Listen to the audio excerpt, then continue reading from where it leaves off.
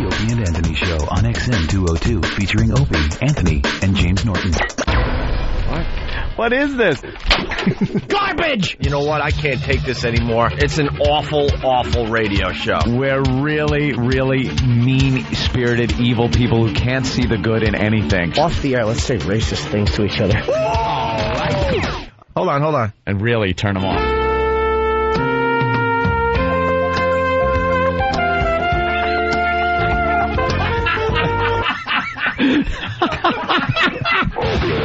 Excellence in broadcasting. Our anus. What? Again? Oh. Our anus. What? Stop. Enough about the anus. This is hurtful. This is hurtful. No one wants to hear this on their radio show. Come collapse on our floor. Just potty mouth day. You may feel shame, but all the same, you are never to pain. Opie. Anthony. Jim Norton. You guys ready to laugh? It's got to be the greatest thing ever. I'd sooner have a water drinking contest. But enough of this palaver. Let's get the show on the road.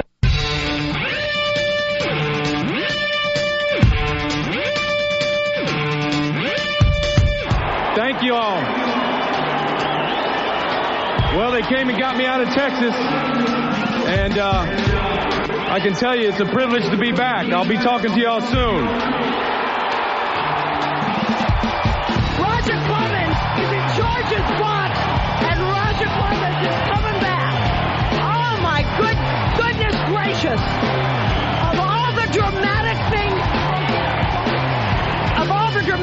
I've ever seen, Roger Clemens standing right in George Steinbrenner's box announcing he is back.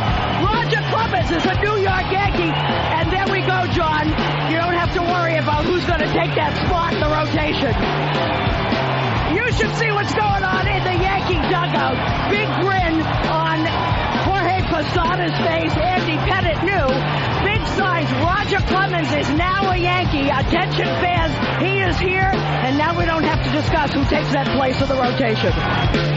Was it Kids Day at Yankee Stadium? Roger Clemens is back. Roger Clemens is in Steinbrenner's box. Blocks. Is he? And Boston just yawns. They're like, whatever. Yeah.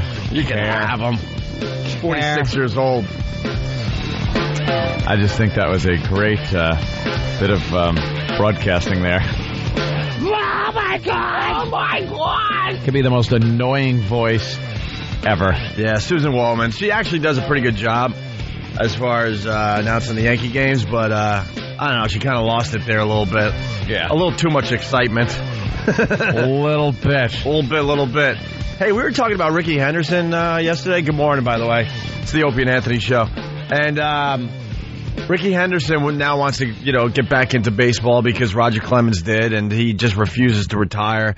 He's been trying to play for the last 4 or 5 years, and a team will pick him up for like a week, a 2-week run, a month run. Ugh. And then he plays in the minor leagues. He just doesn't want to give up on this Doesn't want to leave the game. He's 48 years old, right? And we were just talking about him yesterday, and there's an article in the paper today. I don't have all the details yet because we're just getting started, but he caught a foul ball at a baseball game. Ricky Henderson, who's like, what, the steal leader, right? Yeah. He's a legend. He always wanted to catch a foul ball at a baseball game, so he catches this thing, right? He's right next to a kid. And the thing to do when you catch a ball, obviously, at a baseball game or you get a puck in the stands at a hockey game, you look around. If there's a old fella next to you, you do the right thing and you hand it over, right? Well, there was this kid right next to Ricky Henderson, with those big eyes, hoping and wanting that he's going to get the foul ball that Ricky Henderson caught in the stands. Ricky Henderson refused to give it to the little kid. Whoa. Yeah, he should have signed it and then given it to the kid. Thanks, Travis. Oh, yeah, I just saw this before we came in today. Henderson, who caught a foul ball on Monday at AT&T Park where he was watching the Mets play the Giants, kept the ball instead of handing it to a young old fan. A little lad. Everybody was asking me for the ball, Henderson said Tuesday. I said, you're not getting this ball. I always want to get a foul ball. This one's going on a shelf at home. Well, you know something? Good for him. Yeah. You think? Yeah, he could probably sell it. He's got enough stuff in his trophy case, though. He's got actual, like, bases, you know, that he stole. Yeah. He's got him. He's got him, right. It's a little twisted. It's twisted. The young fan didn't go home empty-handed, though, as Henderson signed another ball the fan already had. Oh, okay. Another ball, though. No, you got to hand over the foul ball, also sign it, and get, give the little fan a picture. Henderson joked that his catch in the stand shows he's still got the skills to play the game, so he's still at that. Showing him, I still got good hands. The ball found me. I was so quick. But Didn't he say he's trying to sell himself based on catching a foul ball? Yeah. Look at me. Look. All right, can we put you in the stands? Put him in a uniform and put him in the stands to catch foul balls. That is hilarious. Let's say hi to Boston. Jim listening on WBCN. Jim, what's going on today? Hello, Jim from Boston. Right, that's you. Hi. Yes. Okay, I didn't know you were talking to me. Hey, Well, you can keep Roger, and you can keep that Sea Monster announcer that was announcing for him, too. Sea Monster. Oh, yeah, Susan. That was a terrible way to wake up in the morning. You have to have a warning before you have those things. Yeah, you guys don't really care about the Clemens thing, right? No, we got Beckett. Yeah, you guys. We got Dice K. We got Beckett. We got Schilling. We got a whole rotation. We could probably sell some to the Yankees. Speaking of Schilling, I guess we're doing a little baseball right off the top of the show here. Schilling apologized for his Barry Bonds comments. Why? Everyone has to apologize now. Why? Everybody. We're an apologetic We're disgusting. nation. Yeah, Kurt Schilling had some harsh things to say about Barry Bonds, saying he cheated on his taxes, cheated on his wife, cheated on steroids, cheated on this, cheated blah blah blah blah blah. It was a great quote. I loved it. Yeah. But today in the Boston papers, it's all over the place that Kurt Schilling has issued an apology. Not just to Bonds. Oh, to Bonds' friends. His friends, family, acquaintances. Minister. People that have seen him play ball. Right. The guy that gives him his Starbucks every morning. Yeah. Everyone is just so apologetic. We're just so jittery in this country. I'm sorry. I'm sorry. Why don't we just say sorry off the bat here? I just want a blanket apology. I'm going to say sorry because I know I'm going to say something just horrific today. Yeah. So before it happens, I'm sorry. I'm sorry for put something here. That's all. Now you could just put it in. There you go. You got my apology now. Everyone is so panicky that even Hamas. Did you guys see this? Hamas is politically correct now. That whole Mickey Mouse thing, they had this Mickey Mouse ripoff. Yeah. That was on this kids show. Yeah. This Hamas kids show. And all it was doing is talking about death to America, hatred toward the West, Allah, and teaching kids how they should just use weapons against their enemies, which of course are us. And doing it in, kid fashion, little kiddie show fashion. And it was a blatant ripoff of Mickey Mouse. I wouldn't say blatant. It was pretty awful. I mean, they thought... Yeah, but you knew it was supposed to be Mickey. Of course. It was bad Mickey, but... Yeah, they thought they were accurate, but here in America, we're laughing like, you guys are a bunch of hacks. That almost looks like Mickey Mouse. Yeah, it's sort of like Asian paintings of horses. For some reason, I don't know why, but Asian paintings of horses stink. They don't look like horses. Yeah.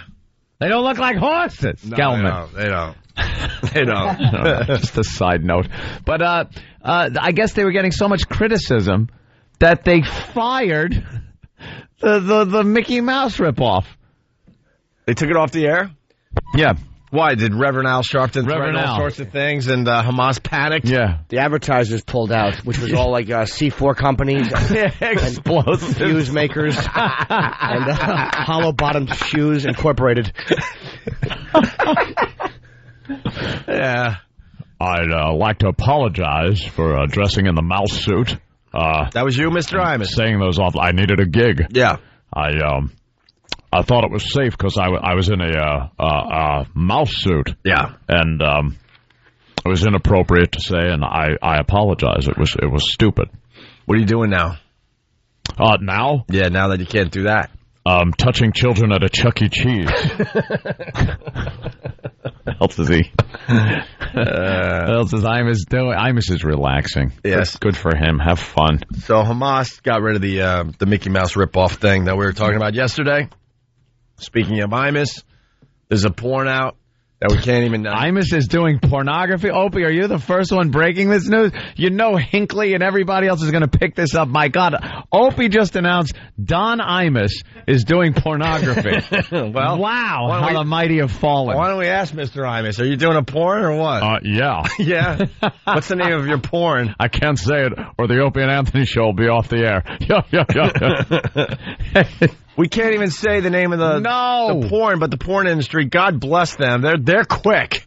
And they don't care. They could get these things out quickly, too. And there's a porn that is titled exactly what Imus said. Wait a minute. If we say that, they'll dump it? Oh, yeah. Oh, yeah, you can't even say it anymore. You can't say it. Mm-hmm. Not even as reporting it as a story. Everyone knows what he said. Everyone knows it was about a certain type of hairstyle. And a certain sexual promiscuity. Mm-hmm. And that's what the title of the movie is. Yeah. The porn industry has put it out, and it features women that have that exact hairstyle. Right. Doing horrific things. Yeah. Where's Reverend Al Sharpton? I think that's much more damaging to the black community and black women. Has anyone ever had to apologize from the porn industry? Except, I'm sorry, I tested positive. That's pretty much it. Like, what else is there to apologize for? They've done the most horrific thing. Yeah. The titles are just horrific. No, they're great. I love them. They're a bit hacky. But I mean, as far as the PC police go, talk about some racism and sexism. I saw the cover of the porn, and it's all women that have this hairstyle, just in horrific positions, doing some very interesting things. Yeah. And then they have on the cover a radio microphone with the shock waves coming out of it. Oh, really? Like a shock job. And then I think it says something like, shocking. Shocking. Oh, that's good. Where's the Reverend Al Sharpton? I'm outraged. Where is he? He should be outraged. That's more damaging. Why don't you go after that? Yeah. Come on. It's demeaning women. Big time. They didn't try like everything. They didn't dump everything on the cover. Like put a basketball on the cover just to get that kind of aspect of it. I don't know. A big Reverend Al look-alike. I don't know. We're going to have to get a copy, and we're going to have to review it for this radio show. They should have taken a little more time, gotten a Reverend Al look-alike, kind of an Imus look-alike, and a women's basketball team look-alike uniforms. Yeah. And have them all go at it. Yeah. Wouldn't that be funny to see, like, the Imus character just going at it, and he's tagged out by Reverend Al, who kind of gives him the and then he's done, and the Reverend Al character just goes to town. I want to see Rob Bartlett dressed as, what's his name there? Brian Wilson, yeah. In the porno with that Hawaiian shirt. I think that's great that they have the microphone with the lightning coming out of it. Well, something that's like that. The universal, like, shock jock kind of logo. And then the Reverend Al, a lot of controversy over him. We're just like, look at us, just segging in and out of all sorts of things as we start the show today. Reverend Al's, like we have a target on our back. Before sorry about that. Speaking of what we can't say, and the porno is titled this, the thing that Imus said that got him fired, watching Idol last night, and, man, they throw that word around like it's nothing. Yeah. The other N-word. It's like the other white meat. It's the other N-word. Well, because I think the other N-word was the real problem, not the other word that was used in that statement. Ho? You could say ho, probably. Although that was bad, too.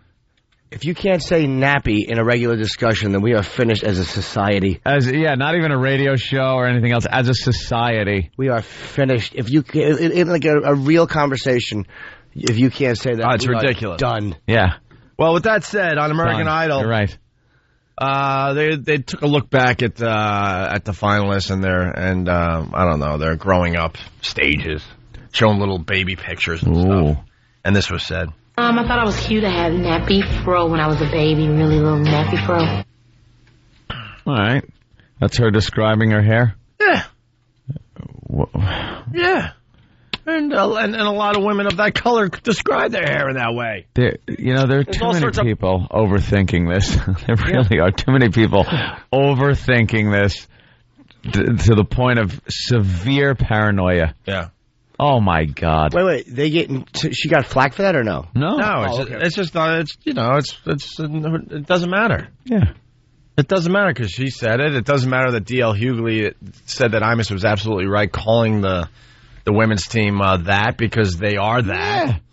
I mean, he said that on Leno, and there's no outrage because he's the right color. Right.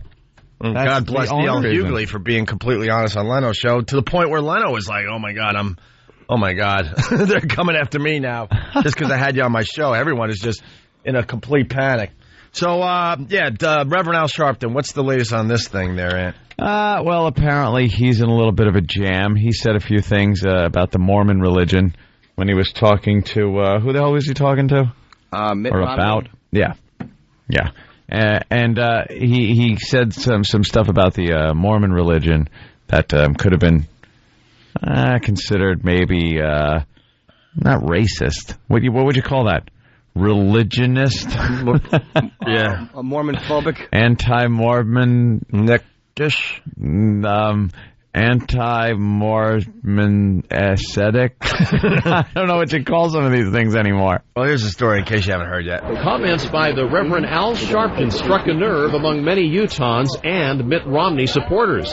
During a debate, Sharpton said, "Those of us who believe in God will defeat Republican Mitt Romney for the White House." Sharpton made the comments in a debate Monday with atheist author Christopher Hitchens. Sharpton said, "As for the Mormon running for office, those who really believe in God will defeat him anyways, so don't worry about that. That's a temporary situation." All right, so he's saying that Mormons don't really believe in God? Was that it? I suppose, and watch how there's no real fallout. You watch how he'll apologize. He'll say he's sorry. He will apologize. Will he? Or he'll say, yeah. No, actually, he'll backpedal. Yeah, well, we heard a lot of hamina from him yesterday because he was trying to explain himself. Explain what he meant. Well, we got Sharpton here. The Romney campaign had a quick response. "It is terribly disheartening and disappointing to hear Reverend Sharpton offer such appalling comments about a fellow American's faith," the spokesman said. "America is a nation of many faiths and common values, and bigotry toward anyone because of their beliefs is unacceptable." Sharpton, who recently campaigned to get radio talk show host Don Imus fired for making racially insensitive remarks, denied he was questioning Romney's belief in God. Rather, he said he was contrasting himself with author Christopher Hitchens. Mormons, he said, by definition believe in God, but they don't believe in God the way I do. Huh? What? Who? That is one of the worst explanations. Listen to his comment. He said that Mormon, he specifically called him out. Wasn't comparing his own religion to an atheist religion. That's backpedaling. That's total backpedaling. Nothing will happen to him. No, of course not. Nothing, because white people run everything. White people fired Imus, and white people will not punish Sharpton. Yeah, why would they? And as for the one Mormon running for office, those that really believe in God will defeat him anyway, so don't worry about that. That's a temporary situation. See, he gets some laughs. Why is he allowed to say anything he wants? He is completely wrong there. He's completely wrong, and his excuse for it is a lie. It's Reverend Al being what he is, a liar and a self-promoting jackass with no credibility that somehow got this credibility. Yeah, got the ball rolling as far as, this climate we're now in. The Romney camp said that. Can we beep Al? And Sharpton scrambles here to explain what he really meant. And what I said was, I didn't even say really believe. I said really believe in God. Because I don't believe you can really believe in God if you think God created some inferior to others. I believe that. And as a minister, I have a right to advocate that. That's not bigotry. That is really saying I don't believe God is a bigot. Oh, my God. That is one of the worst explanations ever. He's saying he was quite... I don't even... What? He's saying that the Mormons somehow believe, apparently, I don't know anything about Mormons, that some people, God created some people inferior to others. But that seems to be Reverend Al's interpretation of what they believe, because what this shows me is Reverend Al is playing the race card here. He's saying that, I'm just saying that they say some people are inferior to others, and I don't believe in that. But he's saying, I don't believe God is a bigot. No, maybe that's the what you're finally saying. But the bottom line is you're smashing their religion. Yeah. What do you think Jews and Christians, or Christians and Muslims have been going at it? They don't look at God the same way. Right. Silly. Exactly it. So don't make it look like you're not bashing someone's religion. And this is a guy who's in a debate with Mitt Romney. Yeah. Imus was just a guy on a radio show. This is a guy, and Mitt Romney should be spit on for debating him to begin with. Exactly. Why would you debate him? Anyone that gives this guy the time of day. Stop giving this guy credibility. Unless it's us. If he wants to come on our show, we'd have him in a second. Just to tell him the time. Right. Reverend Al. All right, we're just getting warmed up here. It's the Opie and Anthony Show. Who do we got coming in today? We got Dr. Ian Smith. He's going to talk about Celebrity Fit Club. It's a pretty good one this year. And Larry the Cable Guy. Oh, nice. Coming in. And Jimmy walked in all just blurry-eyed this morning and just like a zombie talking about Joan Rivers or something. I don't know. You're gonna explain next? I will. Were you bleary-eyed? Yes. Yeah, he was just babbling like, I'm a bleary-eyed She's just so much better than everybody out there. I want to hear it. Amazing. Yeah, Jimmy will explain next. It's the Opie and Anthony Show. Hear what everyone else is talking about. O&A Uncut and Live, continuing the show on XM Satellite Radio starting at 9 a.m. Eastern. Visit xmradio.com to subscribe. It's the Opie and Anthony Show. Good morning. Welcome to the Opie and Anthony Show. If you're just joining us, our phone number, 1-866-313-FREE. That's 1-866-313-FREE. Don't forget the power of the... We got into that at the end of the show yesterday, and a bunch of people were standing by with stories, Anthony. The power. The power of the... Yes, ladies, we're talking about you and what you got that we want. And we'll do some outrageous things to get it. What we'll do for it and to keep it. We'll wear a Yankee hat, even though we are the starring quarterback for the Patriots. Yeah. That's the power of the... Little Jimmy Norton in studio. He's playing Caroline's starting tonight, right? Tonight through Sunday. Tonight. I'm going to try to be there tomorrow night, man. 212-757-4100 for tickets for Jim Norton at Caroline's all weekend long here in New York City. Now, you walked in, Jimmy, all like just, I don't know. Well, I'm overtired. I've only slept for about an hour, but that had nothing to do with earlier. But I went with my girlfriend last night. She wanted to see Joan Rivers, and I had wanted to see her because I met her once and she was very nice to me. Get a picture? I did in the airport, yeah. When I went and I met her, yeah. She's played the Cutting Room here in New York. She does it like every Wednesday or every other Wednesday. She has a really weird schedule. It seats about 100 people, and it's like a little room she obviously likes to do. And I could not believe how good she was. It's one of the funniest performances I've ever seen a comic give. And I mean, I am not exaggerating. She walked up. She did about an hour and 5 or an hour and 10. She didn't sit. She didn't sip water. She was a machine. Topical. You name a taboo subject, and she brutalized it. Really? You've never seen a more brutal comic. Never. Joan Rivers. They were appalled, the people, and yet they loved her. But there was I talked about 9/11. Everything awful you can talk about, she hit as hard as I've ever hit. Heard him hit it, and getting big laughs for it. Right? Amazingly funny. There was not one cheap joke. They were great jokes. I mean, she's just. It was like. Everyone talks about Borat and it was funny. Yeah, I know. With the ass in the face. Ugh.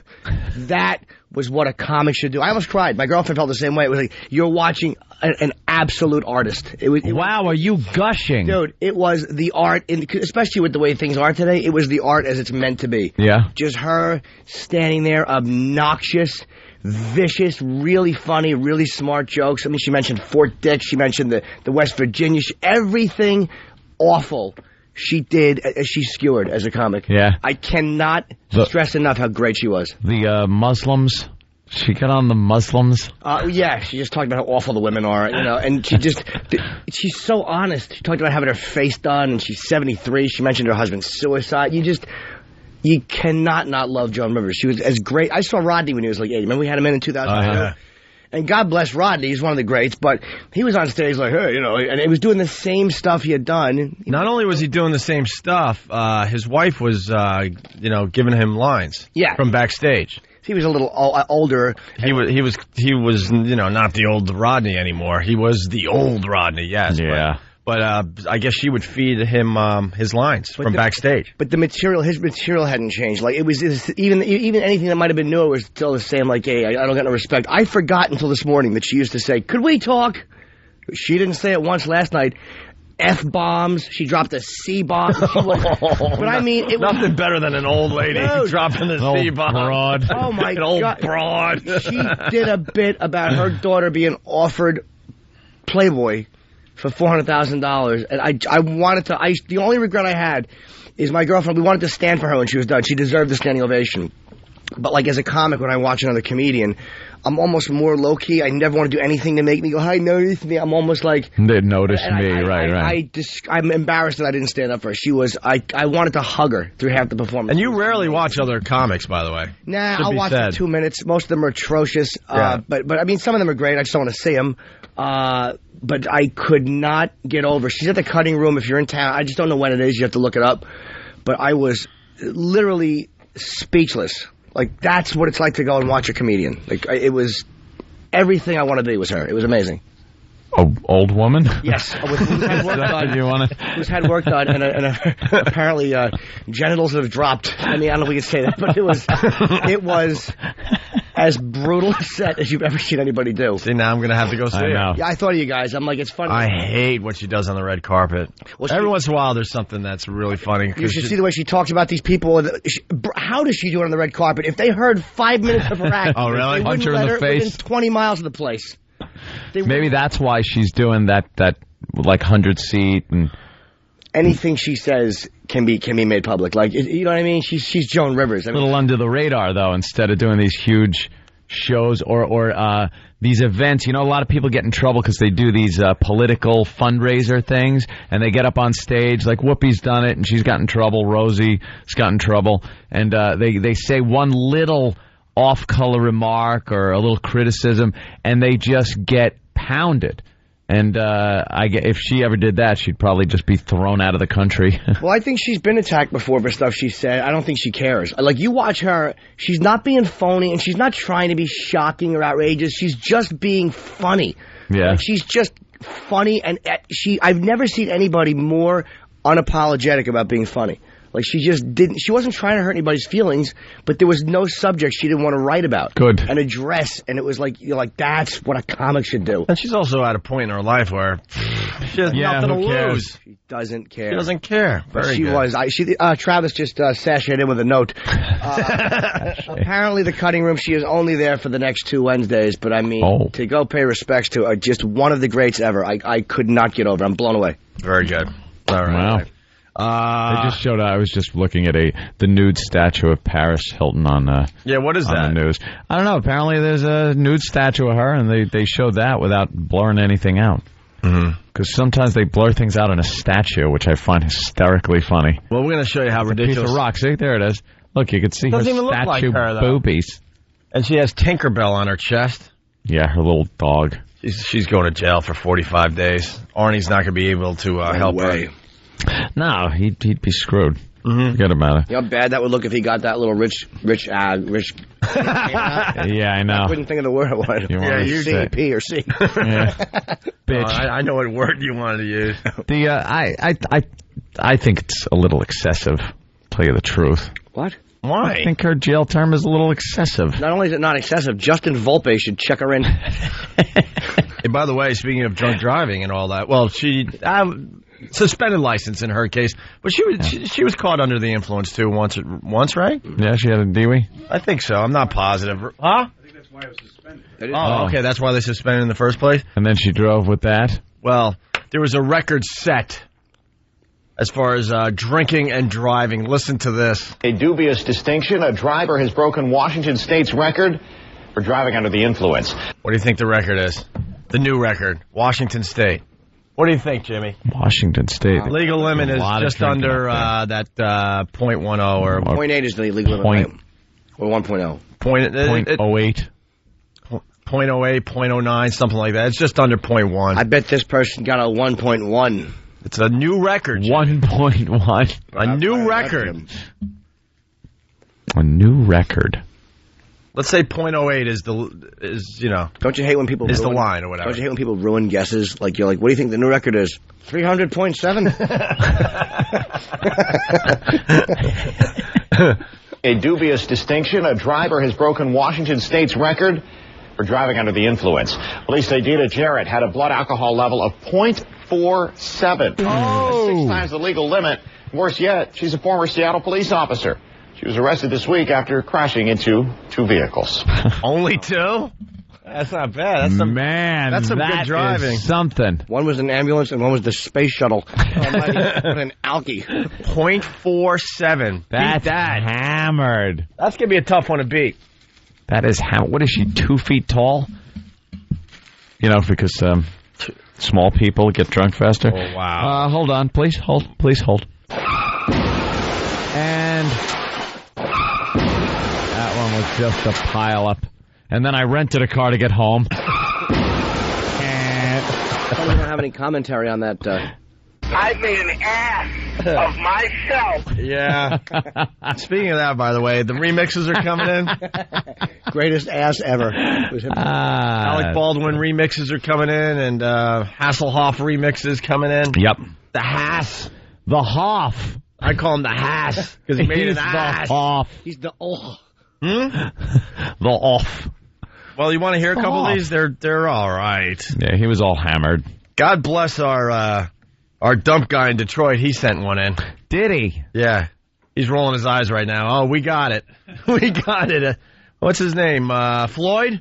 Yeah, Floyd, the dump guy in Detroit, tried his hand at a Alec Baldwin remix with Hasselhoff. We've told everybody the clips are out there. If you want to whip something together and send it into the show, we'll play it. Yeah. Our own Danny pretty much got this ball rolling. He sure did. Can I make a point? No one named Floyd has ever not sounded stupid.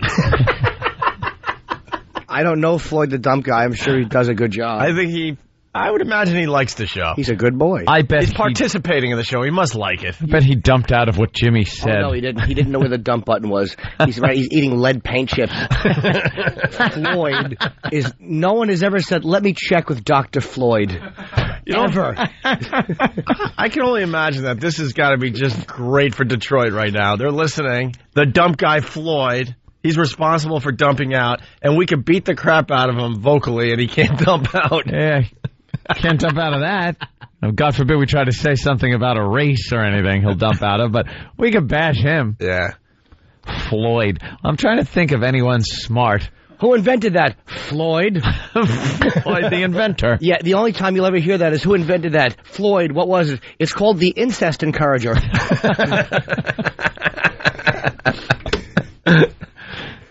Poor Floyd. Yeah. So you want to hear a good one or you want to hear a bad one as far as the remixes go? How many does Floyd send?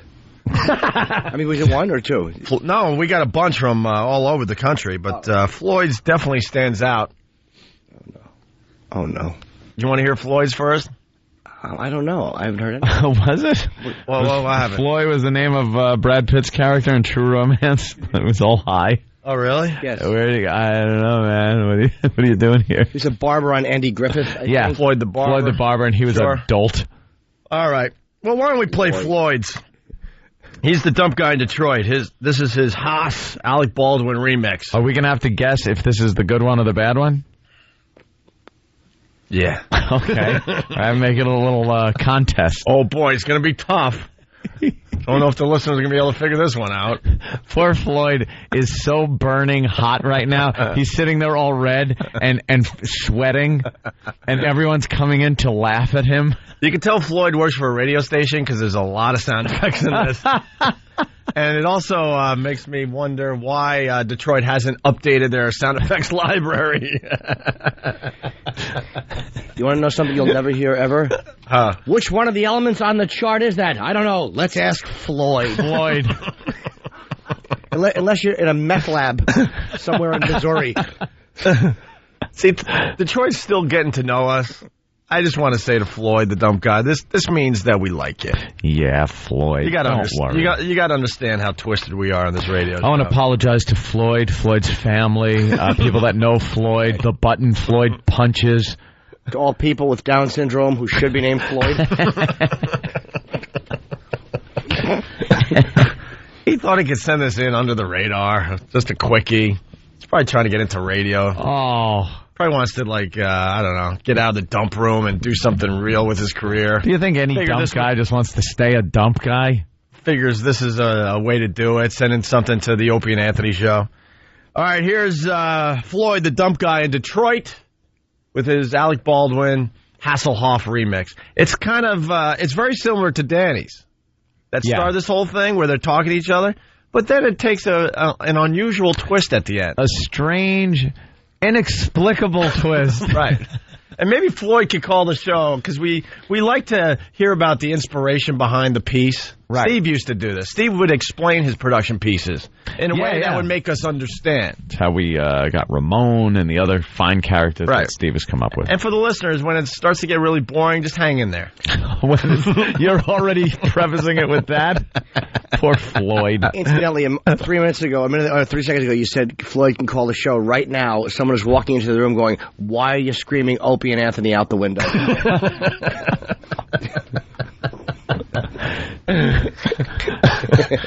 Bird from Philly is already calling Floyd Stink Floyd. Stink Floyd. Comfortably dumb. Bird in parentheses. Dumb side of the goon. In parentheses, he writes, "I don't even need to hear it at this point. Just call him Stink Floyd." Stink Floyd. Very good. All right. Mm-hmm. Can I oil this? What? Oh, your mic stand is squeaking. That's all right. Don't worry about it. We have. Don't worry. You'll forget all about it once you hear Floyd. Here's Floyd, the dump guy, from Detroit. I think we have to stop it. Right there, we got to kind of stop and comment. Yeah, we're gonna take our time with this piece. Floyd, the dump guy. You know, he went into the sound effects library. Of course he did. He needs a phone ringing because he got the two guys talking on the phone with each other. So he decided that a phone ring from 1962 would be perfect for this bit. That's the same sound that Ruth Gordon made when she called Rosemary to ask if he could bring the devil's baby over. And you couldn't find some kind of cell phone ring or just use your own cell phone. Yeah. What ring do you use? Actually, would have been funny with some kind of stupid ringtone. That's probably Floyd's real phone at home. He just never updated it. He's got the little dial on it. Has to climb up the pole just to answer phone calls. Floyd? All right, here we go.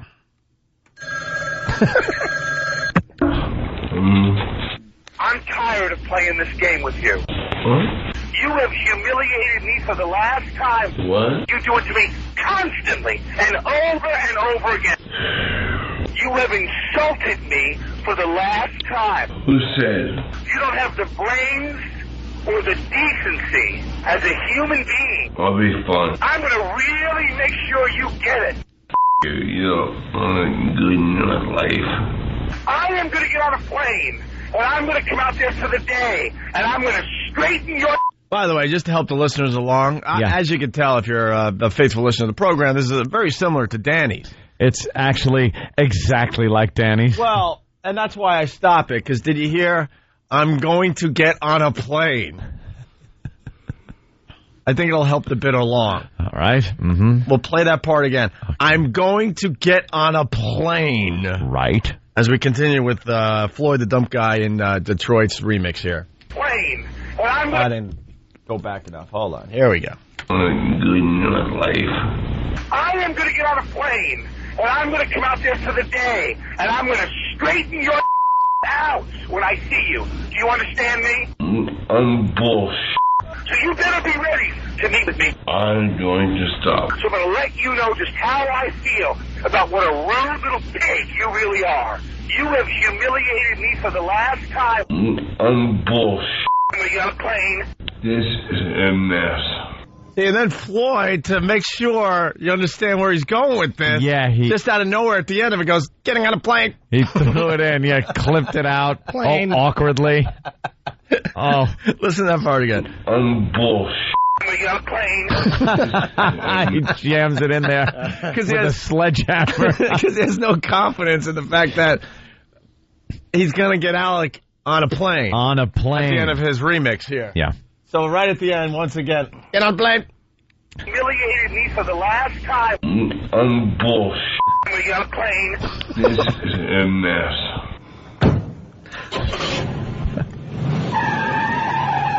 Back to the sound effects library. I'd like to say to Floyd, I understand it, but you don't have the trip to the airport can be edited out. Why don't you have him going, where's my sweater? It might be chilly. Floyd, you forgot to have him packing. Yeah, suitcase sound effects. Yeah, why don't you have Club Soda Kenny calling, I printed out the boarding pass. Here's your itinerary, Alec. So Floyd's going to have fun with the sound effects library with the phrase, I'm getting on a plane. So now he's going to visit David Hasselhoff somewhere in, Nevada, I think it was. Vegas, whatever. This is a mess. There goes Alec. Clear for takeoff, 320, 10 to 15. Plane's taking off.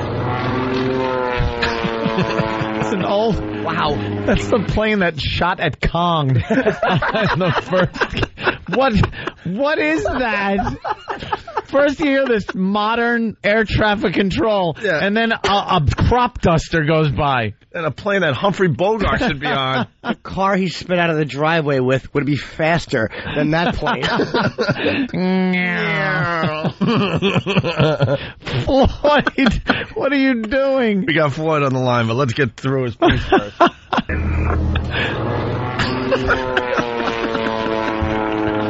Just did a loop-de-loop. Wait, he's got the same car? Exactly. You forgot the tram sound to get to the rental car place.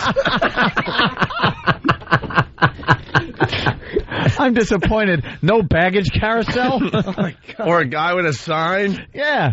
That says Alec? I'm surprised he didn't insert the in-flight movie. Flights in real time. I don't know why this one makes me laugh so hard.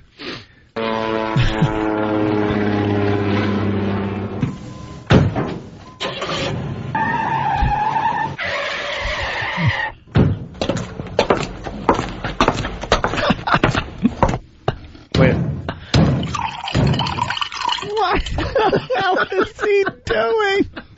What's happening? It's obvious what's happening. He went to the airport. He flew to wherever Hasselhoff. And then he now drove to his house. He's banging on the door. Drives like a maniac, by the way. It's always hard on the brakes and hard on the gas. And obviously Hasselhoff is inside mixing another drink because he's hammered. A drink. You heard the ice, didn't you? And the liquid pouring, Jimmy? Look, I'll go back. Listen again. Of course. He arrived to the house. He's walking up to the front door. Banging on the door as David Hasselhoff makes a drink. David Hasselhoff lives in a vault.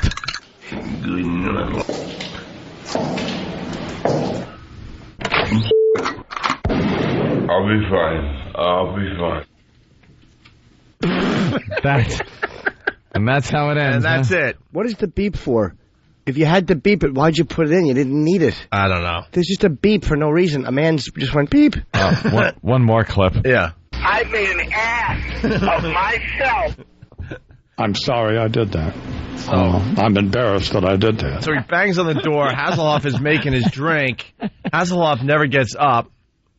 Alec finds his way into the place, walks. Oh, no. He finally opens the door and blows him away. We don't know who gets shot there. No one knows. Is it Hasselhoff? Because then he says, I'm all right. Yeah, if he just got blown away, why is he still talking? But then I'm thinking maybe he shot Alec Baldwin because he knew Alec Baldwin was coming over all angry, but he's too drunk to be that rational to have a gun ready and know Alec Baldwin. Although we did hear Alec Baldwin say he's getting on a plane twice. Yeah.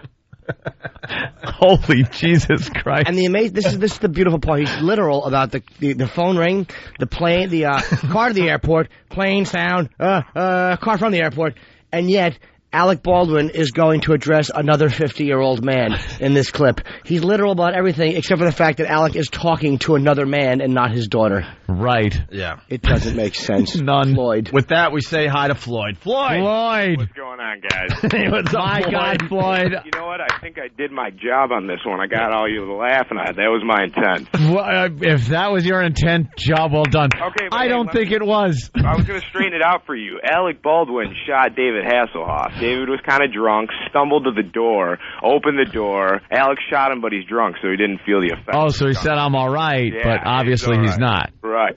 Because how did Alec Baldwin get a gun on the plane? I'm not sure. He slipped through security somehow, so that's a mystery in that one. All right, that kind of had me a little boggled, too, how he got the gun on the plane. No, I grabbed the audio for the Alec Baldwin clip on my way out the door and did this at home and got the edited version, which I didn't find out, so I already got all the way to my house, and had some pretty lame clips off some download site on the Internet, so it wasn't done with the highest grade equipment. It sounded like you were holding two, Walkmans side by side. I was Stop and record. with the string together is what I was using. Yeah, the sound effects a bit on the old side, Floyd. Yeah, old school sound effects. But hey, I thought it was pretty funny. It's like the old Foley engineers with coconuts, and then a horse galloped. Nice modern phone thing. Should have gotten someone to go, Bensonhurst 3. All right. And you're on the dump button every day in Detroit, Floyd? Yes, sir. Right on, man. How's Craig doing? Craig's doing good. We used to work with Craig here in New York. He's a good man. Yeah, he's a good guy. I like him. Yeah, I guess he's supporting the show.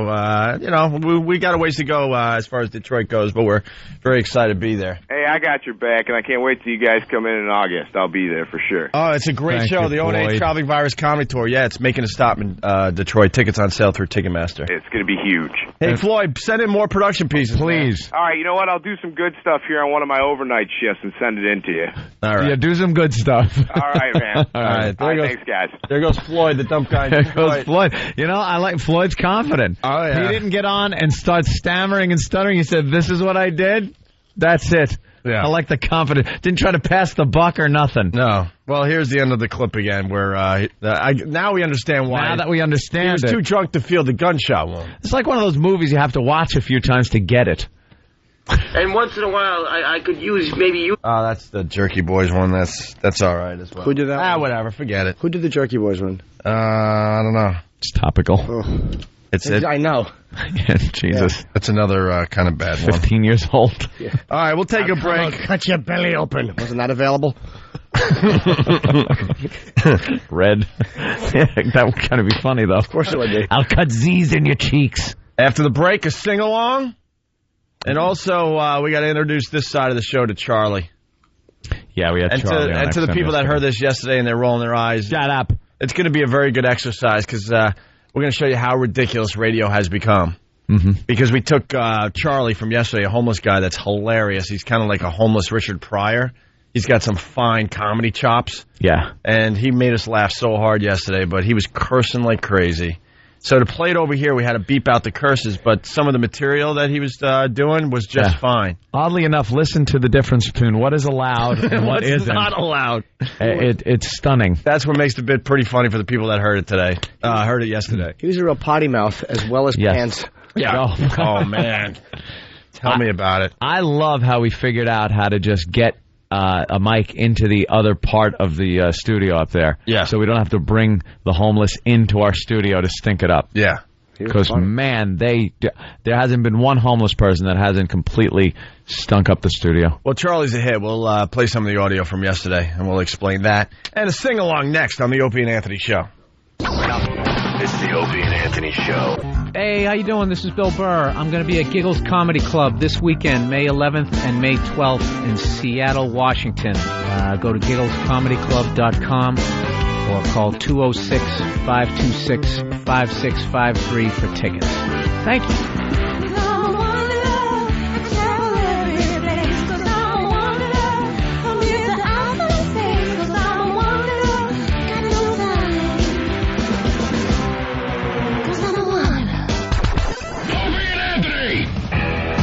I love that we work on the show during the breaks. It's the Opie and Anthony Show, by the way. Larry the Cable Guy coming in about 15, 20 minutes. We love Larry the Cable Guy. We had a great time with him last time he was on. And just before we turned on the mics, Anthony said that he took Club Soda Kenny's advice. Yeah, I was taking Club Soda Kenny's advice from yesterday by trying to fool your muscles, by lifting. Because we were asking him kind of yesterday, because Kenny is just a workout animal. And everybody asks advice of Kenny on working out and stuff like that. And he said, I was asking about weight. Yeah. And he goes, well, you got to fool your muscles. Sometimes throw a little less weight on, sometimes a little more. They won't expect it. It's like your muscles have little brains in them. Right. It's like, hey, what the hell Now, is the this? other day, this was about 15 pounds lighter.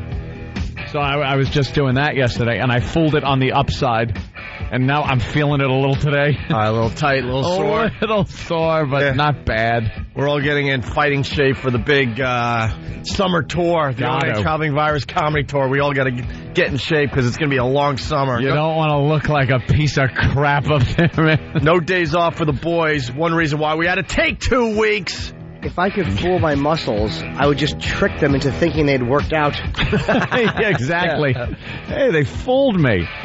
I know. I'm working on my 10-inch pythons. That's why I'm doing it. That was my little twig arms. I know. Yeah. I'm a skinny little guy. What was I going to say? I'm working on my my yoga break. I'm not there yet. I'm not there yet. Little yoga. I was ready to bring the skin doctor to the radio show, but I'm not ready to bring the yoga thing to the show yet.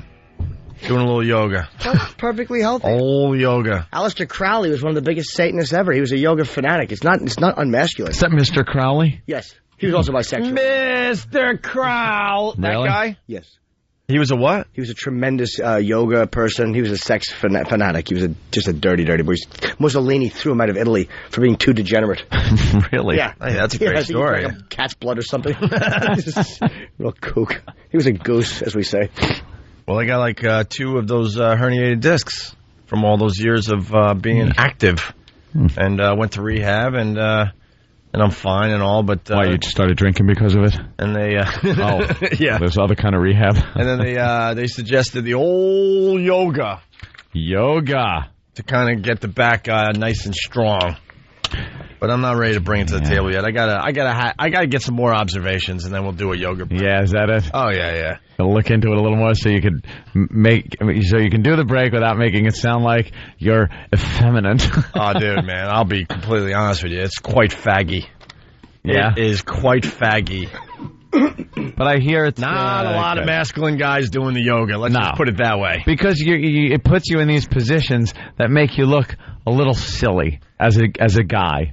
But what makes that all right is the fact that there's all women around you for the most part, so you get to see some interesting things. Well, that's good. But wow, you get to see a lot of stuff. See some guys. Look at me trying to make yoga cool. I get it. Wow.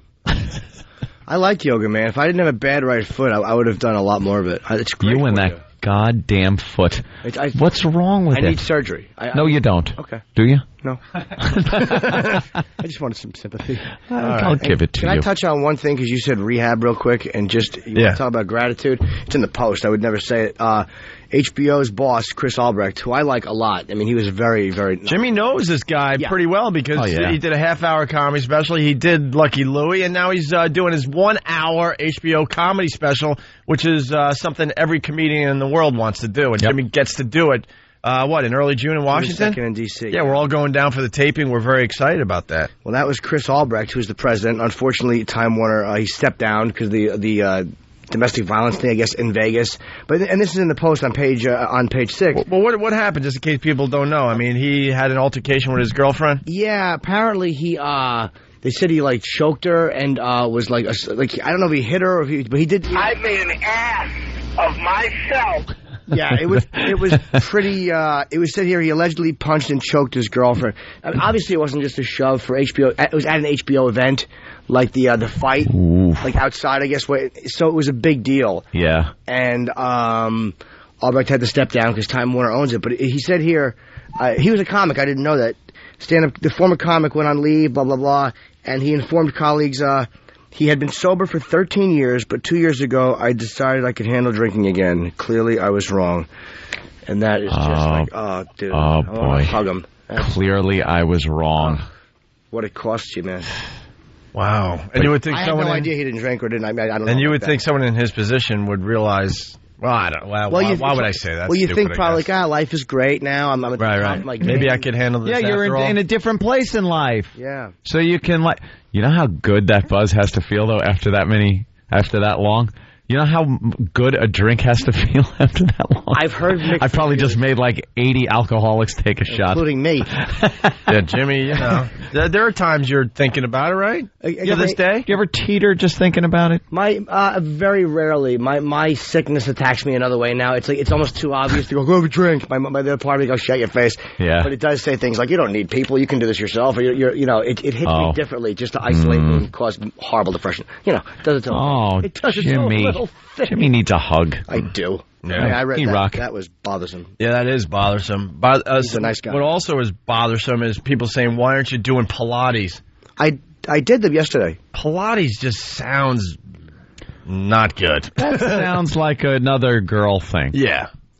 Well. Pilates. I had to go to... Why don't you go to a spinning class? Yeah, there you go. Spinning is another thing that, of course, it's a hell of a workout, but it's not quite the most masculine workout thing you could do it. You know what, though? There's not one person in this room that could get through a spinning class. I know. And I consider myself in pretty good shape. Dude, I could. But in my gym, yoga. I see those spinning classes going on. I'm like, wow. Insanity. I got a ways to go still. Yeah. Pilates. But Pilates just sounds Pilates-ish. Pilates. We did 10 minutes yesterday because we were running late, and then we just did thighs. Oh. You watch the DVD and you do You thighs. and other men touching them together? Yes. Jimmy actually has exercise DVDs and stuff. Do you? Yeah. I need real interaction. He actually on your cable you could go to the exercise channel.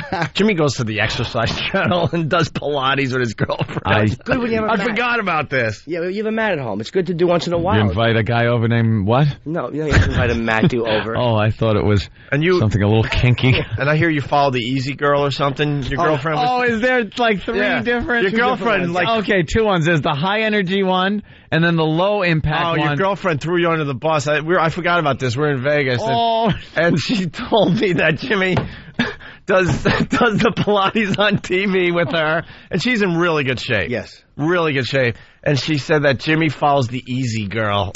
Oh, and they even announced ahead of time, if you're just getting started with Pilates, you might want to follow Susan. And Susan's just not as in shape as the other girls. No, what happens is this. It's this Crunch Pilates DVD, and the girl is like, yeah, I'm going to do this, and Betsy will have her legs half bent. Her name is Betsy, and she does everything halfway. Halfway. And halfway Betsy. You want to choke Betsy. It's just funny to watch. We would always say things like, and while I'm doing this, we would throw in, Betsy will be napping.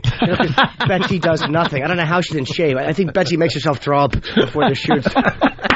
But Pilates, man, that's a workout. It's all about the core breathing. Yeah. Oh. Yeah. It's rough.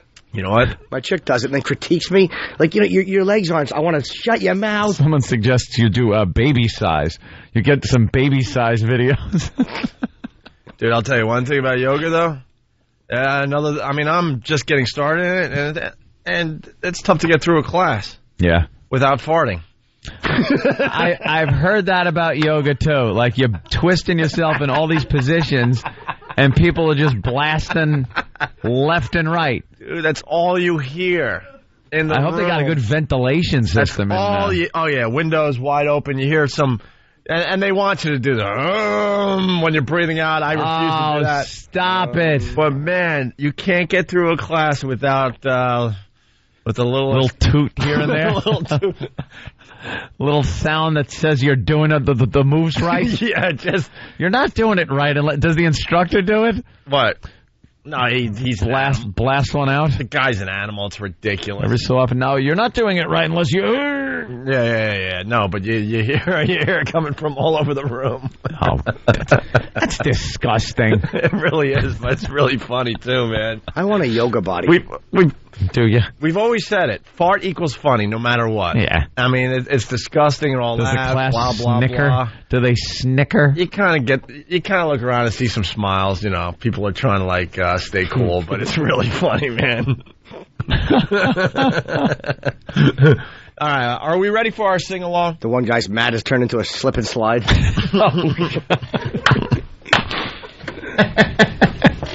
You ready for our sing along? Yeah. We found a star. He's the latest internet star. I don't know if this guy is. I think this guy's on our website. Is retarded in some way, shape, or form? Are you allowed to say that still? I'll say retarded until it doesn't make sense to say it, and the word retarded means held back slightly, pulled back, not at the full potential. You're retarding something, so it applies mentally to certain people on this planet. Yep. Yeah. That's all I'm trying to say. Yeah, and it was completely acceptable when I was a kid, but so are some other words, especially in my household. Retarded. By the way, just to back up, because I am developing my yoga break here, I forgot to tell you. A lot of people would assume that this guy, the yoga instructor, is gay.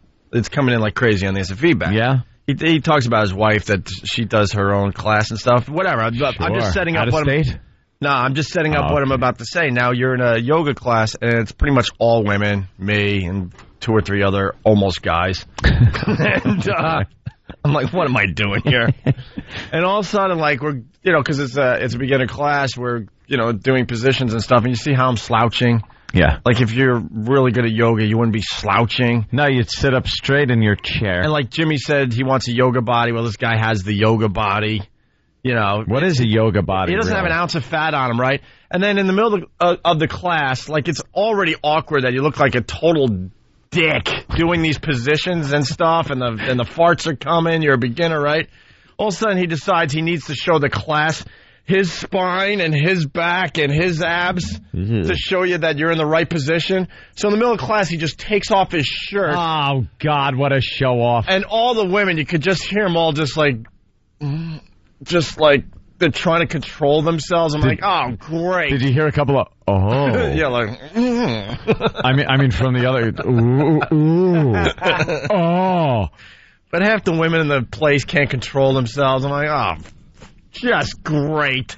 Well, you put your shirt on and take his shirt on. What a stunt that is. Come on. But then he's like stretching his back and pushing out his chest and bending all the way over and just showing what he's got to offer to the women, basically. It was like a mating call. It's a freaking mating call in the middle of the class. He knows because he's got all the plumage, and you guys look like plucked chickens walking around. He knows the score. He's got the plumage, and we all look like veals just getting started here, right? They finally let us out of our little dark box. Yeah. It was like I was impressed though. I'm like, nice move, dude. Bravo to you. Obviously, you're looking for some strange, you know what.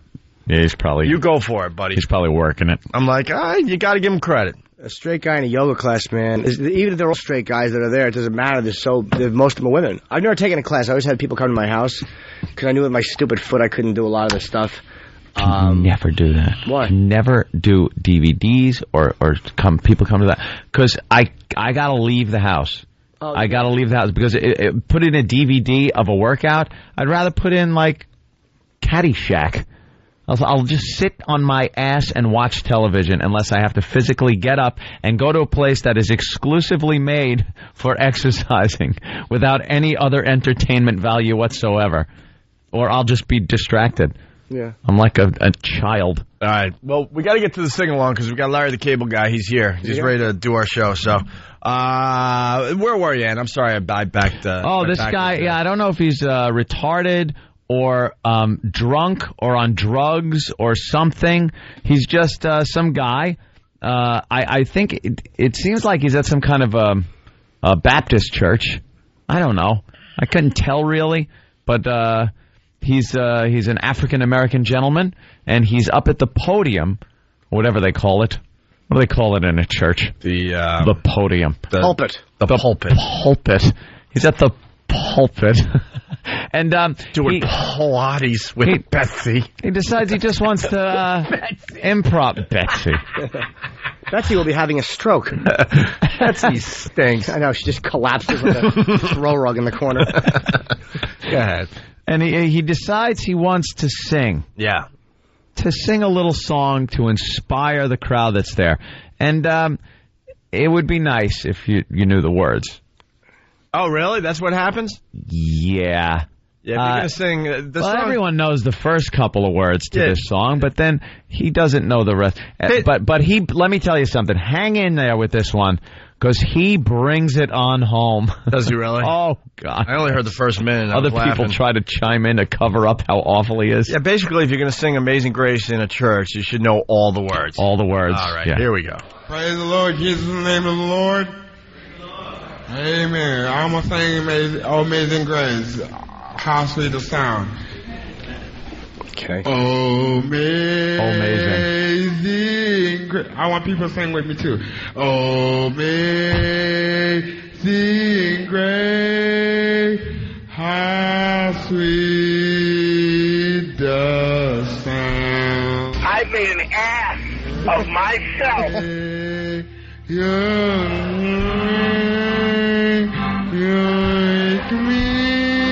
The organ chimes in now to try to cover it up.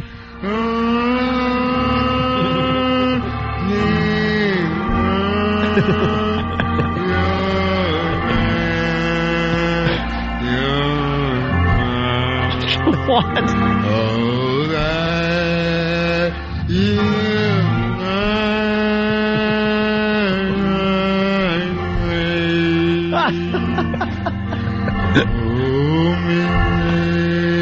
You should have stopped right there.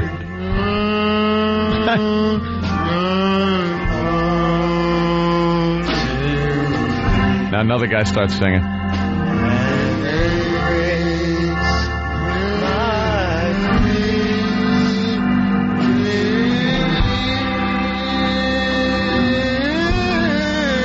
He's riffing.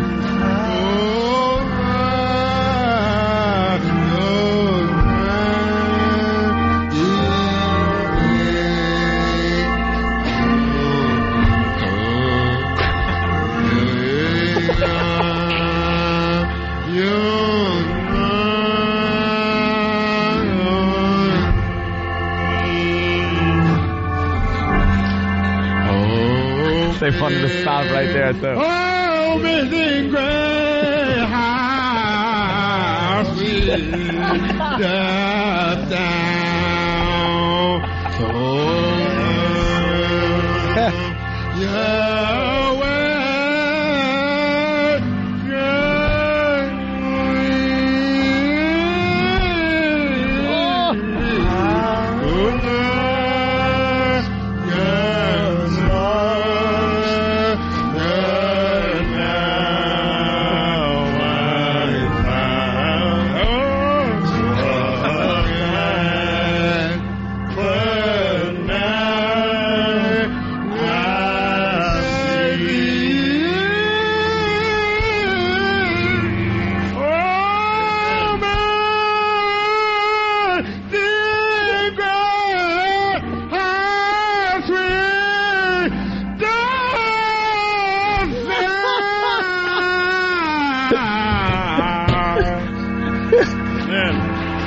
Amen.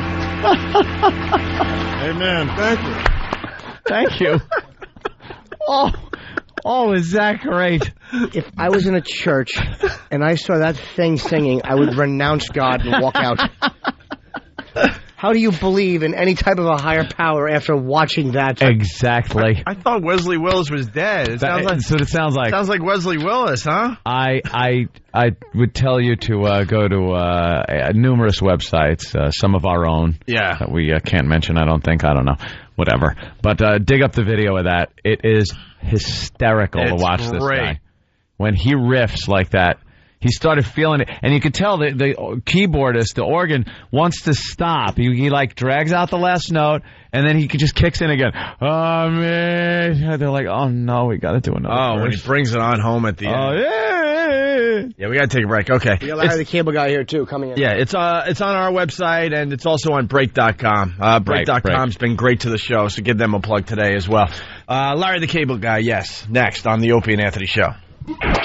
It's the Opie and Anthony Show. The virus is spreading. Get infected. Opie and Anthony! Welcome back to the Opie and Anthony Show. One of the co-hosts is choking. Swallowing something. And, of course, we're back. We have Larry the Cable Guy in the studio. We haven't had you on in a long time, man. No, you know what? When was the last time I was here? Last year. Last year. Was it last year? Yep. Yeah, it's been about a year. But I heard y'all talking about Pilates. Yeah. Yeah, I'm with you on that. I never done that either, but in college I did a lot of pull-outies. I think that might be a little different. I remember my wife always said I always try and find something to get in shape, and because I'm blowing up like a tick on Dracula. And when my wife says, why don't you try yoga? You ever tried that? Yeah. I never want to get my nose that close to my ass crack again. All right, good Lord. You get it close to a lot of other people's ass cracks, though, man. They're right next to you as you're trying to do this crap. You won't eat, though. You want some chili? No, I got yoga tomorrow. I better not. Yeah. I'll come out looking like I was working on a coal mine all week. Apparently, Ope's trying that yoga thing, and nah. Sorry. I'm with you. That's not for me. You're all getting all I picture is a room full of people on mats on all fours with their noses too close to someone else's rear end. And like you said, you're twisting in these positions where you're kind of losing gas, and the room stinks. And someone else is saying that those sounds are something different than farts too. Oh, maybe in the ladies. Yeah. I understand. Yeah, that's... Some yoga experts are checking in. So, you do anything to stay in shape, Larry? Oh, well, I went jogging a couple weeks ago. Yeah?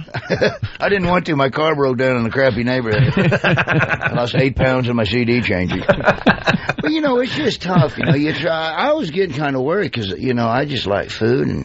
And I went in for a checkup a while back, and the doctor, his eyes were just, and he's like, you need to lay off eggs. And I'm like, oh, damn, is my cholesterol bad? He said, no, your farts are killing it. And, but I tell you what you shouldn't do is eat in bed. No. Because that'll kill you. And I remember I fell asleep with the fondue pot on a couple weeks back and woke up and had third-degree cheese burns on my testicles, and I still ain't found the fondue forks. So. And perhaps there are certain foods maybe best suited. Maybe not. Well, I'm not doing that anymore. I take the rotisserie off the headboard and everything, so I'm done with that. Yeah, I'm finished with that. But, no, it's good to see. I got to tell you, I'm kind of groggy today. Ever since they moved that TV show Friday Night Lights to Wednesdays, I just don't know what the hell day it is. It's bizarre. Can I tell you, as a comic, the one thing you don't want to hear when you're doing a city is, oh, it's good, Larry the Cable Guy is there the same night. The ticket sales are not good. Wait, is that happening again? No, it didn't in Poughkeepsie. I wanted to shoot myself. We had Larry on, and you were going, I think it was Houston. Oh, you were at the local Improv, and he was playing like the Astrodome or something. No, I'm not even kidding. Wherever the Super Bowl is held, that's where he's doing a gig. And I think I did the Improv.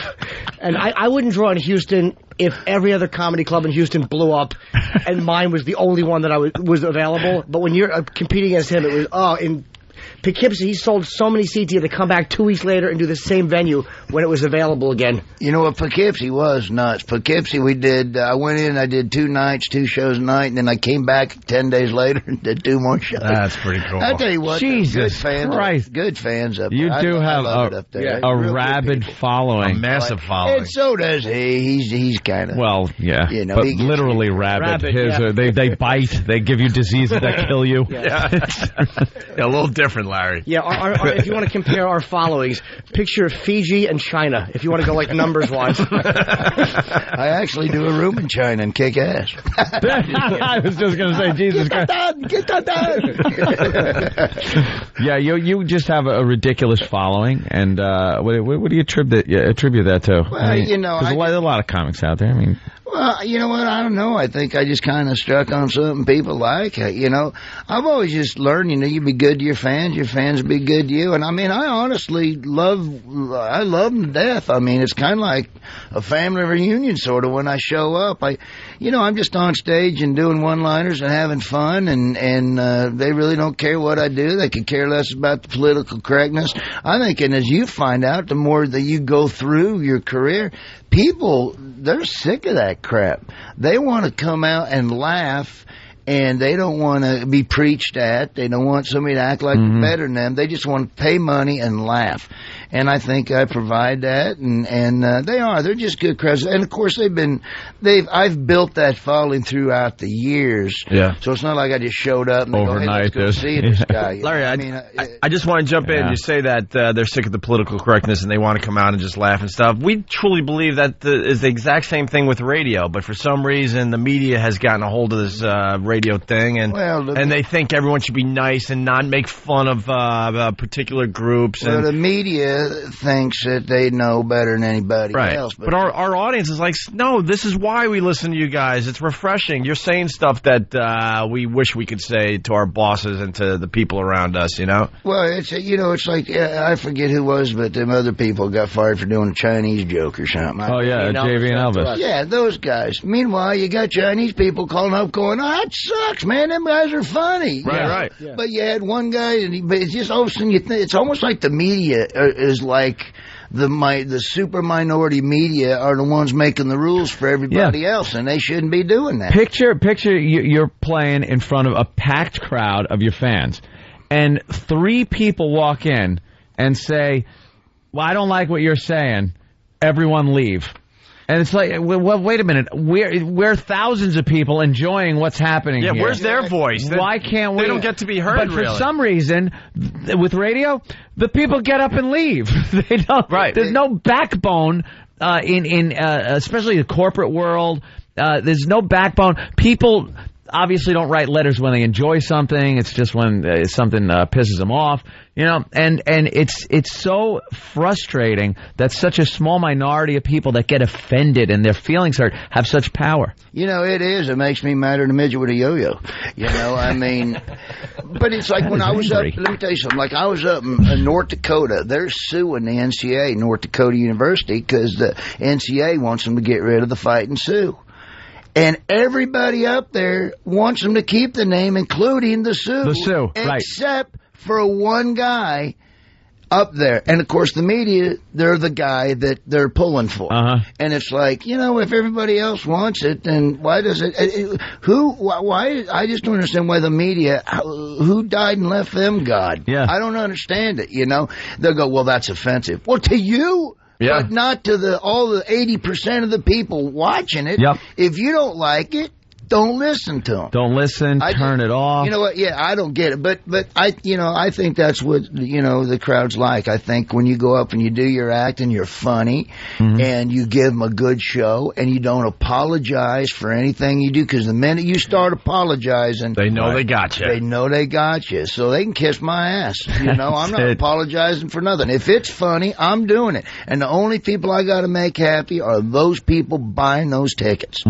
And, I think you feel the same way. So. Absolutely, man. man. With you, I don't know David Cross. I met him once. There was an ongoing thing with you guys, and I don't know I don't know the detail. I just know that there was an ongoing battle. Did he attack you, or did you attack him? What happened? You know what I always say, that there was no battle at all. And I've always said to this day, I've always thought he was funny. I watched his shows. My wife loves his shows.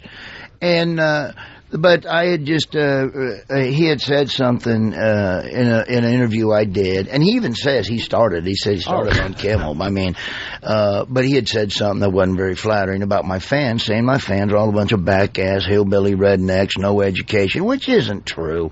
You know, I mean, for God's sake, I got. It's true for some of them, not Larry. Well, you know what? Yeah, but that's true for any act. Well, yeah. All right. I mean, have you seen our fans? Oh wow! Oh Jesus! One of them asked me for $1. They don't like your. Our fans think your fans are uppity. Exactly.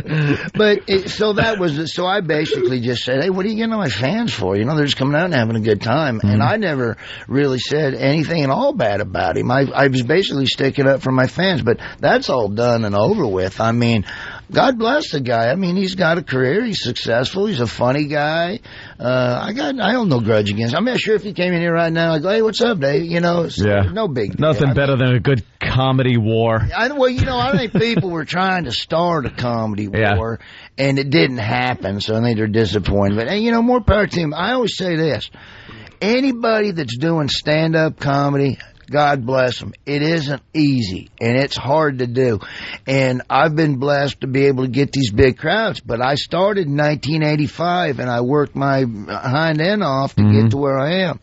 So, you know, I used to call radio stations, up to 27 of them, every day, 5 days a week, 6 in the morning till 11:30 in the afternoon. You were one of those guys. We talked about that last time. You had a whole list of stations, and you had to make believe you were only part of that station, and then you moved on to the next one, right? Yeah. What was the character? I had to act like I lived everywhere. It was Larry. Well, it was just me calling up as Larry the cable guy. I was calling up as a cable guy. Right. Yeah, okay. So I mean, you know, you just. But you had to be local.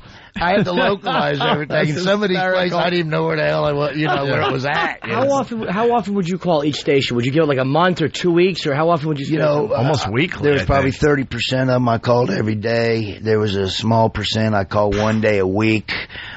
Every day, though, I was the least I would do in a day would be 8. 8 stations. Yeah, and the most I would do in a day would be like 14. But some of them, you know, were just 1 day a week. Sometimes you just call on Friday. But your Friday was always your big day because everybody wanted you on Friday to do like a weekly wrap-up. Right. You know, what's going on? Dude, so you're writing jokes. You're up at 3 in the morning going, oh, damn. And the funny thing about doing that was sometimes you're just tapped. You know, there's nothing going on. You're just tapped. And so I go, well, this really sucks, this commentary I've written. I'm going to act like I am hammered. And so I just call up, hey, fellas. And you think it's like disaster. You're just acting like you're hammered through the whole thing, and then you got friends calling you up, dude, it was hilarious. I had nothing. Yeah. I know, exactly. How did you remember what you did? Because I actually thought of him when I was in the Midwest recently, because I think he's legendary for doing that as a comic. He's getting up radio stations, an animal. How do you remember what you said? I forget what I said here, and I'm only here. How do you remember what you said on this station? Oh, I said it last Tuesday when I called them. Oh, no, wait, was that Wichita? How do you... Well, when I was doing those, I wrote out a script.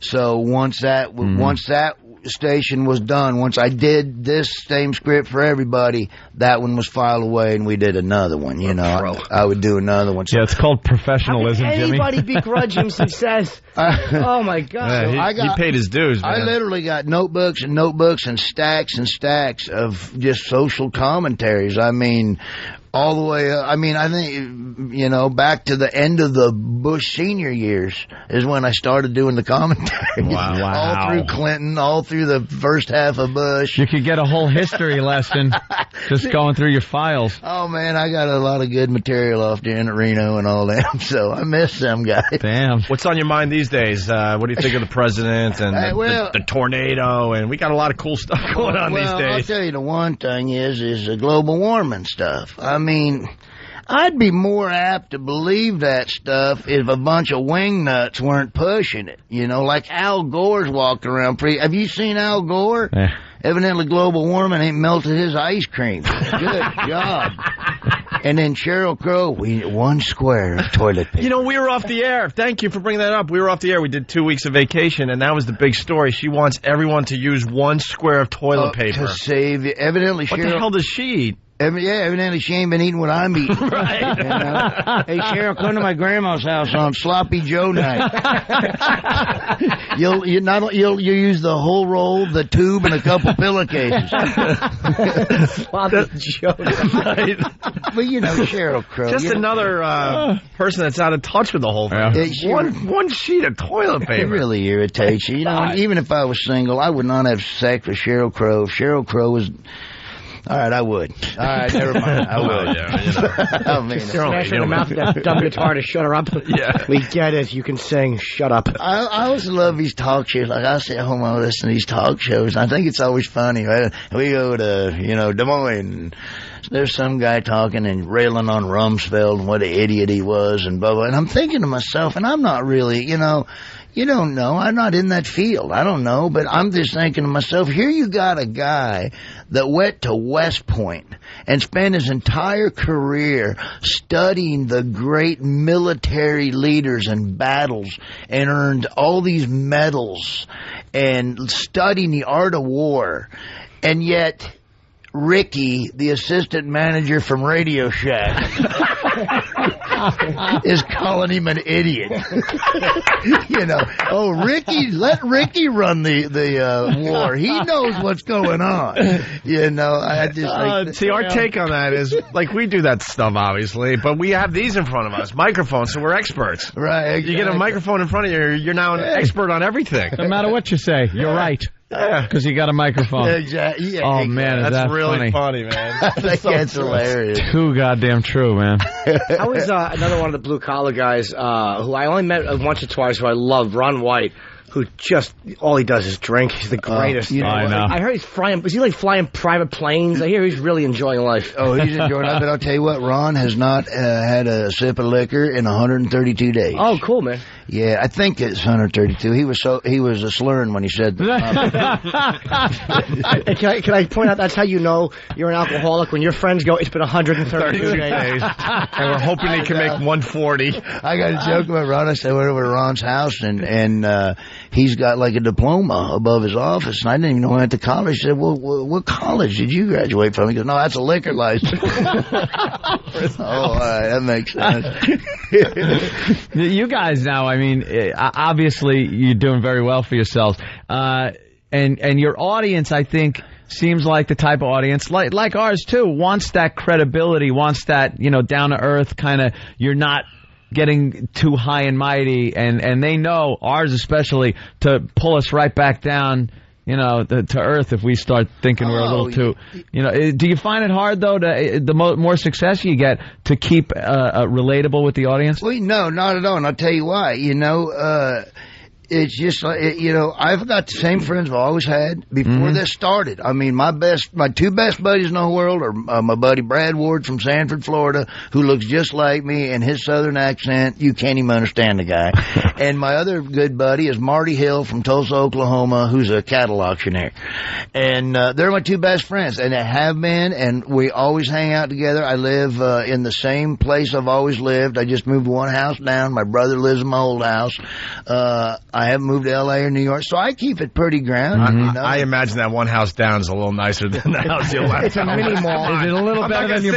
I'm not going to sit here and listen to that. Mini mall. It is. Right. You moved into the mall, right? Very good, Jimmy. No, it is. Hey, it is bigger. Obviously, it is. Come on, we love you. Not going to give his brother the big house. We love you, but we can't let that slide. I think that other house is a little nicer, man. Well, it is. It's a couple thousand square feet bigger. All right. But I'm just saying, I haven't really bought myself anything too extravagant. But I mean, I like nice things. I mean, who wouldn't? Yeah, every so often you go out and spend some money. Yeah, but I really haven't changed much else. I mean, I dress like this because I like dressing like this. It's not because it's for show. I mean, I live in Florida. It's hot. I love wearing sleeveless shirts. So, boom, I do it. So, you guys, what is your crowds? Like, you're doing, in a lot of 5,000-seat venues. Are you still doing, occasionally you're doing, like, better than that, right? Oh, I've been, for the last 3 years, I've been on an arena tour. Yeah. So hey, 3 years, Jimmy. 3-year arena tour. He's going to hang himself, Larry. Don't do this to him.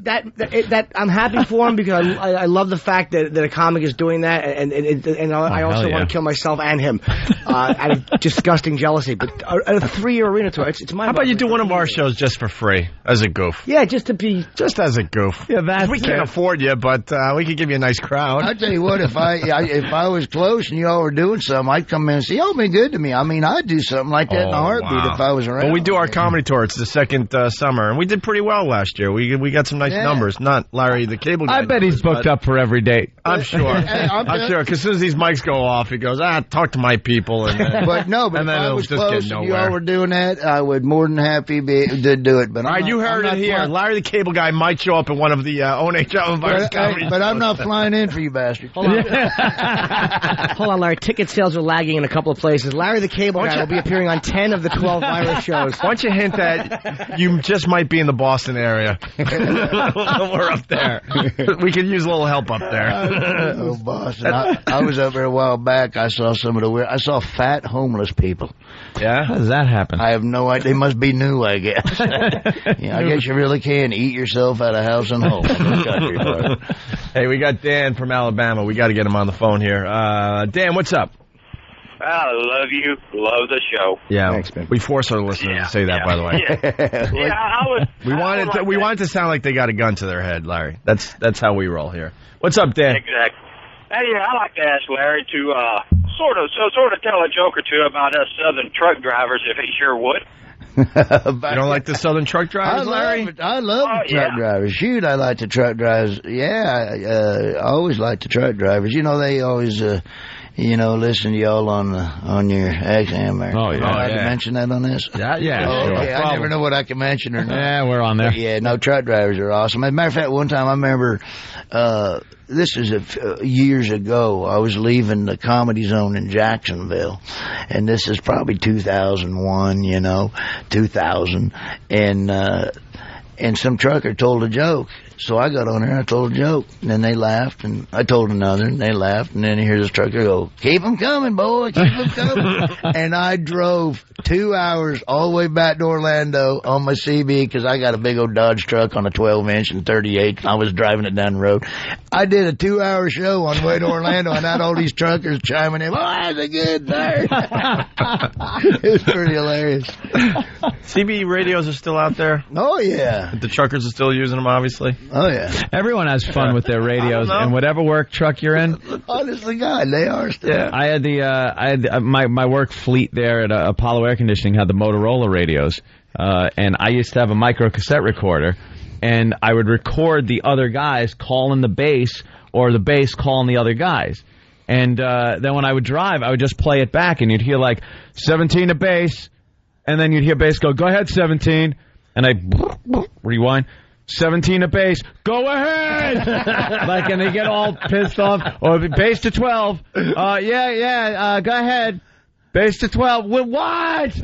Can you hear me? They get so pissed off. Or they'd ask a question, and then an hour later, I'd have them ask the same question. You asked me that an hour ago. That's pretty fun with the radios, man. Tell you what, all you got to do is pick up a CB and say something good about Jeff Gordon, and you will have a conversation on that CB for 3 hours on that thing. Now, do y'all follow NASCAR and all? Or? I try to figure it out. My brother's a big fan of NASCAR. Yeah, he's a huge fan. Some of them at XM, so we kind of like try to keep up a little bit. But we had what's his name on? He was winning every race. Jimmy Johnson. Jimmy Johnson. And yeah, we know the bigger names, but we became friends with Jimmy Johnson. We had him on a lot, and he was on a winning streak. And then I don't know. I think we said something that might have did we ended that relationship. We haven't had him on in 6 months, and we like the guy. Yeah, We're always like blowing it. We probably said something like, we enjoyed watching his IndyCar race. Yeah, that's the wrong sport. We're total dopes. Well, Larry did the Kentucky Derby. Yeah, Larry, we're very hacky when we talk to the NASCAR drivers. We say all the dumb stuff, like, do you think of throwing stuff out the window to make other guys get flat tires? We're really hacky with our NASCAR material. Maybe you can help us out. I don't know. A smoke screen on the back, like James Bond. Well, I like NASCAR better than Formula, but I tell you what I do like, Danica Patrick. Oh, yeah, okay. I love how they say she's going to grab the pole on the weekend. But that's the big thing now. Everybody's pissed off. They got Toyota in NASCAR. Yeah. And I'm like going, oh, man, as long as they ain't got no Asian drivers. That's all I got to say. Good Lord. And they're off. Oh, there's a crash. Plus, it's not good for the children because you don't want to hear the announcer go, here comes Dong up the rear every 25 minutes.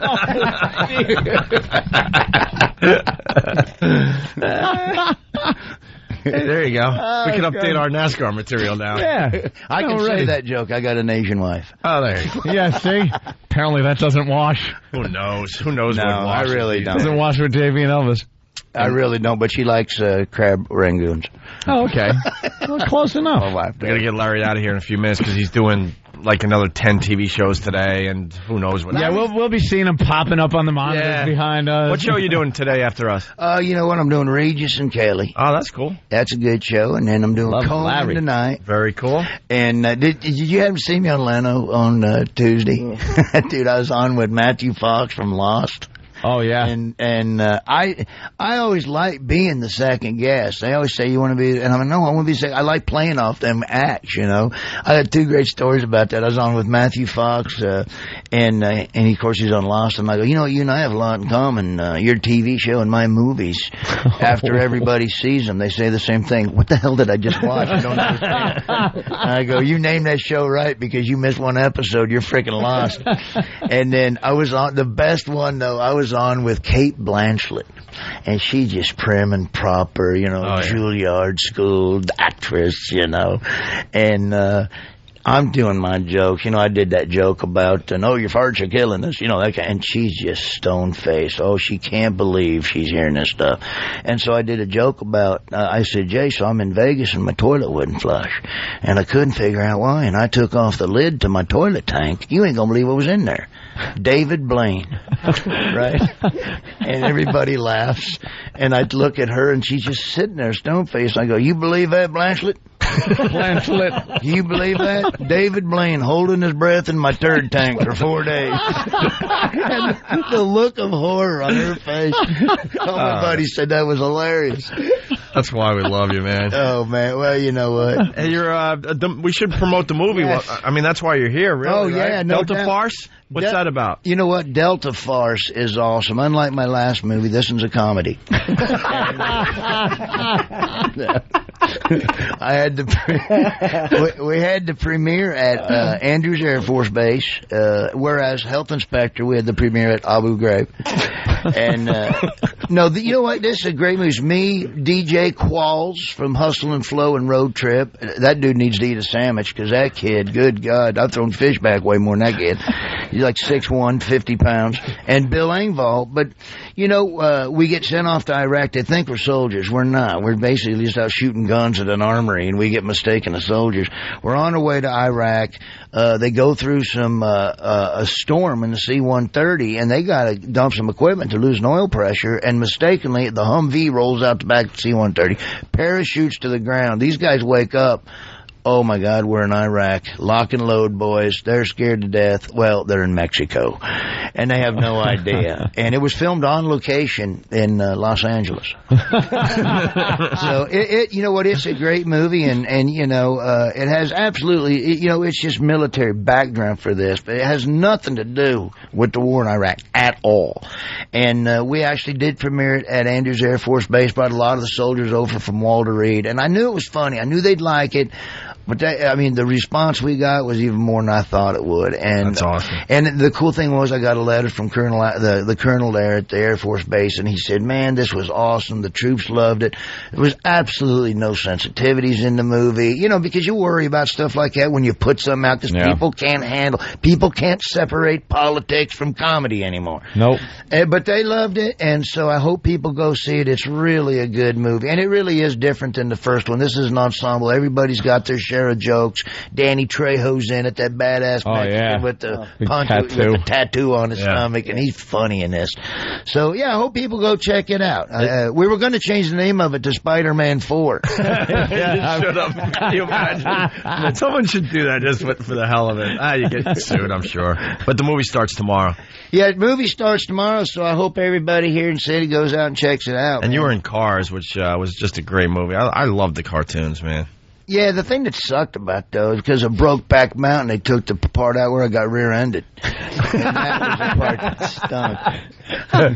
stunk. No, that was a cool. You just put a scratch on my scratch. Yeah, I do that to little kids. You know, they'll come and they go, "That was Mater," and they go, "No, it ain't." And I go, "Hey, you just put a scratch on my scratch." Ah! You know, they freak. That's pretty cool. Awesome. Groupies?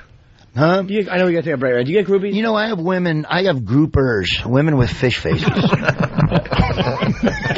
That's what I have. LarryTheCableGuy.com. LarryTheCableGuy.com. And you got the CD out as well. Morning Constitution? Morning Constitutions is my brand new CD, so I hope people go check that out. And I wanted to just thank you all for having me in, man. Thanks for always supporting me, and I'm really happy with all Well, you're going to return the favor. You're going to be at one of our shows, right? Let me tell you something. Like I said before, well, you know, I live in Florida 6 months a year, in Nebraska 6 months a year. So if I'm able to do it, by God, I'd love to. How cool would that be, though? Out of nowhere, he just walks on the stage and does a few minutes. If he can't make it, there's another character that I've been working on called Jim, the DirecTV employee. I'll be happy to chime in. I've heard of it. It's been making the waves. Larry, it's always a pleasure. You're great, man. Yeah, thanks a lot. But you don't need to hear that. You do 10 shows a day. 3-year arena tour. Yeah, 3 years. How many people the most you performed in front of? Live? Well, the biggest crowd I've done so far. I'm just asking this question to really bum him out, by the way. So even if it's, make the number really high. Well, the biggest crowd I've done so far was in where was it? It was in the Georgia-Florida line there. I can't remember where it was at, but 15,000.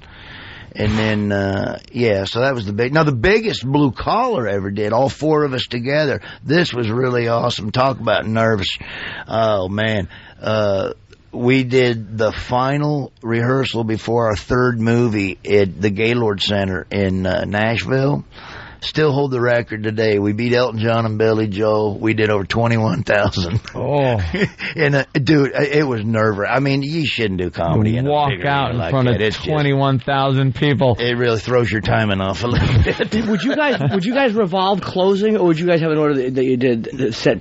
No, we had the set. You know, I think I closed it off, and Jeff came up and said, "Hey, you want to close this show this time?" And he goes, "I am sick and tired of following everybody."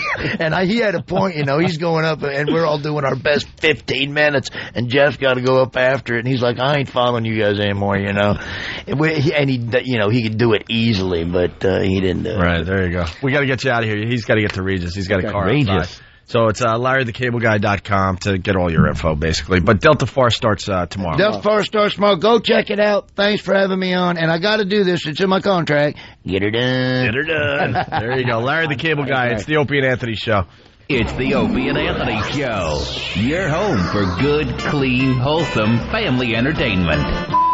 Wow.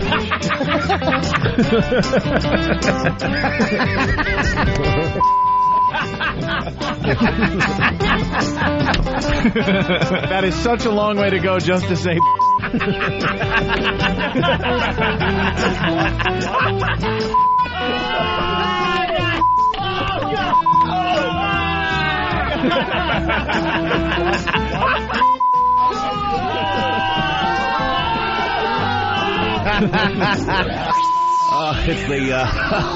It's the Opie and Anthony. Hear what everyone else is talking about. O&A, uncut and live, continuing the show on XM Satellite Radio, starting at 9 a.m. Eastern. Visit xmradio.com to subscribe. It's the Opie and Anthony Show.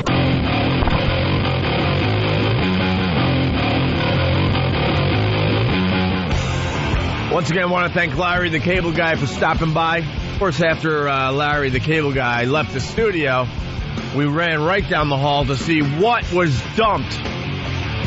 Right. Because he was doing some of his jokes He was doing that he his does jokes in front of tens of thousands of people that laugh and find it hysterically funny. He's been on a 3-year arena tour doing the exact, not the exact, but some of the jokes you heard on our interview with him. Was none of it contained any foul language whatsoever. And we're breaking this to Jimmy live on the air because we thought it would be a lot of fun to hear Jimmy's natural reaction. They dumped out the Asian material. Yes. Just about all of it. Wait. Yeah. They dumped out, did they jump out of the driving reference? All, pretty much all of it. I believe, yeah. Pretty much all yes. of it. They dumped out of, yes. Pretty much all of it. How infuriating is it? That's disgusting. How can management explain that? I don't know. We gotta. See, we argue that we're comedians. Larry is a comedian. Yeah. There's no argument. That's what he has been doing since 1985. Get me that crappy Dat Fan material. Wow. Get me some of that stuff and just play it. Can we play that? Margaret Cho. Hey, I want to do a 5 o'clock funnies at 8:30. Get some Margaret Cho. Mm-hmm. Get some doing Dat her mother's Fan. accent. All she does. My mother talking like that, but she wouldn't have an act if it wasn't for making fun of her mother's accent. I bet that just got dumped out of. I bet you doing that just got dumped out of. Yeah, they're just. I bet it did. They're uber sensitive. It did? Yeah. You cannot do a stereotypical accent Jimmy's from any other ethnic group without it being dumped out of. Wow. And if Dat Fan or Margaret Cho came on this program and did it, I assume they would let it fly. Yeah, it would be fine. I don't know. They're basing freedom of speech on ethnicity right now. I'm just going to tell you, I'm embarrassed for the station. I'm embarrassed for this country. I'm embarrassed for the Asian listeners of this radio show. I'm embarrassed for Earth. I'm embarrassed for the Asian listeners. I'm sorry, but this company has decided that you can't handle Asian humor. You can't handle where a joke might make fun of an Asian stereotype. Wow. I'm sorry. I have to apologize to the Asian listeners that do listen to our show, and they do. They do. People on XM caught it. Yeah, they did. So now we have to take it off the air and put it right back on my drive home where it belongs. Wow. Excuse me? The fact that a reference to an Asian person driving would get dumped, it's almost, it's like, I'm boggled. You know that a company would allow themselves to be beaten that badly by a special interest group. I mean, beaten, not like victorious, but beaten like the way you would beat a naughty child or an animal. To be beaten that badly by a special interest group is embarrassing. Isn't it amazing? That is one step above being called out by a chicken for doing the chicken crosses the road joke. It's that old and of a joke and that silly. Why? Let's try this. Hi, I'm gay. Hi. Well, where's the joke? Let's see it. Wow. Well, we got a gay voice. I just did a gay voice. Well, we got a big meeting with the new boss next week, so we'll take it to the top and discussion and see where we can get. This goes to the top because I mean now you're just insane. Larry the Cable Guy should be able to do whatever the hell he wants with his humor on our radio show as long as it doesn't break any FCC regulations. I don't fault Al. That's as simple as it gets. Al has been pretty good with the. I don't blame Al. It's coming from above. I blame Al for just being an ass. Wait, can we do But hi, this is Mr. Steinberg. I'm a Jewish fella. Well, why not? I'm just curious. Maybe if you did it in a Jewish accent. That's the best I can do. I don't know what that was. I thought you were doing Asian again. No, it might have gotten dumped because he might have mistaken that for Asian. No. I'm a Jewish fella. No. Are you? Jews are okay. Gays are okay. How y'all doing? I live in Uptown. Look at Jimmy. And then E-Rock types and clicks and tries to see if it got They're dumped. just uber the black one was okay to the too. Asian stuff, right? Okay, That was so okay. no I didn't know it was Asian bad. It's okay for now, but then now that you told all the special interest groups that it's easy to get to you, of course now all the other groups are going to jump on board, and eventually all that stuff you just did will not be okay. How about this? I don't know what that means. That was Swahili or something. All right. Hey, listen, we'll bring it to the top next week when we have our meeting. Homeless Charlie made his debut on our show yesterday. He did the homeless shopping spree. I know you're. I'm like. We're just gonna have to wait until we meet with Dan Mason. I'm like and have him explain the whole thing to us. Yeah. We fought so hard to get certain things through, knowing to do, and I don't know what to say to that. It's really weird as a comic to have to deal with that. It's something that's so non-offensive and non-vicious, and the intent was so non-vicious.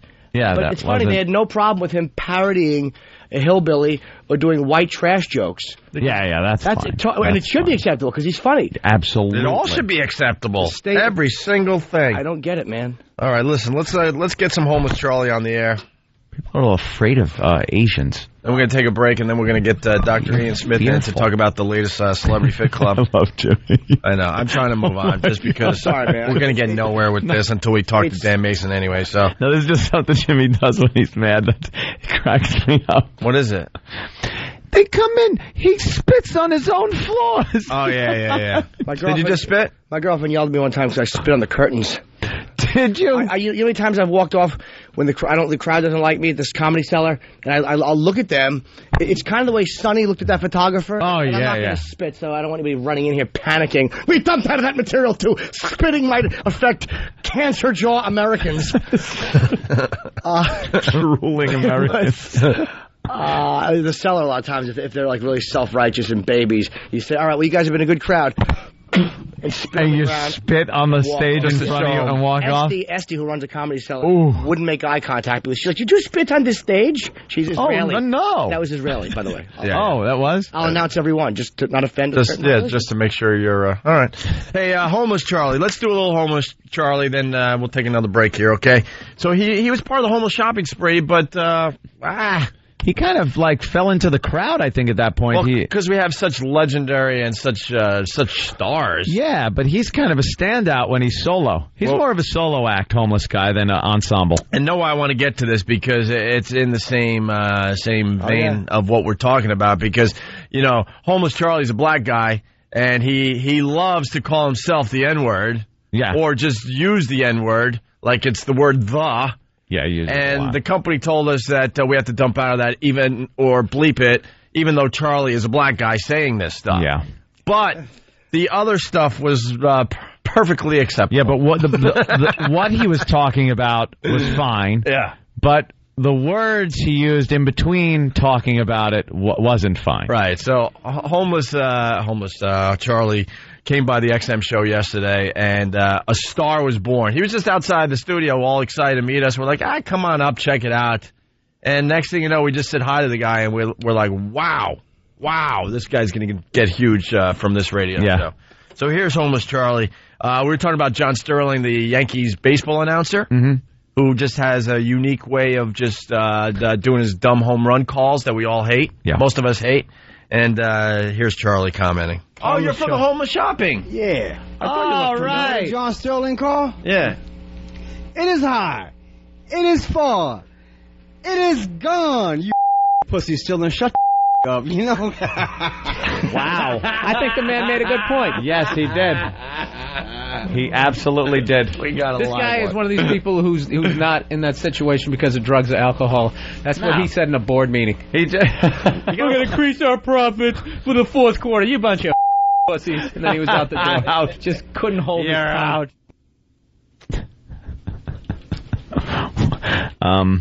Who beeped that? Well, what part was beeped? I don't even know because the whole beep was in there. What word was beeped? I don't know. I don't know. I think it was the mother. I think it was the big, the big one. The N? No. Was it? What? Was there an N in there that was beeped? Maybe. Or an F? There was one talking.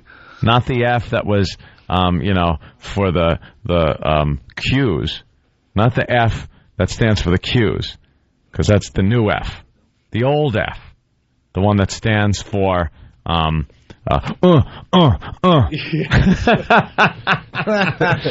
there's a new F word you can't use that means Q or a G people or HS's. Yeah, no, that wasn't in there. It was the old standby. Ah, okay. But I got nervous because there's a use of the word there's a word in there that can only be used in a certain context. And so that was getting me nervous too. It's very nerve-wracking having these things being played on air. I got to be honest. Isn't it nerve-wracking? By the way, if you're confused at home, this is what we want you to feel: confusion. Exactly. And to also show you how ridiculous this is. Don't listen to this going, I don't know why would you play this? I can't understand anything. That's the point. Listen to this. Well, he explains. I don't even know if I want to do this anymore. Yeah. Yeah? Well, I mean... Look at Dan. Dan's like, oh, my God, I have a good job. Oh, I have such a good job, and now it's, oh, my God. No, it's all good. Homeless Charlie explains how he got homeless. Okay. What's your name, bro?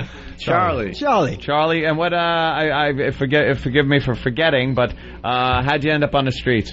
They kicked me out the house. Jew mother... Wow.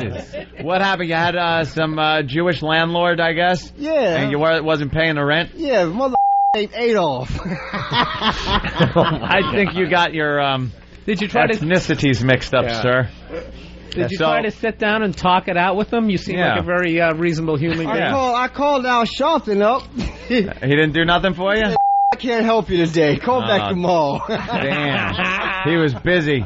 He was busy with someone with maybe a little cash, right? Doesn't want to help a homeless brother out on the street? That James Brown hairdo him up. Oh, my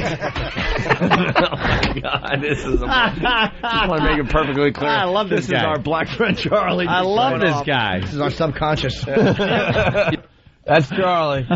And they're dumping out of him saying the N-word, believe it or not. We're not allowed to have that, even if a black guy is saying it now. That's where we're at. That's the climate we're attempting to do a radio show in.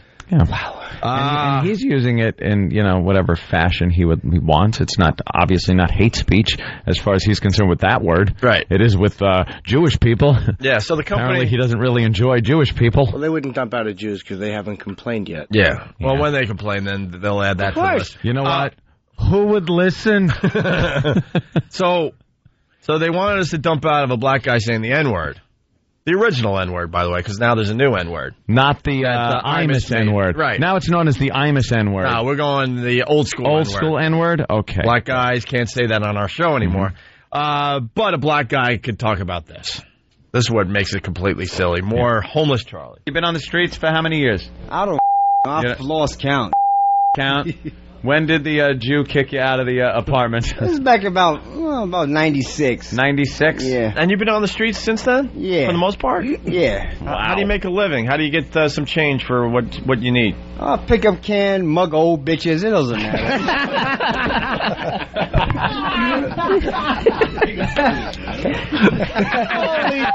Holy serious. They gotta be easy pickings, right, bro? Hey, old bitch, what's she gonna do? Chase your ass down the street? What's your technique? You go with the jab or a hook? I hooked the bitch in the shit like Mike Tyson. Did you see that video? You see the video of the mugger working over the 101-year-old? He was a pussy. If you can't drop a 100-year-old bitch, you're a punk.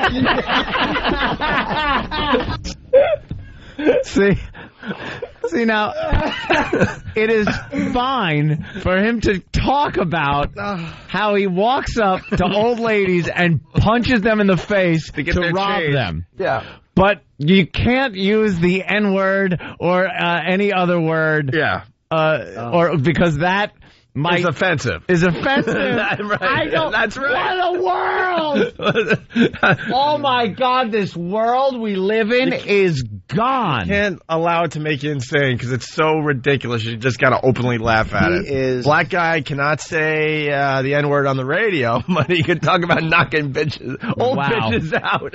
Imus gets fired for commenting on, in a comedic way, on the looks of a basketball team, and this content that this guy is talking about is heinous. Yeah. It is horrible. He's talking about punching old ladies in the face. Hysterical, but it's just an awful, because it's real. Yeah. Well, he continues with that thought. By the way, we are on the way to what Canada does with the racial stuff. This is the way they handle racial stuff, too. So this is where we're on our way to, Canada. Oh, great. Yeah, that's the way they do it. All racial stuff is dumped out of and not tolerated. Wow. That's what we're doing. A wonderful country. So so you clock them and then you go through that purse and they got dirty tissues in there and you gotta catch them on the 1st of the month. Check date. Check date. Catch them on the 15th. Got cat food in first. And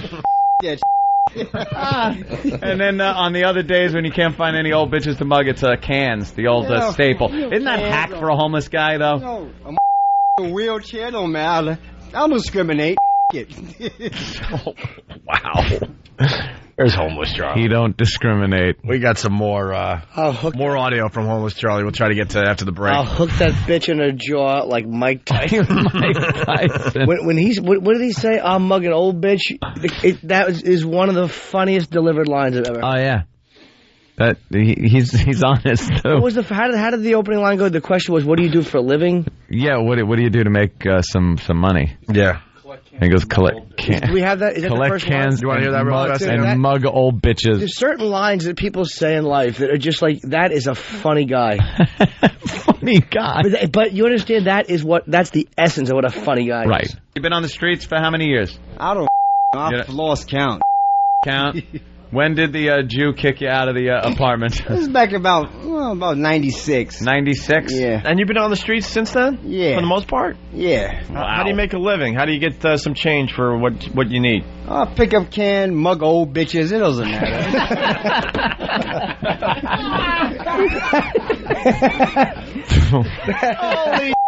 Holy serious. They gotta be easy pickings, right, bro? Hey, old bitch, what's she go do? Chase your ass down the street? What's your technique? You go with the jab or a hook? I hooked the bitch in the shit like Mike Tyson. Did you see that video? You see the video of the mugger working over the 101-year-old? He was a pussy. You can't drop a 100-year-old bitch. If you can't drop a 100-year-old bitch, that is a poem comedically. The wording in that is poetry. I guess we got to explain to everyone that we were outraged like everyone else when the old lady got... outraged. You can't drop a 100-year-old bitch. I want to make that perfectly clear so no one confuses the The content of that is fine. Mm-hmm. He's great. But the words that he uses... That's how ridiculous it has become. Yeah. Wow. Dr. Ian Smith to talk about the latest Celebrity Fit Club. Dustin Diamond is a doozy on that show. We'll see what that's all about. Is he here yet? Yeah, he's in the green room. We'll talk to him next. We haven't seen him in a while. It's Opie and Anthony. It's the Opie and Anthony Show. The Opie and Anthony virus. You're checking out the Opie and Anthony Show. Pittsburgh chill. Don't dump out of stuff that we're not dumping out of. Oh, my God. It's getting harder and harder to get ratings with this radio show. I don't think we'll ever have the ratings we used to have because the rules are just getting so ridiculous. Our hands are tied behind our backs. What did Pittsburgh dump out of? Supposedly they dumped out of the P word during the Homeless Charlie bit. Everyone just losing their minds all over the country. And which one is that? You know, the poo-ha. Oh. Don't be a poo-ha.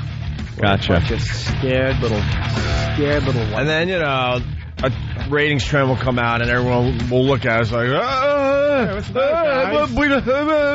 we know what the problem is. Let us do our show and we'll give you unbelievable ratings. Trust me. We have a fine track record as far as that goes. Yes, I'm not talking out of turn. Poker, Anthony. We're doing this in Atlantic City. Maybe we should just play poker every morning on the show. That's it's safe. No, that would offend compulsive gambling Americans. Right, true. They would okay. snivel and people would collapse. Yeah. Anyway, registration. You can hear my voice. I'm just a beaten man today. We've been beaten once again with this radio show. Registration taking place in the House of Blues themed poker room at Showboat down there in Atlantic City from now until May 18th. Day of event registration will take place in the New Orleans Ballroom beginning at 9 a.m. Spots are limited, so register early. Also an official party at Club Worship in the House of Blues at 10 p.m. See, I want to be excited about doing radio. I really do. But it gets downright depressing when this crap is going on around us. Larry the Cable Guy can't do his Asian material on our radio show, even though he does it across America in arenas. Are you crazy? I think there are more people enjoying what he does than complaining about it. And you want to talk about out of touch. Tell these special interest groups to just go away. He's one of the biggest comics in the country. He is on a 3-year arena tour, and yet somebody's thinking, well, that's offensive. We can't. It's embarrassing, man. It's an embarrassing, like on a really weird level. Could you imagine getting his audience, which is giant, to get motivated and actually protest in front of a building like 10 people do when they have a problem with something, and they drag 10 people out with them and march around a building and everyone folds? Yeah. Imagine 10,000 people marching around a building, how quickly a company would go, what do you want? Yeah. We'll give you anything. And I love the fact that no corporate guys will ever just be honest publicly, and this is in any business. Margaret Cho could come on and do any material she wanted to do.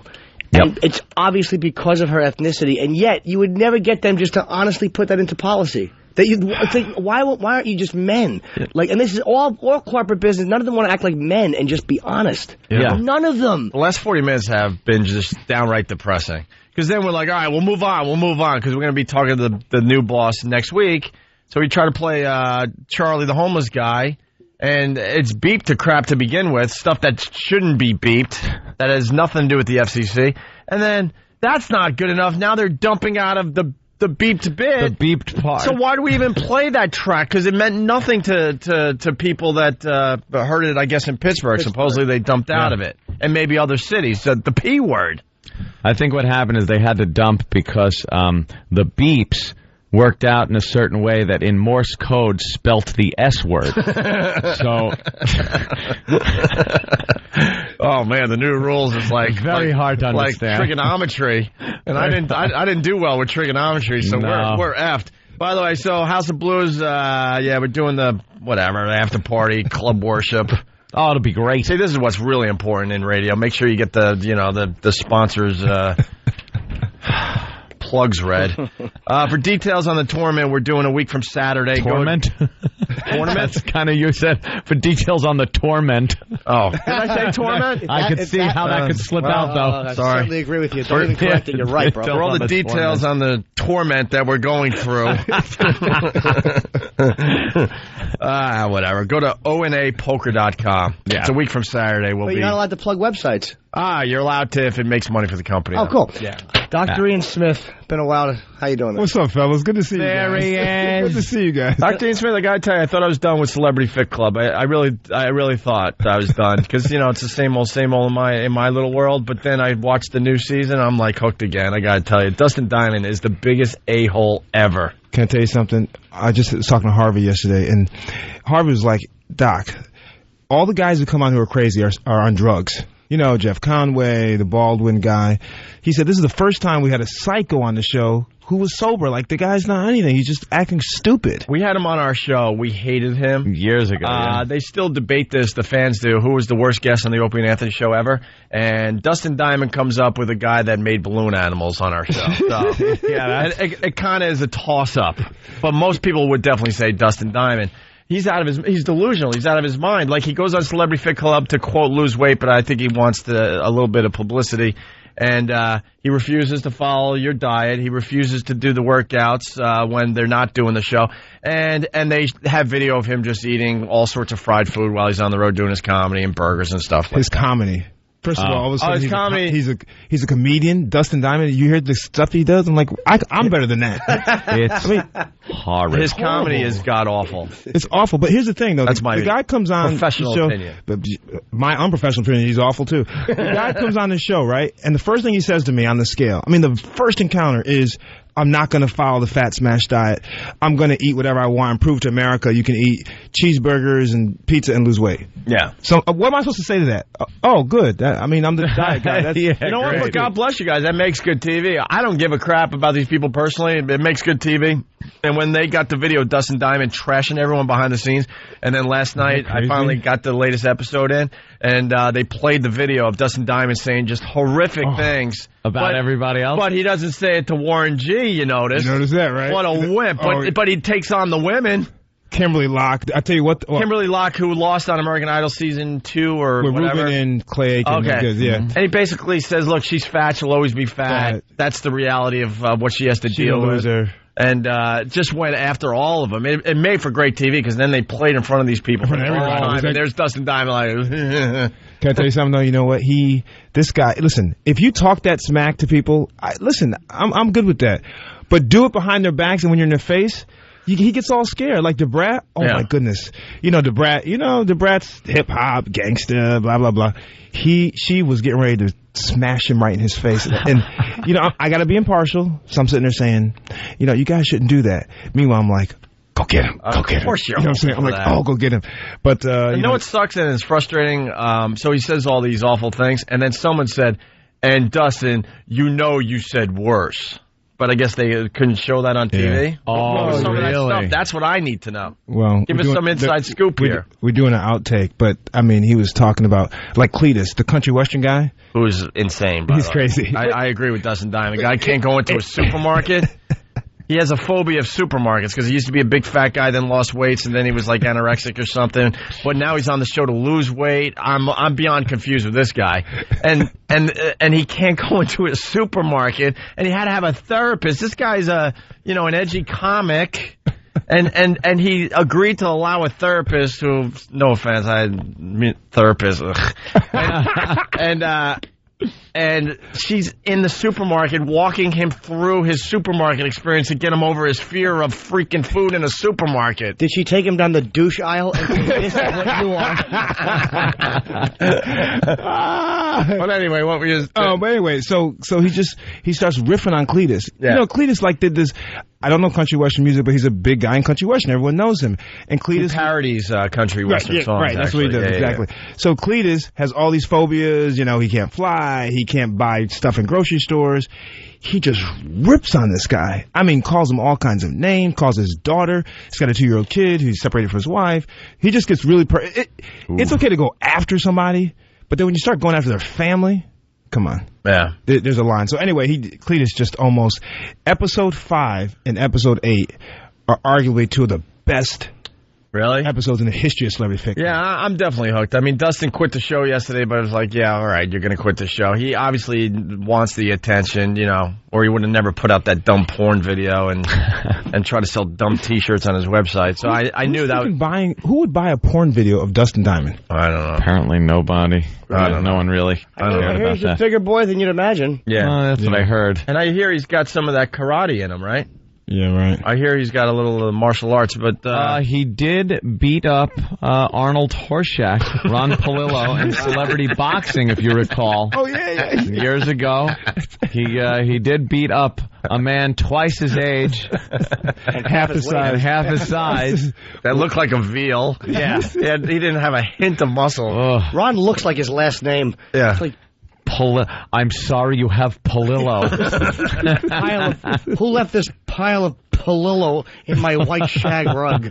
You got you got a good cast. They're all really strange, man. What's the coolest? So Warren G. Warren G. just doesn't do anything. Warren G. I shouldn't say all. He just hangs out. He just loses his weight. Yeah. What's up, y'all? He talks like this. He's friends with Snoop. Yeah, but like Marsha Brady's crying because she lost a kayak race. Who cares? It's a silly TV crying. Show. No offense to Dr. Ian Smith. He's becoming a huge TV star and he's on the New York Times bestseller list and all. But why are you? It's a kayak race.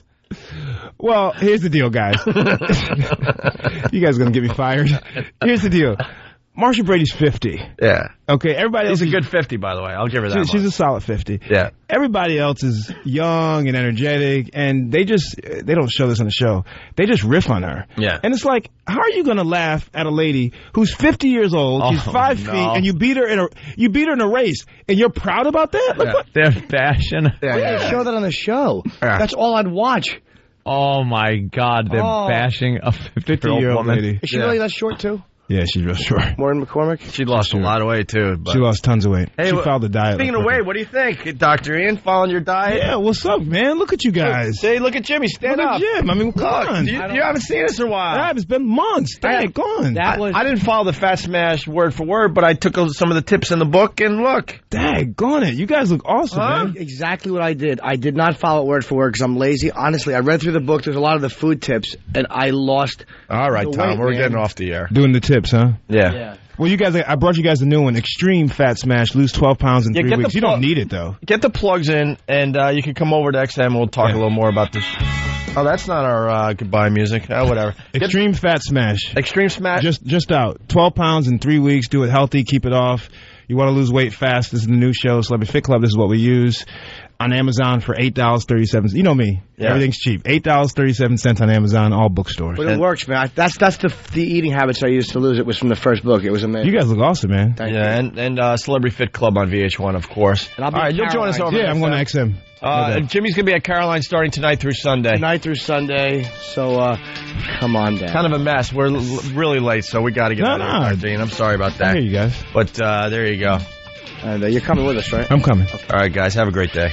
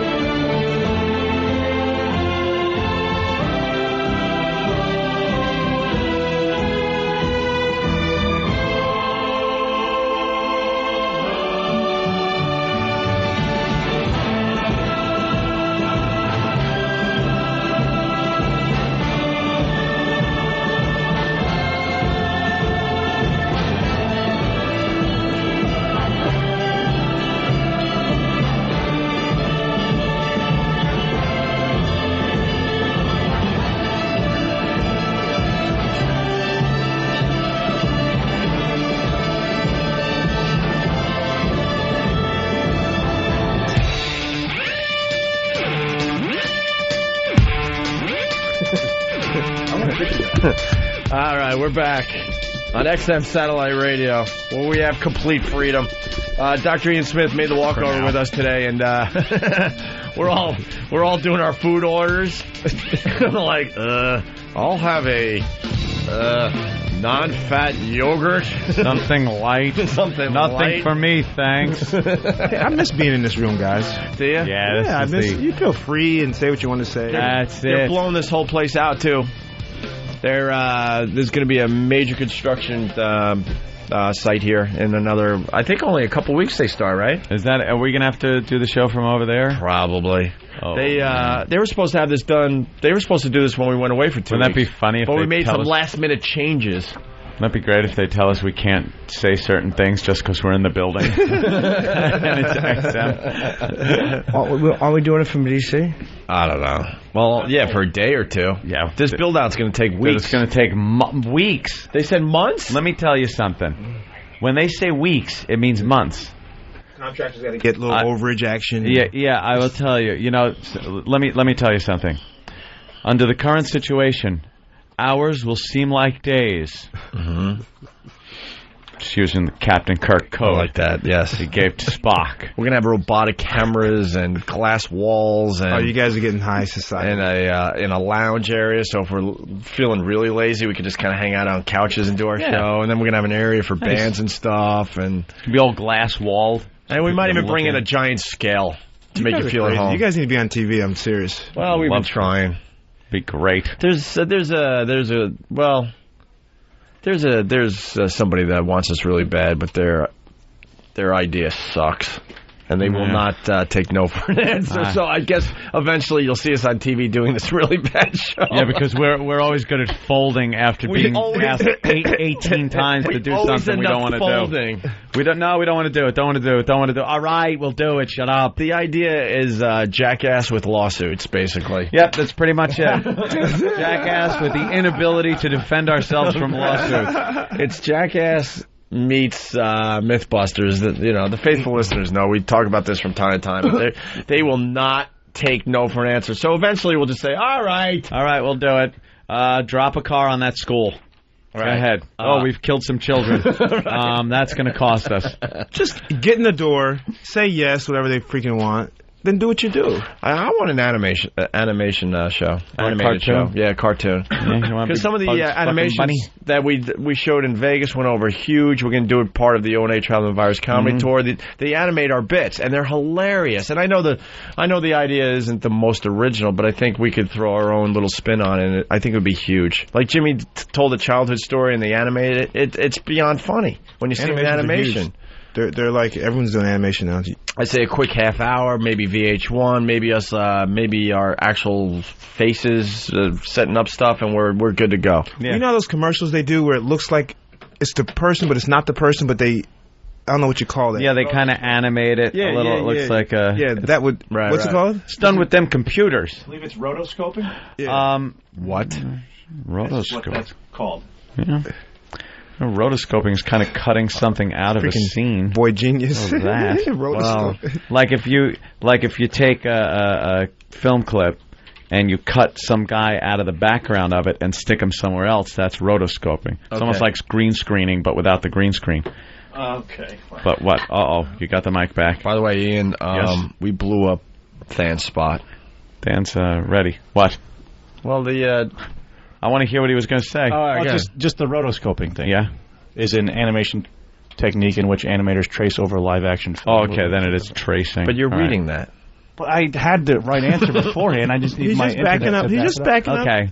No, same principle. It's the tracing part. Okay. Anyway, gotcha. I think Dan secretly hates us. Oh, really? We blew up his spot. He was supposed to be in a Super Bowl commercial. Well, I think I'm in his real spot.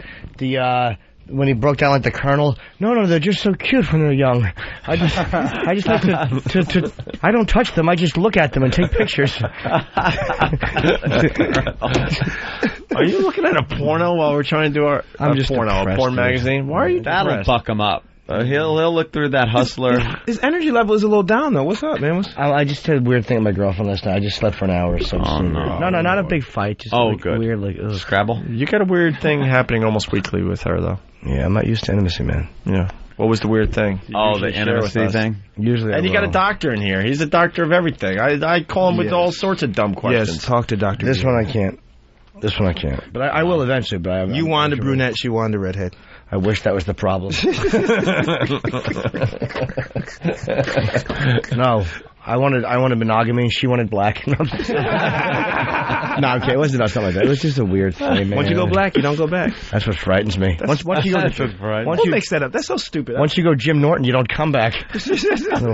Mediocre fucking lover I am. Hey, by the way, we do have a... All right, we'll move on. Jimmy will share when he's ready. Maybe he'll share this weekend at Caroline's. Look at, he just smiled. He went, I know I'm going to be at Caroline's all weekend. And by the way, I hope the Pests get the word out that, you heard it yourself. Larry the Cable Guy's doing one of our tour dates this summer. Oh, it's going to be a surprise, so you're going to have to buy tickets for all of them just to make sure you're at the one he shows up at. Right. Let's make sure we get the word out that you heard it. Larry the Cable Guy said he would do it if he was in the area. Did he?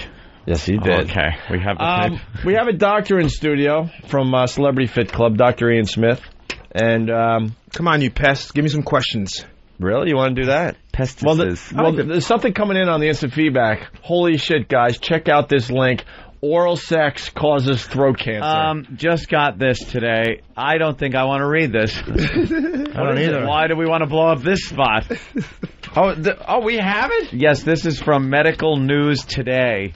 I don't know what kind of article this is. I don't put any credence in this whatsoever. Do they have credibility, this Medical News Today? Oh, poppycock. And apparently if you're popping enough cocks in your mouth, you're going to get throat cancer. Oral sex increases throat cancer risk, scientists say. I'd say faggot scientists. Shouldn't it be doctors say instead of scientists say? Yeah. No, married guys say. First 3 lines is exactly what this article... See, these guys kill me. You look at that headline, oral sex increases throat cancer risk, scientists say. So you're thinking, what, me just doing my thing? It's not. You know what it is?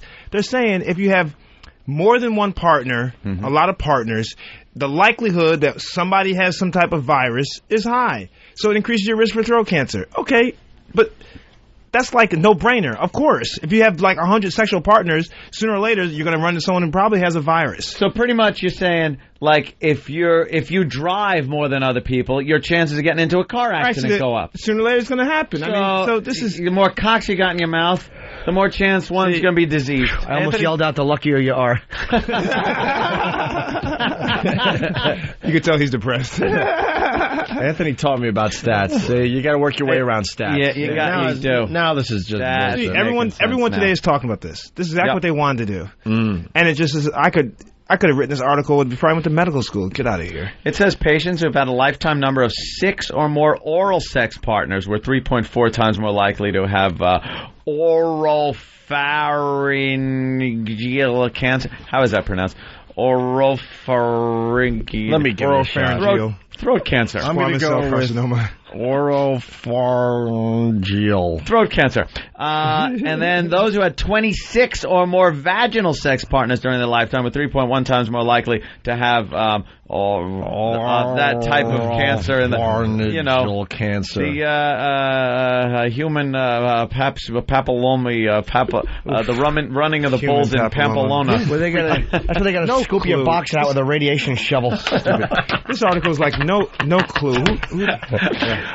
I was hoping you were going to say ice cream scooper, but it's still radiation shovel. Jesus, that's great. And then it says the link became stronger as the number of lifetime oral and vaginal sex partners went up. Well, that's exactly what you were saying. It's ridiculous. It's a waste. It's a waste. I tell you what, though, want to burn some freaking calories. Now you're talking. Well, before you did you read the other article? It was also about. It also said that having multiple oral sex partners increases fun. Increases fun. Just increases fun. Really? With each oral sex instance, the fun went up. And there's also a really weird correlation between people who've given a lot of oral sex and gum purchases in certain areas. Breath mints. Do you know that women who give head to their husbands are 5 times more likely to have to kiss him on the cheek? Fucking stupid. Hey, bring an E-Rock. The less oral sex a woman gives, the more prone she has two black eyes. There you go. Hey, Dr. Ian Smith, what can you do to help this disaster? Oh, we've learned recently, Eric here, E-Rock. We got an expert, E-Rock. He's going to help you. He's at his heaviest that he's been since he's been here. And we used to call him heavy. How tall are you, being man? polite. How tall are you? 5'11". How much you weigh? 223. So he's 5'10", and he weighs 230. Uh-oh, Ian's going to his book, Extreme Fat Smash Diet. Now Holy available. cow, dude. You're obese. Holy shit. No, I'm Stop serious. it. You got to look Stop at a it. book to see that? No, but I want to make sure his number. Your Wait. BMI is 31.5. What is it again? His BMI is 31.5. You're obese. You're not like overweight. You're obese. You're obese. Oh, great. That's Dude, you're helping me, obese. Look at Travis. Oh, and Danny just laughing. You qualify. He falls into the obese range? His BMI is greater than freaking 30. What the freaking What's are a you doing? BMI? Body mass index. It's like the new fandangled way of figuring out if you're overweight or not. Holy shit, you're obese. What page are you on? I have to see Page this. 206. Yeah, pass out your book. We all You know what? Extreme Obese. Fat Smash Diet. Right after that comes a fucking forklift out of the side of your house because you can't move. Page 86? Page 206. Oh, 206. It's the BMI chart. He's 5'11", 223. He's freaking 31. About He's 31. not 5'11", though. You're not 5'11". Oh my God, you're even more obese than you thought. You're not 5'11". You're 5'10". Stand up straight, and we have to take Wait, the hat Sam, how off. tall are you? 5'9.5". All right, This back to guy's back. 5'10". Back to back. So let's even go better. Well, front to front. Oh, you might be 5'11". He's 5'11". He might. His hair is 6'3". Wait, I saw what you just Oh my did. God, he went up on his tippy He did. toes. They walked away, and you dropped down about a half Yep, a foot. you did. And don't tilt your head backwards. Yeah, just put your chin down. Put your chin down. What's left of it? Go down. I don't know. All right. All right, we'll give you 5'10". Doesn't matter. You're still freaking obese. I mean, no, it's great. Dr. Ian Smith, he's one of the nicer guests we have on this show. Yeah. And he's calling you freaking obese. He's just being accurate. You're 2 clicks into obesity.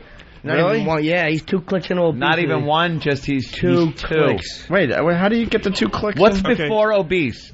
overweight. Overweight. But you guys aren't. Okay, let's do O's. O's, how tall are you? Me? Yeah. Well, I like to think I'm 6 foot. We'll give you 6. No, in I'm a good about. mood. I'll take 5'11". Okay, today. 5'11". How much? These days about just under 170. Dude, you're right in the heart of healthy. Yeah, but You see it? You're 160. So okay, so you're one. I want to be 162. No, but look at your BMI. You're at 23.5. My body You're movement. perfect. No. Go on the left side of the chart. Take your height. All right, yeah. Go across. Find your weight. Yeah. Closest to your weight, and go up. That's Yeah. your BMI number. 20 between 23 and 24. Yeah. So what does And that then- mean? Then go down. Oh my God, math. No. Go. No. Math? Oh, I see over here. Yeah, but I'm close to overweight. 25 not. starts the overweight. 25. You're 20. It takes a lot to get to 25. What is a healthy weight for 5'11"? Seriously. You're healthy, but trying to figure out the scale, there's another scale, and you fall into imbecile. Oh, you're completely. I'm going to lose 5 pounds. I mean, 5 pounds won't hurt you, but it's not. You don't need to lose 5 pounds. All right. What about me? Okay, where are you? I'm 5'10" and a half. That's why I don't think you're No, you're 5'11".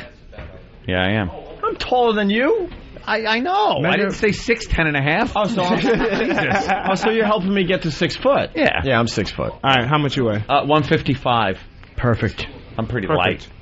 You're perfect. Oh, You're right. goody. You're square dab Perfect in the middle in of every it. way. Thank you. What about Jimmy?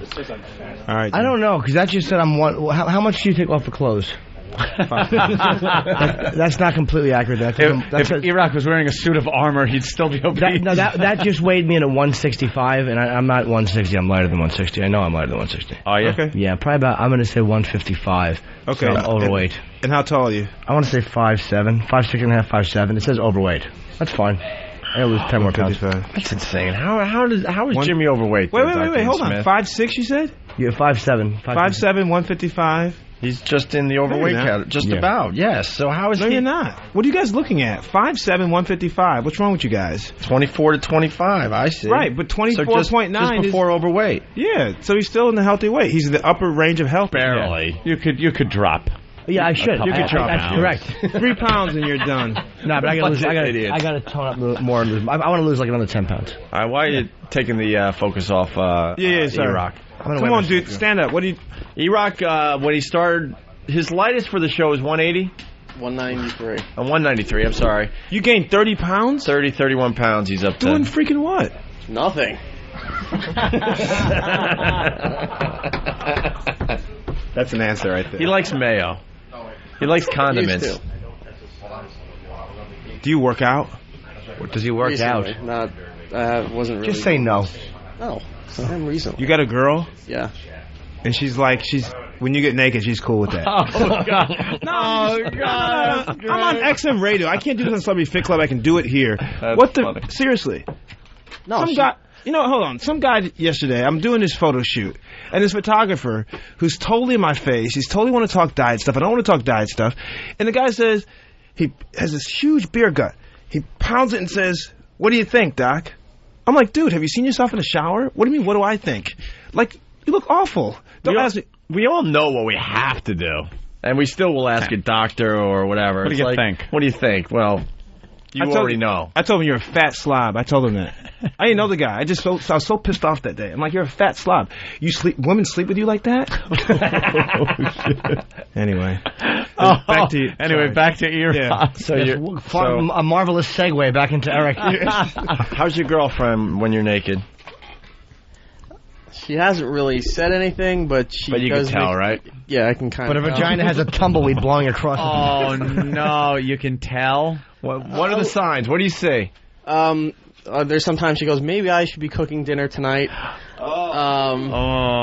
And then she's the one that's pretty much is kicking my ass to make me go to the Is she gym good weight? You got a picture of her? Yeah, she's all right, man. Oh, yeah. Wait a minute. What little hints? Like when you say, did you come, does she go, ugh?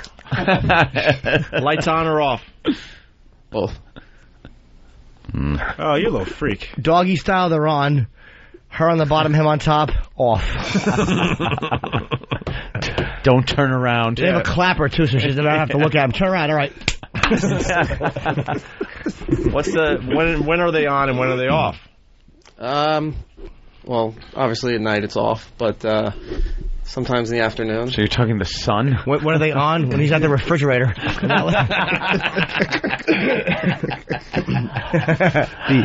Oh, E-Rock. So, what do you think, Dr. Ian? I think, dude, you got to lose at least 20 pounds. Seriously. Come on, what could get you to lose 20 pounds? His cholesterol's high already, too. We learned that, right? Well, it's back down now. It's back down. Is it? When was the last time you had it checked? Shortly before Christmas. Was the last time I had it checked. Oh, boy. How old are you? How old are you? How old are you? 29. Dude, you're a train wreck. Dude. Oh, God. No, I mean, I don't mean to sound insensitive, but seriously, I'm tired of, like, cuddling people and talking softly. I'm just going to talk straight. Let's just man up with you. You're a train wreck, dude. You're 29. You're obese. You got a cute girl. Some guy, some stud's going to walk. She's going to be walking down the street. Some good-looking dude is going to give her a little eye. She's going to get a little eye. And then your history, then you're going to be one of those guys who tries to kill the girl, kill the guy. I mean, I see it playing over and over. Just stop it now. Lose 20 pounds. Okay. What's the incentive? What's the deal? You and I make a bet. Let's come on right now. Okay. One-on-one, 20 pounds. I say you can lose on Extreme Fat. You got to do Extreme, by the way. This is 12 pounds in 3 weeks. Okay. I say if you follow Extreme Fat Smash, you could lose 20 pounds in 7 weeks. Less than 2 months. Less than 2 months. You should do it for your chick. If you do it... Do it for your chick. What do I give him? If you do it... A burger, and then watch him gain it all back. Okay, you know what? If you do it, $500. Whoa. From you? From me. Cash. Hey, look at that. In fact, I'll give you the 500 now. You hold on to the 500. You want it now? Oh, man, but if you don't have it, you carry and around you don't that much lose the money? weight, That's good enough. Let me tell you something. He gets people to bust your fucking legs. Let me tell you something. Now, Damn, don't let the nice articulation fool you. I'm still a brother. Mm-hmm. You don't come back with my money. This is your incentive. I'm serious. Damn. Wow, he's got Fat Smash diet money on him. Can I hold some? I'll lose. I'll go out and get AIDS. I'll drop it immediately. $500. Okay. You lose it, you keep it. Okay.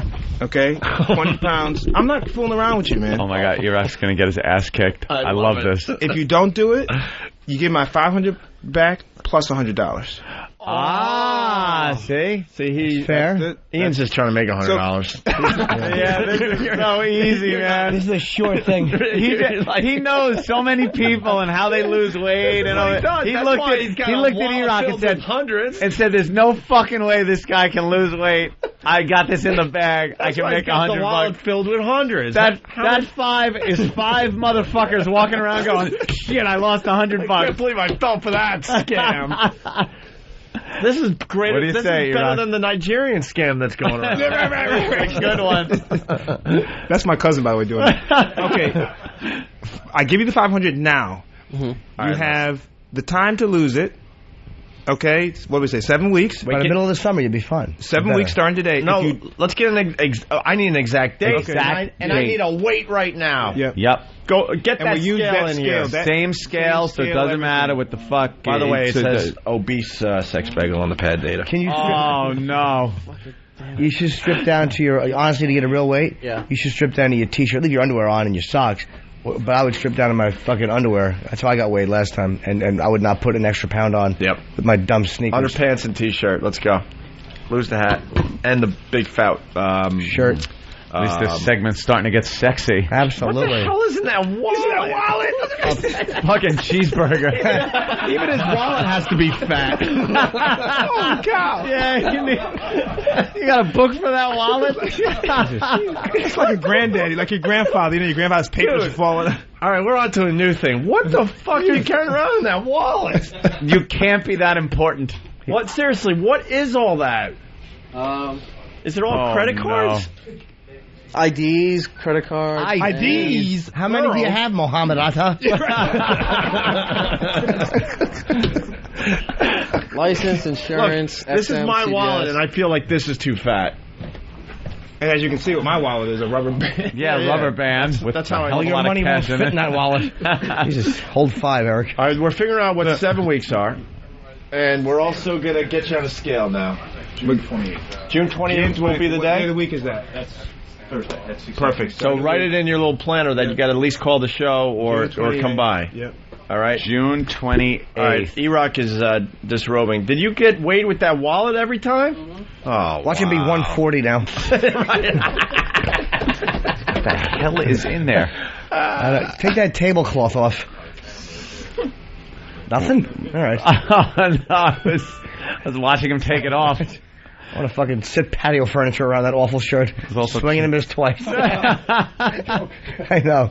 I'm still trying to think of jokes about the wallet. Well, I like it. Oh, what? I like this. Pete, who's helping us out with he's promoting the O&A Traveling Virus Comedy Tour. Traveling Virus. He wants to add a little more incentive.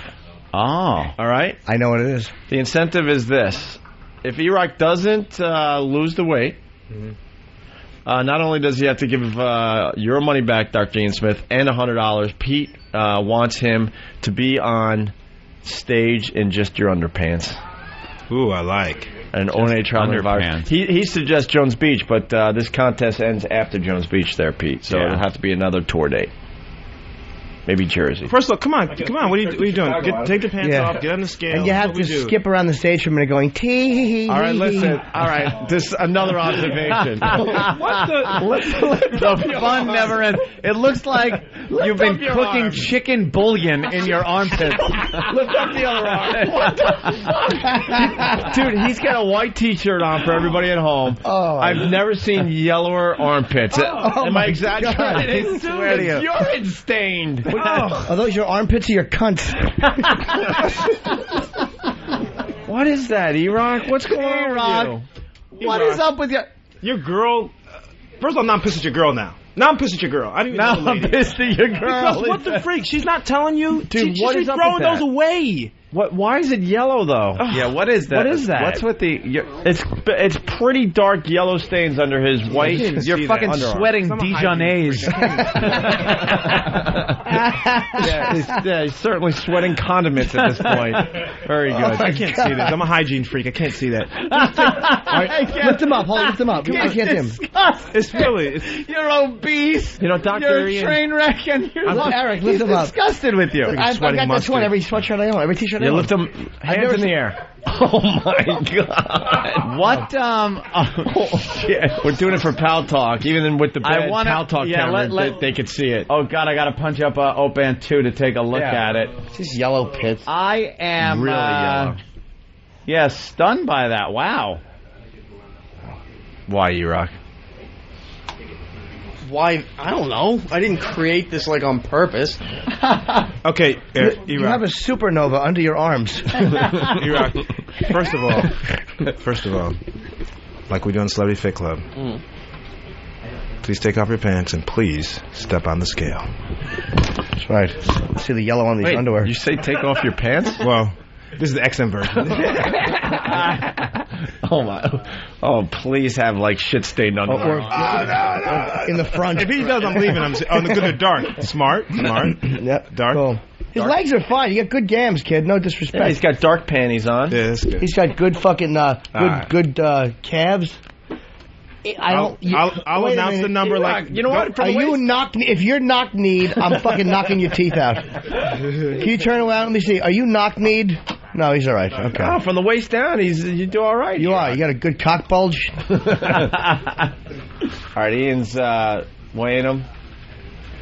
These guys have been weighing him for months now, by the way. What's he at? Hold on, let me do it like I do the show. This is Dr. Ian's big moment. All right. Add a few pounds. Your weight tonight is 214 pounds. Hey, E-Rock, you got 20 pounds to lose. Here's the deal, baby. Wait. Before... What happened to the 9 The clothes pounds? and the wallet and all that stuff. The fucking wallet was weighing wallet. down. Are you shitting me? You lost 9 pounds? Wait, we just weighed you what? Yesterday. No, 2 days ago. 2 days ago, you lost 9 pounds. Well, you took all your clothes off in the huge wallet. That's what Jimmy was telling him, is the clothes and all The that. giant stuff. wallet diet. Yeah. Yeah. But 214, he's still up there. You still got 20 to lose. How much does his wallet weigh? 4 pounds. Half a pound. How did that fucking work? Wait, get back on the scale. Yeah, I want another reading. We need another reading. And shoes.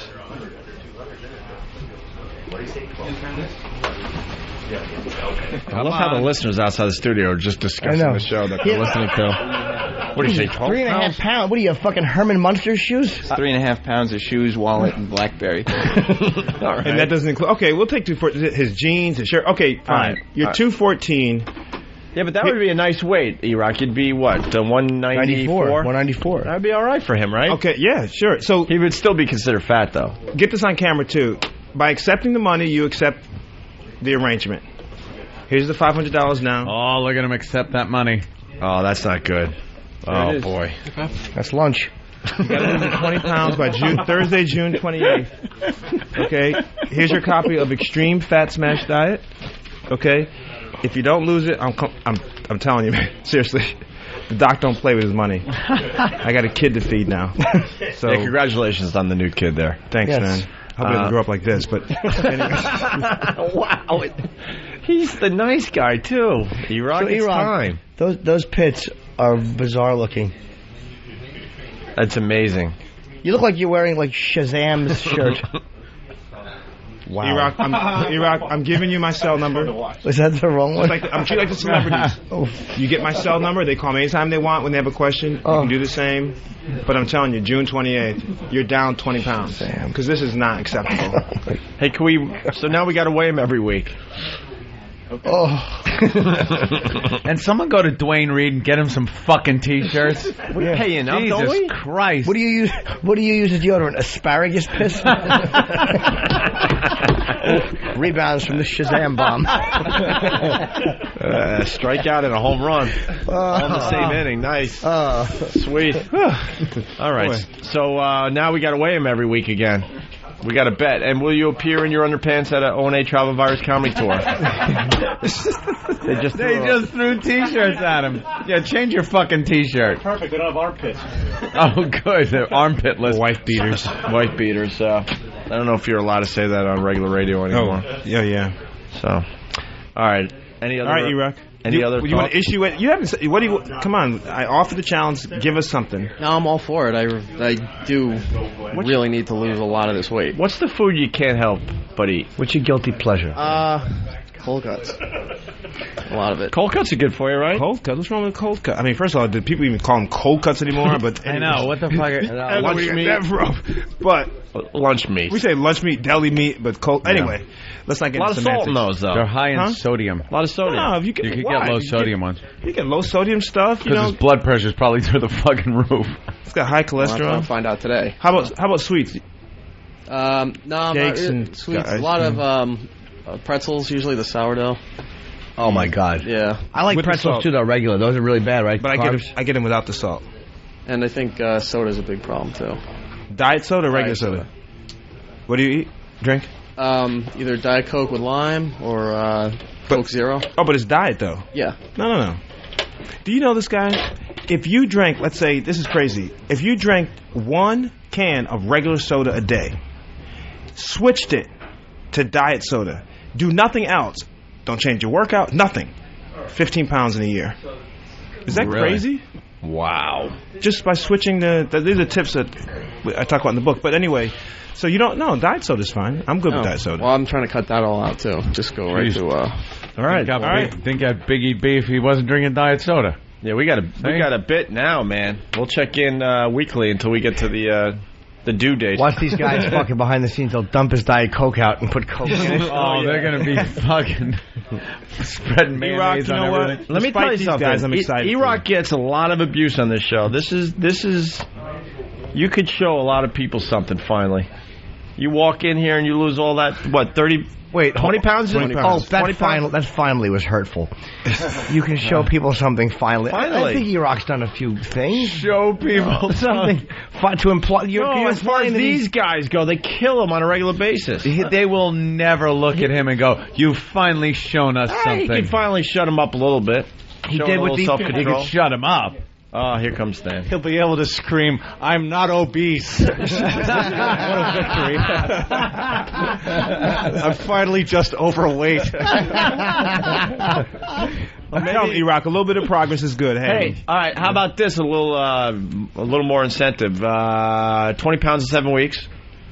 What if he does 30? Is that healthy in 7 weeks? 30 pounds in 7 weeks? That's a lot, right? I put another $200 on it. Whoa. Okay. I'll put $200 down. Is that bad, though? Is that losing too much? No, you. I don't think you should worry about losing too much weight there, E-Rock. Yeah. Slow down. Focus. Okay, that's a nice little stretch goal, we like to call them. Stretch goal. Focus on the 20. Because if you don't get it, I'm coming after you.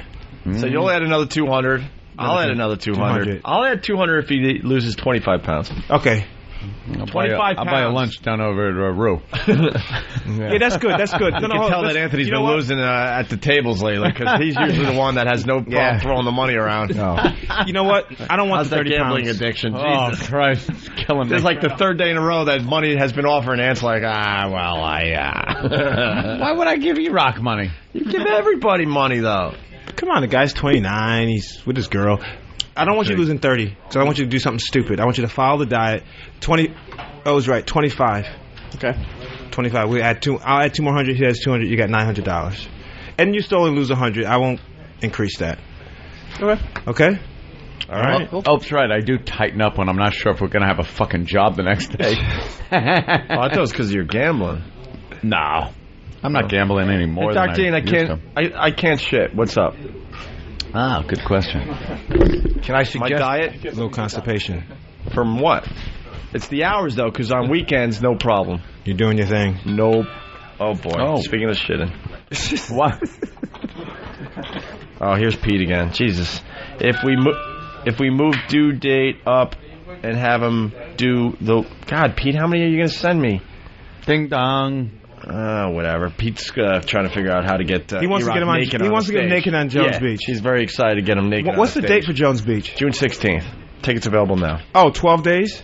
I mean, it's all the difference. 28. We're going to keep it. Okay. No, we keep it on schedule. I don't want to kill the freaking guy. On schedule. All right, you got a mission there, Iraq. Wow. So what do I need to add to my diet to shit? I'm doing fiber. Metamucil? No. Isn't that crap? Why? Eat natural fiber. Like what? Like tons of vegetables. I eat a lot of vegetables. Tons of vegetables. That's what gets people is all the veggies and fruits. You know what also helps you shit sometimes? Remove cock. Fuck. We're having a decent, intelligent conversation. We're trying to get something done. That's why I love Jimmy. Right back where I belong. It was a shit and gay joke in the same one. What an art form. Jimmy likes to massage my tummy. Look at what Jimmy's eating over there. I have to. That is a cornucopia. Yeah, freaking. Yeah, but that's nice. What else? He's got a smoothie. He's got vegetables. What's the other thing in the right? Oatmeal? No, that's just a little bit of low-fat dressing. Oh, oil vinegar. Yep, that's what I said. I said he's got tomatoes, peppers, carrots, asparagus. So your piss is gonna smell like Iraq's armpits.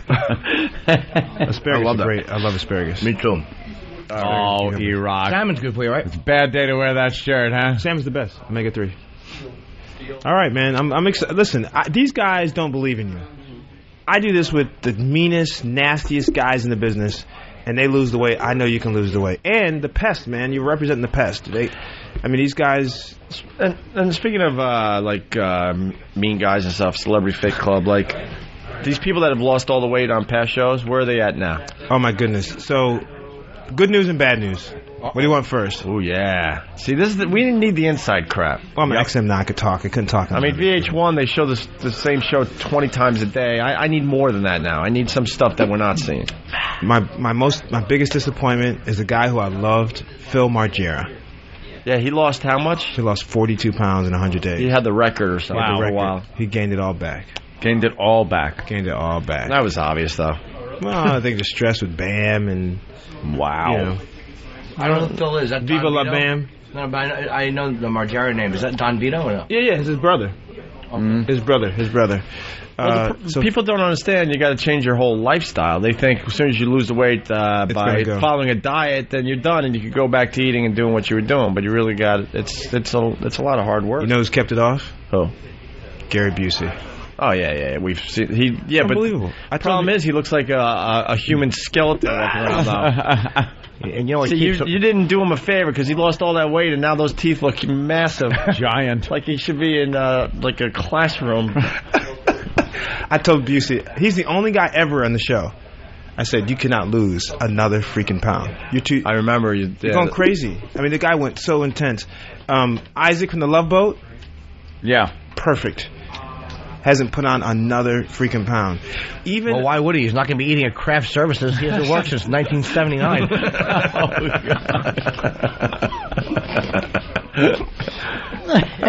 You guys. And Tiffany on the latest show. Ugh. Yuck. Big, huge boobies. Yeah, I saw what you did there. But you don't like the... Who you think you're talking to? Yeah, I'll let that slide. Not digging on the Tiffany. Let everyone know that you just made the international sign for big boobies. International sign. Universally accepted. Right. So, this is international. She was in Playboy. She's in Playboy, though. 4 years ago, and now she wants to get back down to her Playboy weight. She is. Really? She was never hot, by the way. I'm sorry. Maybe she had her body in shape, but the face. Ugh. Yeah. Sorry, Dr. Ian. I'm sure you can't talk bad about anybody. Wasn't that back in fucking 1988 or something? What, the Playboy? No, when she was popular. Yeah. Oh yeah, but then we're alone. Then now. she got popular because she went into Playboy. She was a kid a few years back. And she says on the show, she says she wanted to change her image from being the kid star, so she did the Playboy thing. Looked very good on the cover of Playboy. I didn't see the spread, but looked very good. And she totally just, married, kid, the whole thing. Kind of get out of shape. But I gotta tell you. Sometimes when you look up, when you're sitting there, these women, they really go, from show 1 to show 8, they really look totally different. When you see her in show 8. It's only 8 shows? 8 shows, over 100 days. Why does it take fucking 6 months? Jesus. What's VH1 doing? That's like a marathon. I could do that on a Sunday. That's why I said you guys got to be on the freaking TV. What's wrong? Why don't you give us the the DVD of all the episodes right now? I'll get it to you. Just do a marathon. I don't want to wait around. Love the marathon. Any more updates on anybody else from the show? Jack A. Jack A. Yeah. Yes, Jack A. She's kept it all off. Takara. She was the plus size model. Yeah, something about her is really hot. The boobs again, you think? No, I gave you this was the international sign. She's very voluptuous. She's very curvy. Well, when it comes to like big broads, I mean, there's something really sexy about her. I gotta tell you something. She did a spread in King magazine. That's a black magazine. That's the black Maxim. I know. Brother Louise turned me on to King magazine, and I thank him. Yeah? Oh, yeah. Can I tell you some stuff in that magazine? Oh, man, there's some stuff. I mean, it's like... It is the black Maxim. It really is. Yeah? It's all about booties and... Can I tell you something? As a scientist, I look at that and say... There's something anatomically not right with some of these bodies. Like, you just can't believe... You think that people like... You Photoshop a picture? Yeah. Because they're so, like, their waists are this big. Then all of a sudden, big booty, that's because they were bred with the big bucks back in the day. Yeah, right? So Takara's doing great. And tell Anthony about King magazine, though. It's all like, dude, it's like Maxim, so they don't get naked, but they show off. Yeah, show off enough. I'm going to be honest with you. Black women. Honest with you. If you want to find a magazine where you're just like, every page you're like, holy cow, what is that? And if you don't have an aversion to black women, if you're fine with black women, you would love this magazine. Bam! A lot of that, like a lot of the back going in, and then the shelf. Then the shelf. They do go shelf. Is it crazy or what? I remember you and I were in a strip club in Atlanta when we were thinking about moving down there, and there was a black stripper there, and I remember she was like doing her thing, and I thought that she had a shelf, and it was like, is that an extra body part that white women don't have? When you see it without pants on, you're like, what? Whoa. There's extra like meat back there.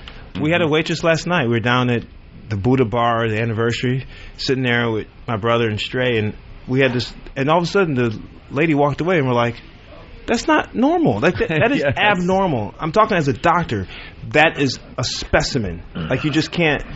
You almost look. Sometimes you do look more at an ass like that than you do a hot woman's ass. Like if a hot woman's walking down the street, and you'll give the turn of the head, look at the ass, and go, that's nice.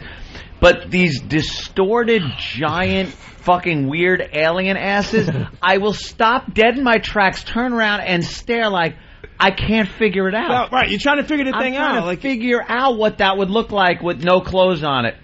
Oh. Speaking of Tiffany naked, here you go. You saw this. Did you see this a few years back? Yeah. I mean, she looks great. All right, she looks unbelievable there, but her face doesn't look like that.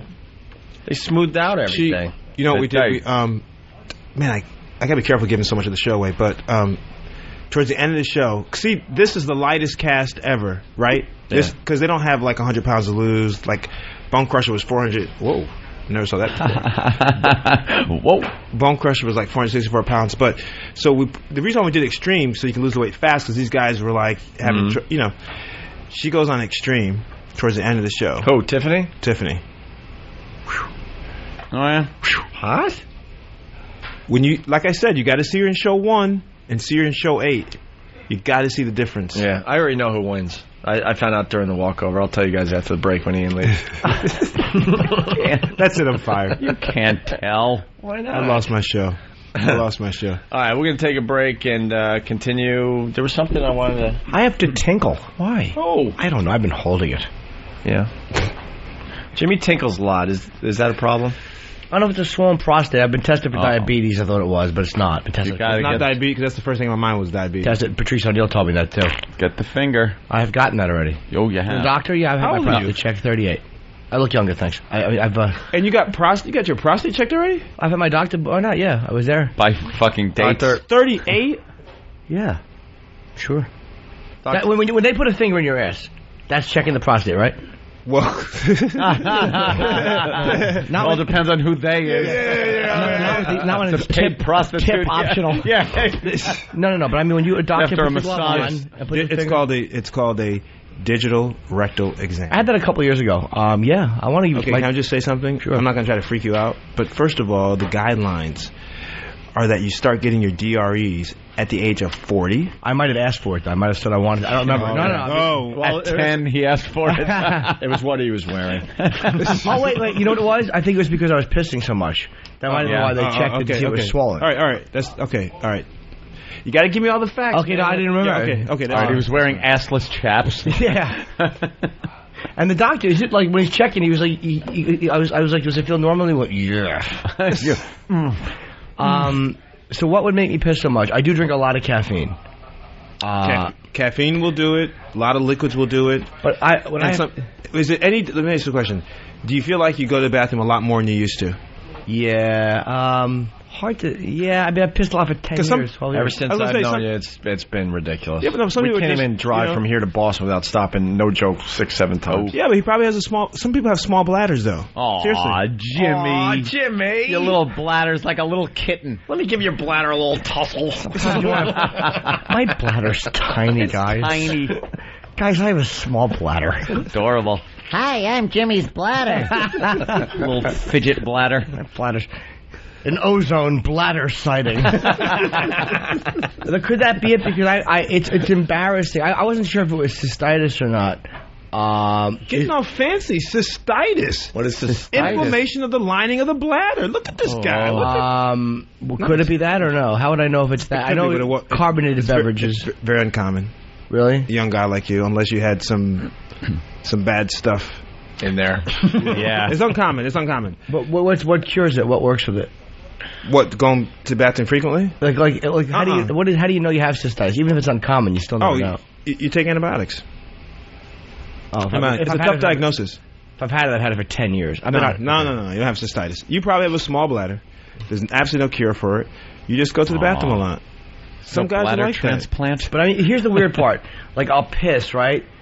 And then I'll go back to bed, and a few minutes later I have to piss again. Or not a few minutes later, but a lot of times I'll wake up and have to piss again. It's like I haven't taken any more fluid. That's a whole different thing. You're saying you go to the bathroom, and then within an hour you got to go again? Maybe not an hour, but I mean, it depends. A part of it's psychosomatic. Depends might be the solution. But no, it depends. Very nice. Sometimes, sometimes an hour later. You know what you need? You need what's called a void test. You need to see if you're getting all of your stuff out at once. Okay, I don't think I am, and I'll tell you why. Like a lot of times I'll go piss on the plane, and then I sit down, and a few minutes later, you know like the feeling when you have to piss? Like, right. I feel it 5 minutes later. It's like I know that there's something not right. Like I'm not voiding everything. There's something. What's that mean? I don't know. Like, retention. It's called urinary retention. Listen to me sound like a freaking. This is good stuff. Come on the show to have fun, guys. Okay, this is fun. When talking about Jimmy pissing. You need to have a void test to make sure that you're emptying your bladder completely. Because what happens is if you don't empty it, then very soon afterward you feel like the urge to go to the bathroom again. Yes. And you go, and that could be the issue. It's not an infection. It's that you're not voiding completely. But how do I void completely? Charles remembers. Hopefully there's no blockage. But if there's a blockage, what would it be? Oh, no. I know I've had this for so many years. Here it comes. If it was cancer or something. Jesus. No, you did. No, I don't think it is. No, it's not. No. If you had cancer for 10 years, you'd be dead. Yeah, I would know it. If you had cancer for 10 years, you'd be dead. Thank you, doctor. But I mean, what kind of blockage could it be? Anatomical. Sometimes the neck of the bladder. It's a okay. Because I've had invasive surgery once. It's funny. It's right around where my appendix scar is. My appendix burst when I was 7. Whoa! Oh, look at more info now. See what I told you guys. All this stuff. You had surgery, invasive surgery near the bladder. I don't know where the bladder is compared to the appendix, but I mean they had to go in and fish through my back. Your appendix is lower. They had to fish through your back. I mean, like my appendix scar is right there. Yeah. Right. They burst. No, I don't lift my stomach. It's fucking annoying. That's my appendix scar there. Yeah, I had to show the doctor my fat stomach. You're not fat. I'm they have to go and get the poison out and shit. Yeah. They burst. Wow. Oh, you had a burst appendix? Burst appendix. At a very young age. Very rare. 7. At 7? Yeah, they fucking... I'll never forget. Dr. Halapopoulos in Edison saved my life. They could have died from that, man. They blasted. So, so I'm wondering, could something have happened during that surgery, or could he have sewn something? Sometimes when you have surgery like that, you could have scar tissue form, and the scar tissue, believe it or not, could grow. Sounds crazy, but the scar tissue can grow, and it can become a physical impediment. I don't know what happened. This is how many years later. What I would do if I were in your situation, I'd go to my urologist. I say exactly what you're saying. I keep going to the bathroom. You're a young guy. Old guys is different, by the way. Yeah. Young guy, no diabetes. And I'd look to make sure that there was no kind of obstruction. They do a quick little urine flow thing. They put it on the screen and see if you're emptying your bladder. Boom. You're done. And I think that you just have a small bladder. That's my guess. But why would I have to go? This is when I sit down on the plane again. Why would it feel like something hit? Like I don't feel something shift, but all of a sudden I feel like there's more liquid in there, and I haven't drank any more liquid. It's like that to me is like I have to piss again. That's the weird part. That's the retention part. Jimmy's pouring his heart out about his bladder, and we're looking at ghetto booty. Ghetto booty. Oh, I don't blame ass. you. This is what you see shifting back and forth. Thank you to whoever sent this in. Damn. It's a feedback. A God YouTube video damn. called "Ghetto Booty." See, that's a shelf. That's like an extra part that white women just don't have. No. Oh my goodness. And that's why the NBA is filled with black basketball players. It's moving with a mind of its own. Wow. That ass is moving completely independent of her upper section. She looks like an ant with a separate thorax and abdomen. You know who had someone like that, by the way? Lawrence Taylor. We're at the Pro Bowl, and everyone's like, "There's Lawrence Taylor. There's Lawrence Taylor." So we get up to say, "What's up to him?" And the lady he's with, you're seeing her straight on. Oh, no. All of a sudden, they start walking towards the beach. I swear, I absolutely swear, and I'm a brother, so I see booties all my life, right? It looked like someone had taken two basketballs, squeezed them together, and jammed it into her dress. It was everyone on the beach. We're in Hawaii. We're on the beach. Everyone is stopping. Old white dudes, old ladies on canes. They're like, did it look good? It was interesting. In a weird way. Cartoonish. I got an observation that has to be said. You got Dr. Ian Smith, very respectable. He's got these diet books, New York Times bestseller, Celebrity Fit Club, germaphobe, right? A little bit. Germaphobe. A little bit. He's a dirty boy, though. I think. Yeah, Jimmy knows. Jimmy knows. No. It's got to be said. No. You're a dirty It's very well kempt. You see his nails? You got something. You got a manicure. Look at those nails, man. No. He's a neat freak and a responsible gentleman. Manicured. No. Shiny, nice. A neat freak and a responsible. Here's what he likes. He's a responsible gentleman. All right. Gentlemanly. It's time to turn the mirror on you, mister. Yeah, okay. Go on. His nickname is the German shit-filled kid. Oh, God. He has caviar party 1 through 40. I'm not saying, because I know you get a little paranoid, I'm not saying you act on anything, but Listen, I think a healthy imagination is good. There you go. See?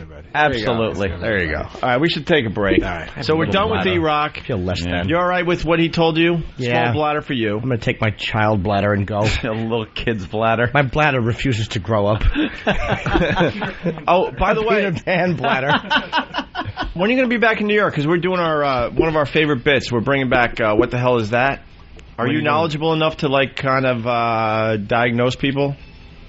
Not officially. Yeah, of course. They'll you mean like you give me some symptoms and whatever, and I say... Yeah, we did this bit a few years back. It was hilarious. What are you doing? One guy came in. What the hell is that? What the hell is that? They come in with some weird thing. One guy came in and only half the side of his face would sweat profusely when he ate spicy food. Oh, that's awesome. And then the doctors... Yeah. No, I mean, because it's like a medical anomaly.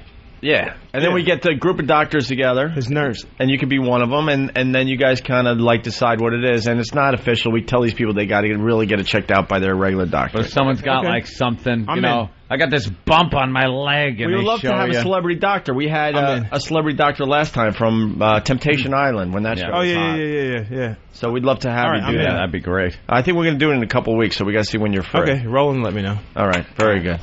And then we got to talk about fingers up the ass when we get back. I have to tinkle. That's fine. I went in for strep throat, and doctors, doing that. And I think Strep throat. I don't think I should have gotten that. Huh? Sue him, absolutely. Maybe the doctor was blind and Ope was facing the wrong way.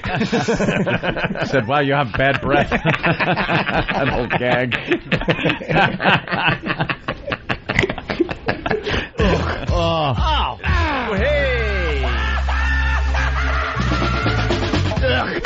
Hey!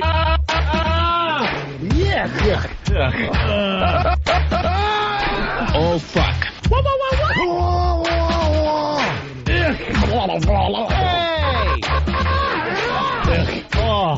Hey! Hey! What the hell's going on here? The Opie and Anthony Show. Awful. They're just awful. Awful people.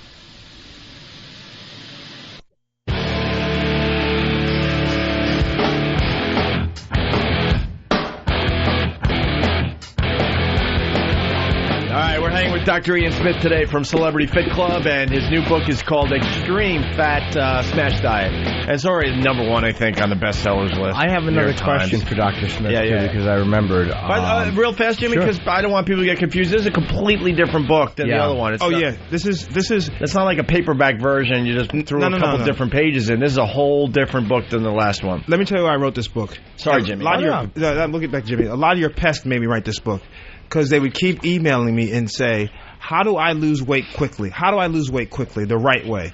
So I said, you know what? Let me figure out, can you do it in a healthy way? Because I can't tell them to do something crazy. You got to go to the lab and do some equations and stuff, right? And so this is the way to lose weight fast. 12 pounds in 3 weeks at least or more, but you do it healthy and you keep it off. We have a maintenance phase on here, but it's regular food. I mean, look at the recipes. It's it's glazed honey salmon. It's all kinds of stuff. It's chicken casserole. I love the chicken. Anyway, so we developed a book. This is about losing weight fast, but losing it in a healthy way. Because I got sick of telling people, don't lose it fast, lose it in a healthy way. So this is the healthy fast. So you know what? And this, and we live in this day and age where people want everything done immediately. So they're going on vacation, getting married. It's perfect because no one wants to invest all that time when you can do it in But you know what? It's extreme. And so you know what? Are you going to suffer? Well, no. But I'm telling people, listen. Suffer. I'm telling. Listen. Don't ask me to perform a miracle, and you're not willing to do what you got to do. You know what I mean? Like, here's the deal. I'll give you the plan, but you got to commit to it. Don't sit there and say, "Oh, but I don't want to exercise." What do you want to do?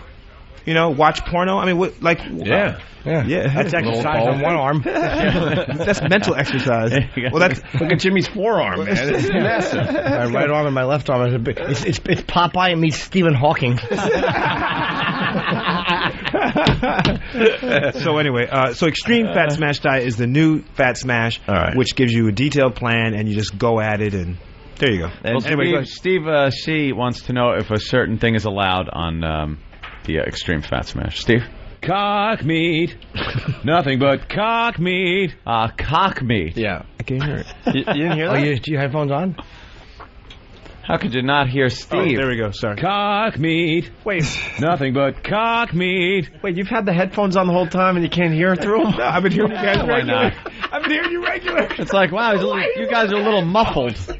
No, I could hear you, but I guess I was hearing you in the regular. Just muffled through the headphones, wearing earmuffs. Boy, he's not the sharpest doctor. That's like the stupidest thing I've ever done before. I got some advice for you. I think you might need to get your ears checked. I'd hate to go to his office.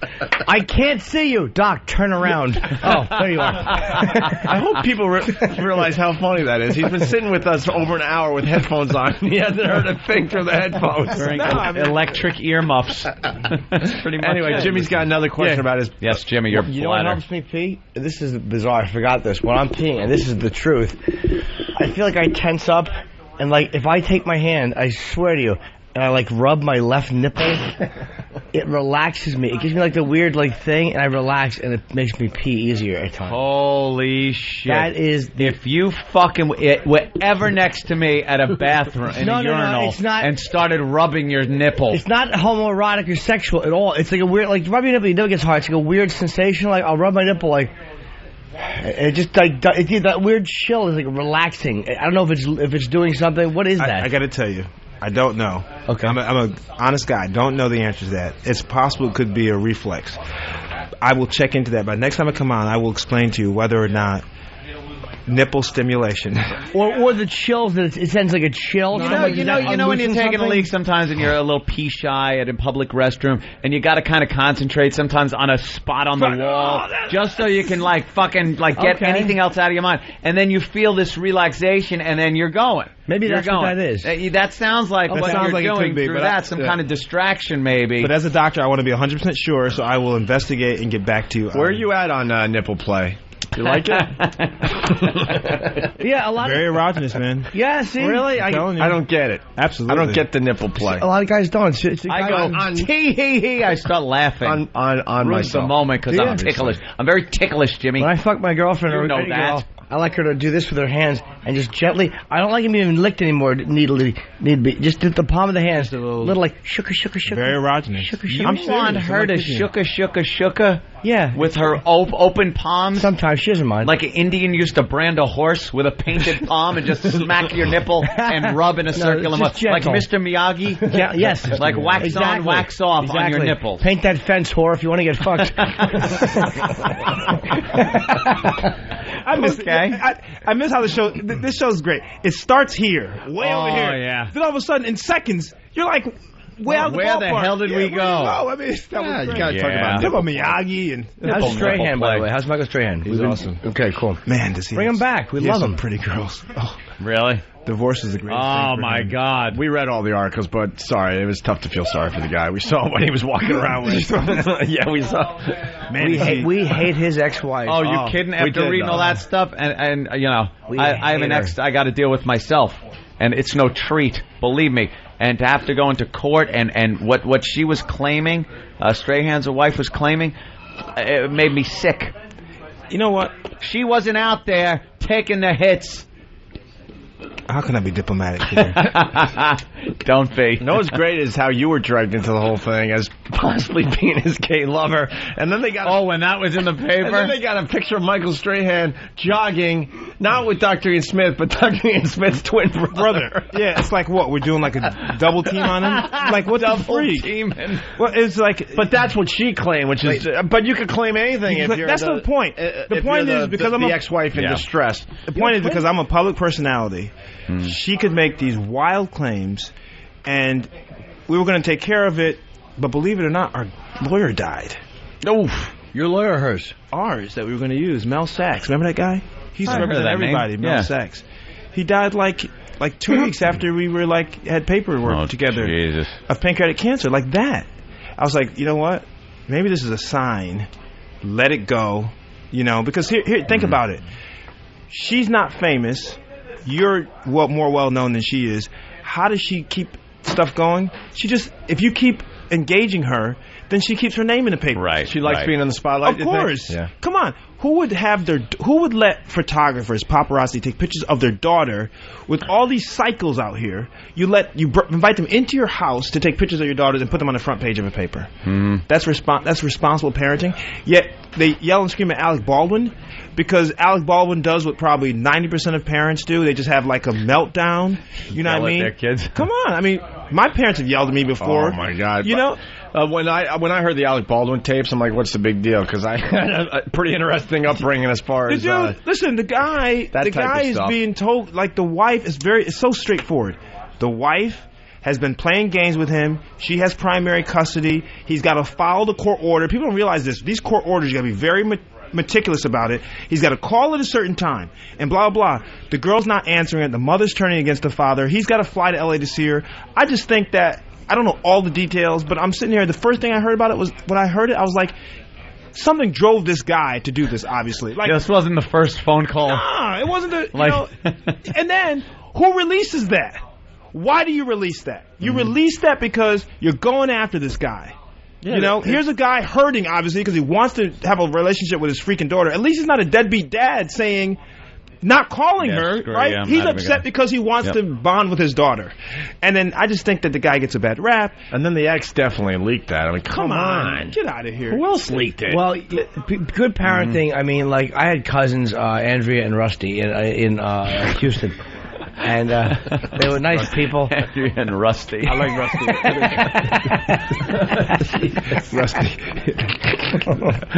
Where were we? Nipple play. So. No. What would Rusty? Let's talk about Rusty. What's that? What's up with Rusty? I don't know how he's doing. They had problems in the marriage. Uh-huh. You know. Why are you falling for this, Dr. Ian Smith? You're It's a doctor. true.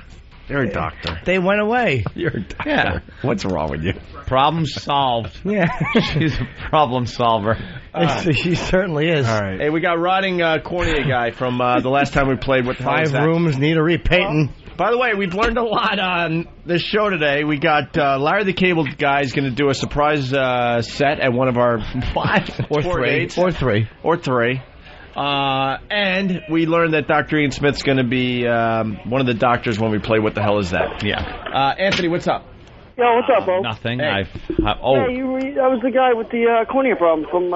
Yeah, he came in for What the Hell Is That? Let me tell Dr. Ian Smith, and he had kind of a cornea that was kind of disappearing on him. Really? Yeah. Yeah, Terrian's corneal. You ever hear of it? Say it again? Terrian's corneal disease. Never heard of it, but it sounds sickening. Yeah, it sounds pretty bad. That's eye AIDS. Like Opie said, though, I'm not blind, like you said, actually, the other day, Opie. Oh, would you get a cornea transplant? No, I never got the transplant. No such thing, really. No? Just kind of living with it, I guess. There is no such thing as a cornea transplant? Yes, I think I've heard about those. Of course there is. That's just creepy. It's gotta be. There is. Yeah, there is. Why don't you look into it? Sorry. Sorry for the joke. That was cornea. You know, lots of money, you know. I'm like you, I'm not rich, Hope. Oh, I see. You're right. I should have Get the right one. It couldn't have been cornea. Get the right. If you're going to go after one of the hosts, get the right host. How much? What are you going to do, lash me? How much sight do you got? Well, that eye is pretty blind still. I mean, it hasn't really gotten worse. It hasn't gotten better, but... Well, if you're not going to do anything for it, it's not going to get better. Of course not, sir. You're being very lowbrow. Well, it's not doing anything. I've had it examined numerous times, and they said, you know, it's still there. Educate yourself on this subject. Be an apt pupil. By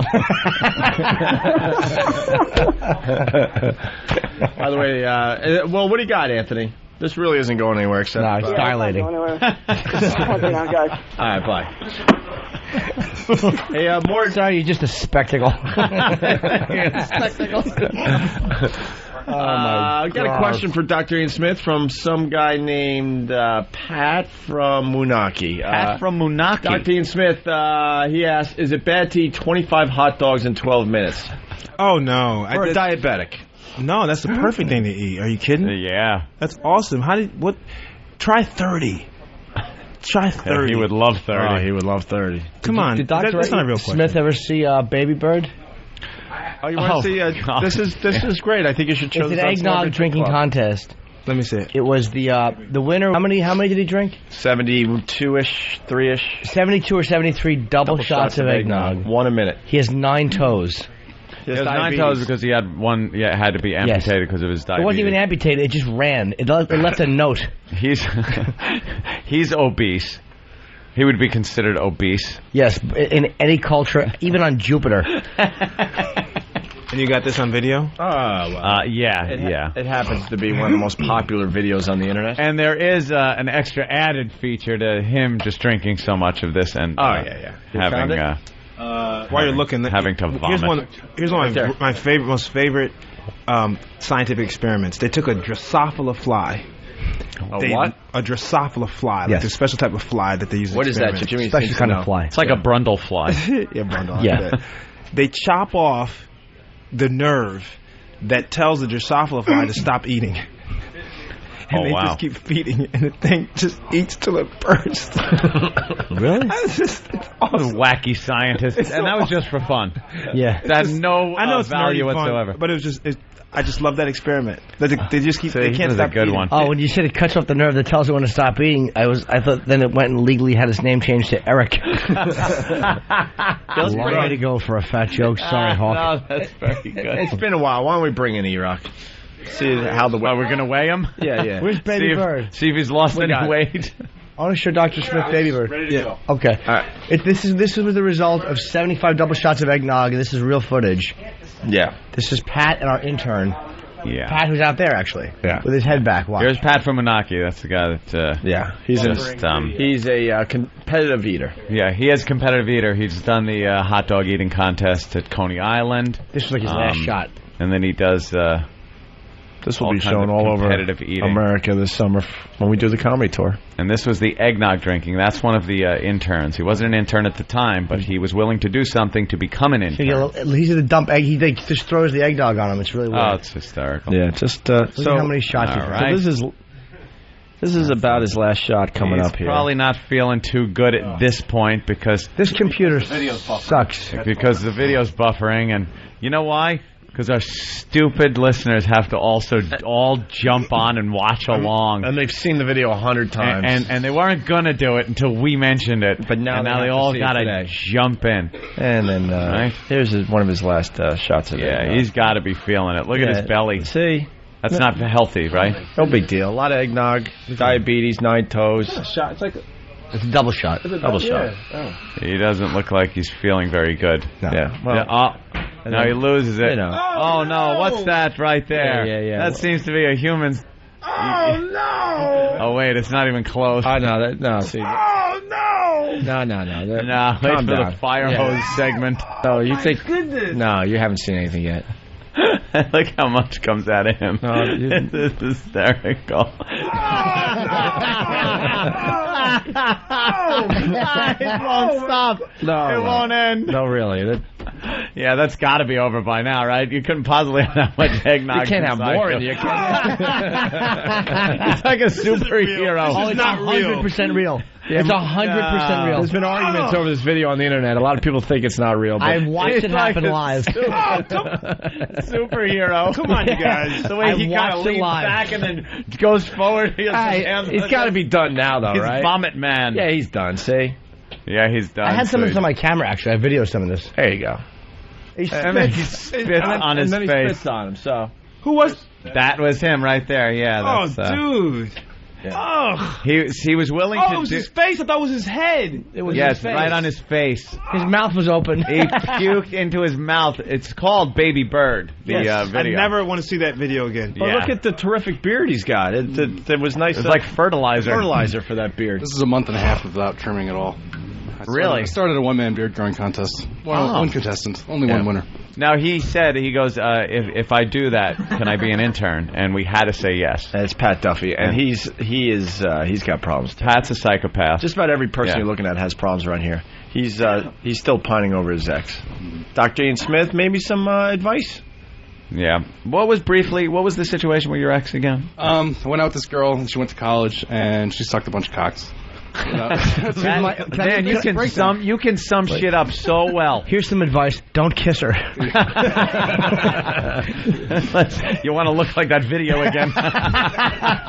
But Dr. Ian, some advice for a young guy. He's only 22, 23. I'll be 22 on Sunday. 22 on Sunday. Happy birthday! Wow, you're just a kid. 22 Maybe what? 13? And you're depressed. 13th, yes. You're depressed over this loose woman. Yes. Still angry. Angry, yeah, a lot of anger. How long ago has it been? Well, end of February is really when it culminated.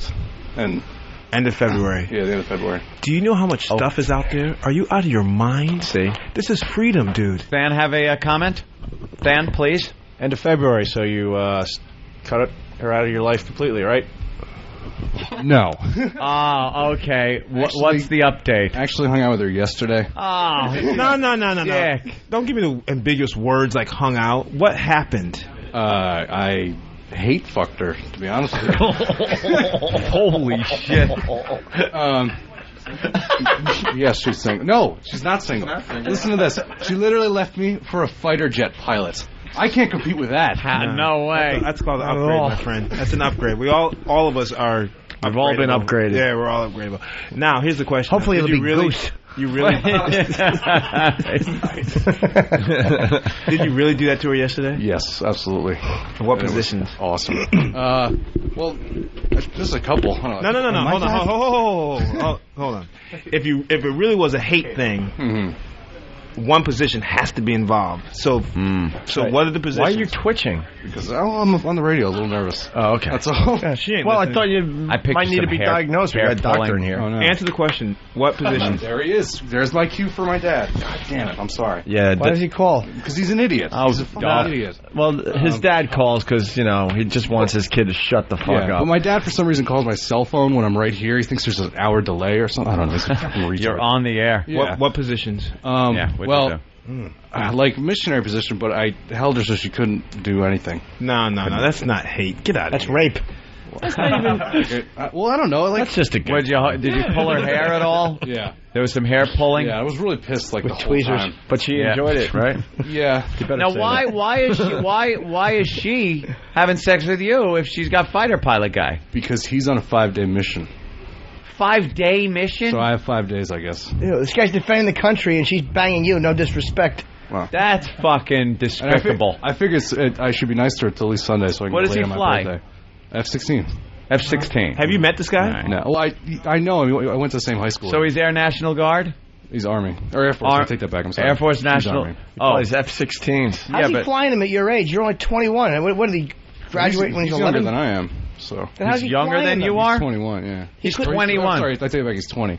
He's 20. He's not flying them yet. He's not flying them yet. He's He doesn't on a get to fighter take jet the wheel with me. yet. Hold On a the fighter phone. jet. There's something going on here. The guy's only 20. Mm-hmm.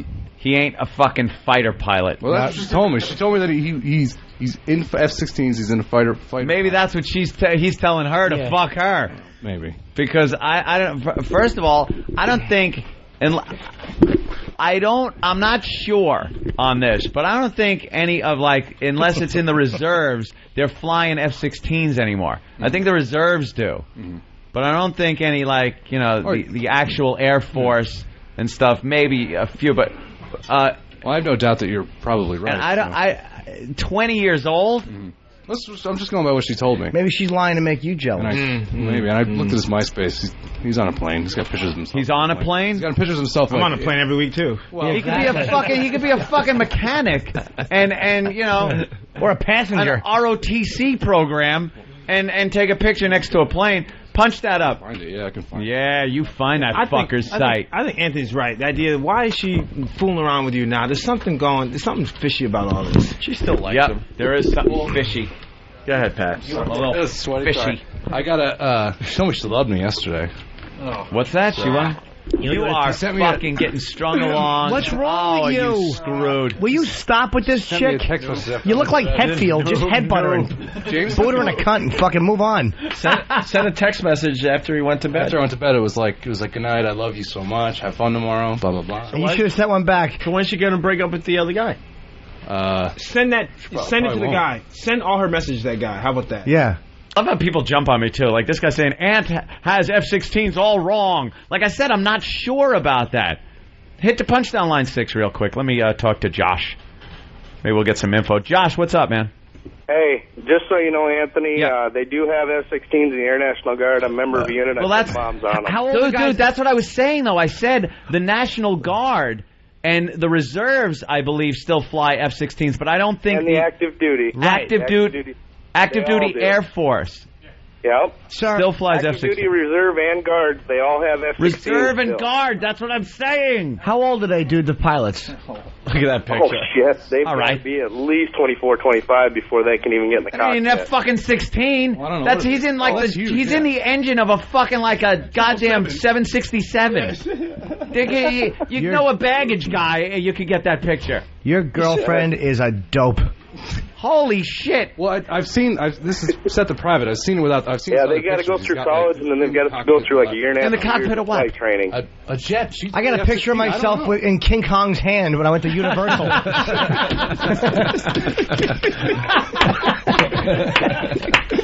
All right, thanks, Josh. Yep. All right. So this is interesting. Damn. Very interesting update here. Oh, that's funny. So she's not going to leave this guy, but she's saying that she loves you. Yeah. I don't know. It's really confusing. Yeah, it certainly is. There's a lot of deceit going on here. You have other girls? Yeah. I hope at least are you at least doing I your have thing? literally zero game whatsoever. I figure once I hook somebody, I got to do whatever I can to hold on. So that's really my plan with this one, I guess. Yeah. Why did I just say that to two countries? I'm retarded. In honor of her Top Gun thing, you ought to play "Take My Breath Away" and fuck her in the mouth. I was thinking it's a good thing Olivia Newton-John didn't sing that song. Why is Dr. God. taking his books and going home? Ripe for parody. All right, well, we should get him a date or something. I know it's hack radio, but... it's not even for a radio bit. First of all, I got to tell you public service. First of all, I got to say something. Yeah. Not a bad-looking guy. Okay, seriously. I mean, I might lose the beard. The puke in the face thing, you can put that behind you. Yeah, put that behind you. Don't bring that out on the first date. I think you get a little, you shave, get a little clean cut. I think that, all the listeners we got. Yeah. That should be the next thing, actually. Hook them up. Hook them up with a date. I think that would be awesome. That would be very There would absolutely be a All right, chick ladies, that would go out with you. If there are any ladies out there that want to be hate fucked, give the show a call. And we'll set you up with any Patrick girls that want to be with a guy that absolutely is in love and wants to be with some other girl. Phone in. He actually makes guitar sounds while he fucks you. He's like... The O&A blind date show. How about that? There we go. Yeah, that's it. Let's go to Wonderful. Pat from Menachie. Pat. Oh. Yeah. Hey. Here it is. This is the guy What's that up, did guys? the puking. Hey, Pat. You're on with Dr. Ian Smith. Damn it, I wanted to keep that Oh, hi, doctor. What's up, Pat? I can't seem to lose weight, and I can't figure out why. Hold on. Shut up. Wait a minute. Yeah, remember this? You know what song this is? Welcome to the Danger Zone. What movie is this from? Top fucking Yeah. Yeah, let's listen.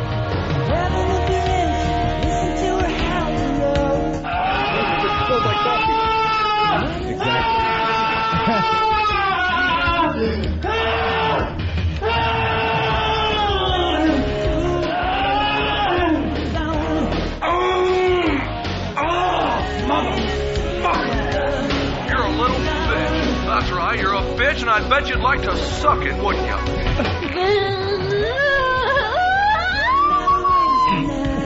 Don't just stare at it, eat it. Yeah. Good old Top Gun. Oh, he was a little gay, wasn't it? That was awful. Goddamn rich cunt! Like you, rich cunt!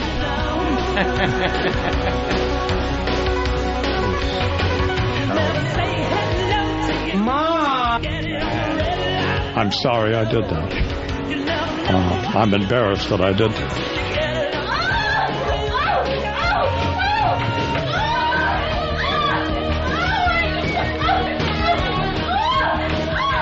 Cock meat. Nothing but cock meat.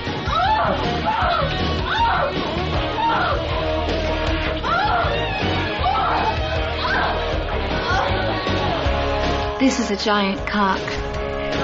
Show me how you suck a guy's cock. The last time I'm going to ask you. Oh, stop treating me like a whore. Show me with your mouth. Show me with your mouth. You're a filthy whore! You ever suck a guy's cock?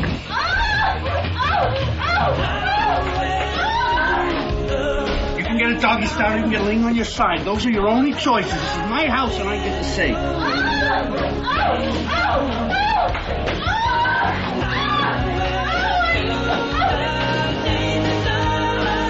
My vagina.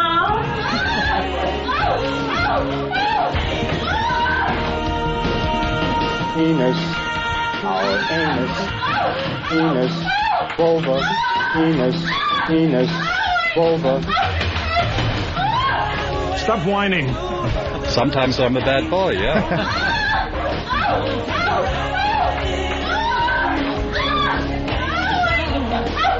The attitude dictates that you don't care whether she comes, stays, lays, or prays. I mean, whatever happens, your toes are still pampered. You're gonna be okay! You're gonna be okay! Hello, cutie pie.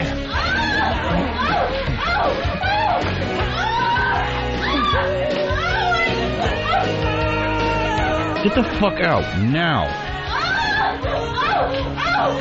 Grr, grr, grr, grr, grr, grr, grr, grr, grr.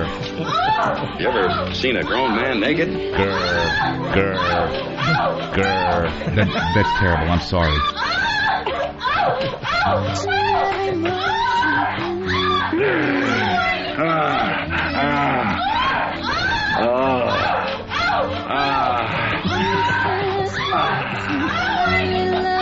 She was very badly raped, you see. Victim of the morning,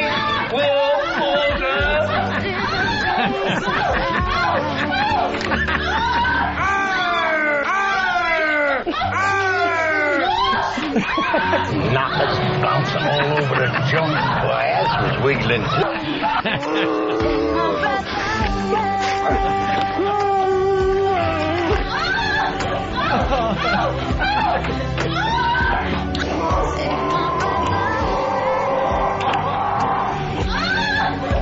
said, I can smell your cunt.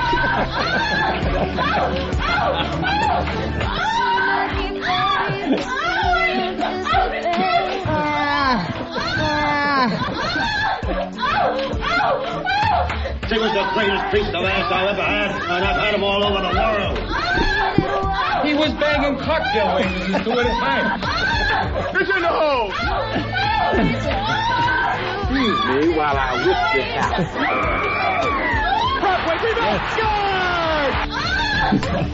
Hey, where are the white women at? Hey, everybody, we're all gonna get laid.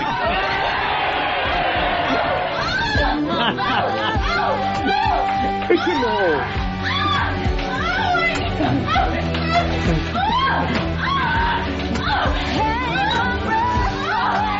I get nothing. Is that supposed to be sexy? Get on your hands and knees like a dog. That's it! Crawl around like a dog! You're gonna be okay!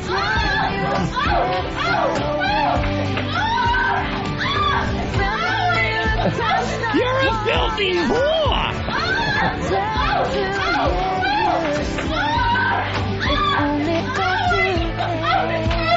You want to eat me? Let's go!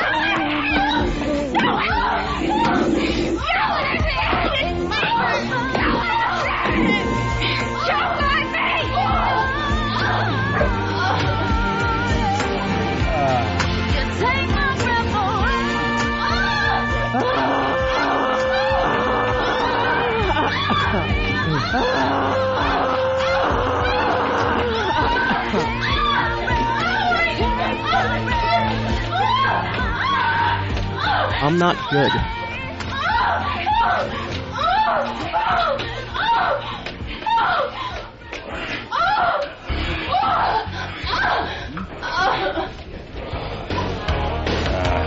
Yeah.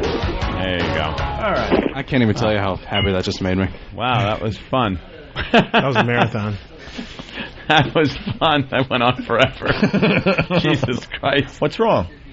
I just got a message that I'm late for my editor. Oh no. I got I totally... All right, get out of here. Get out of here. Extreme Fat Smash Diet. Yes. Dr. Ian Smith. It's a brand new book. It's brand new. You'll lose the weight faster. You know, I got to shoot Using this something book. for HBO in like less than 4 weeks, and I want to use this and lose like 10 or 12 pounds. That would be a huge endorsement from Mr. No, but I really want to. I really want to use it. It will happen. You know, you get a lot of questions of the truckers. This is my decision, by the way, because all you truckers, every time I come on your show, how can truckers lose weight? Here's my deal with the truckers on your show. This is the last thing I'm going to say. Extreme Fat Smash Diet will work for them, but if they get the book and email me, I will modify it for truckers. How about that? What, do you have a murdered hitchhiker on the front of it?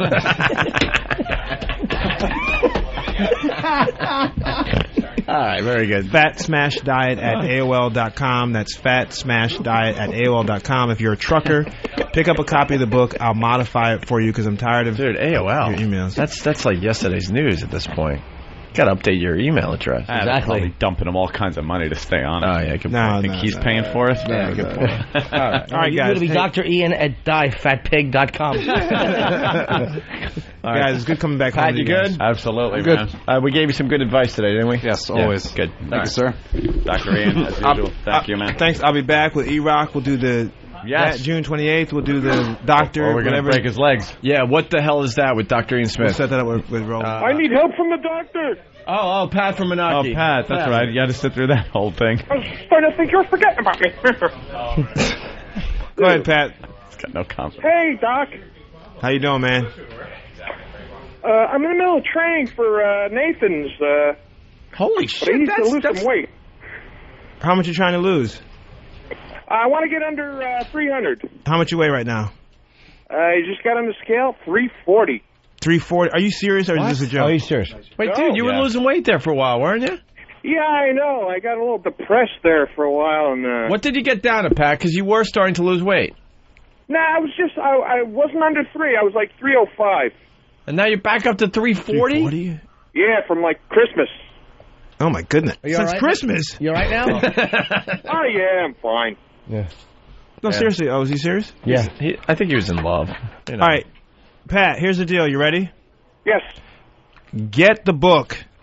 Okay? Okay. Because I can't say the whole diet on air, obviously. It's a book, but it's an easy-to-read book. It's Extreme Fat Smash Diet. Get it on Amazon. Save yourself $1. Get it on Amazon for $8.37. I don't care how you get it.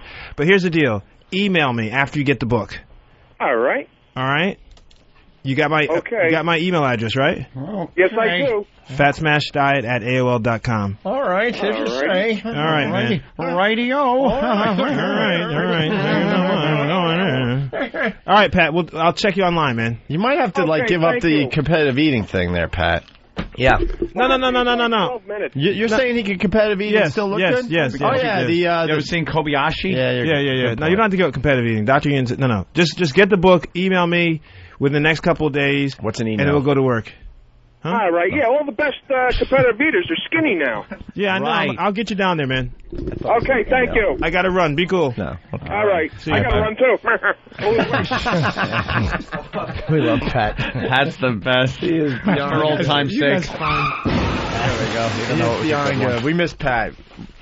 All our regulars have been staying away lately for some reason. I don't know why. The hell. Toxic environment? Probably. By Constant Ian. ridicule. All right, Ian.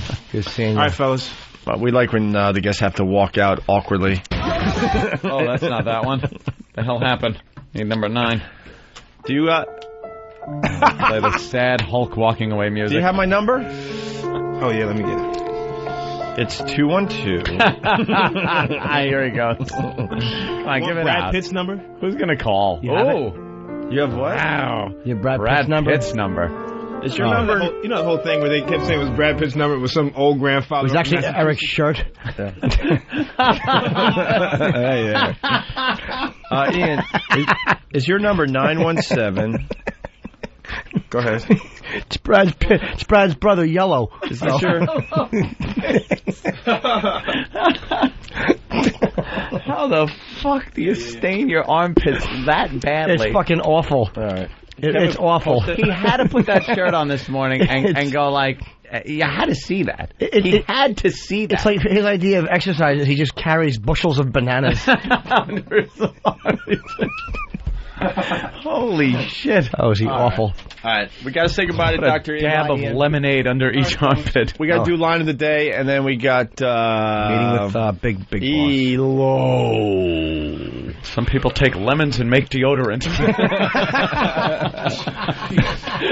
E-Rock never disappoints, though, man. Oh, he's the greatest. Take care, buddy. Good seeing you. All right. Thanks, Dr. Ian Smith. That was fun today. One runner-up line of the day. Wow. Really. They would taunt me with songs like Old E-Rock Shirt.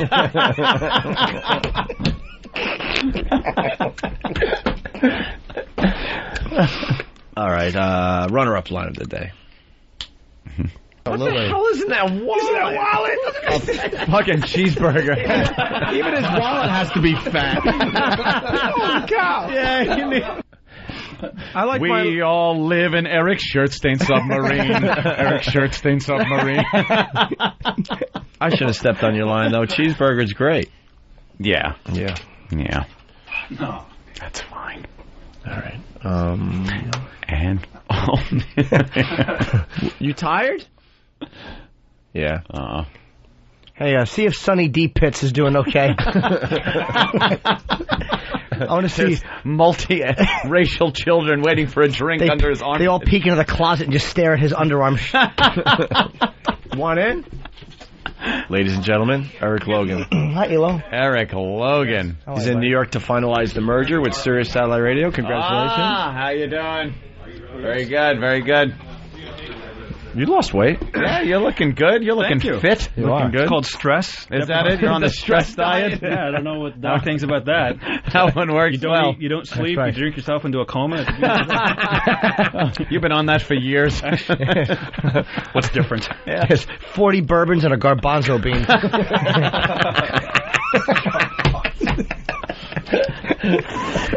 I don't even know what a garbanzo bean is, but it's very funny. That's what those bourbons are. No, he didn't say, I don't know what that bourbon is. Yeah, exactly. It's not the bourbon party disputes. I wouldn't eat a bean. Those are unhealthy. It's carbs. Makes me fart a lot. What do you think? You're crazy? All right, you're here. Look at that one. Yeah, who's that?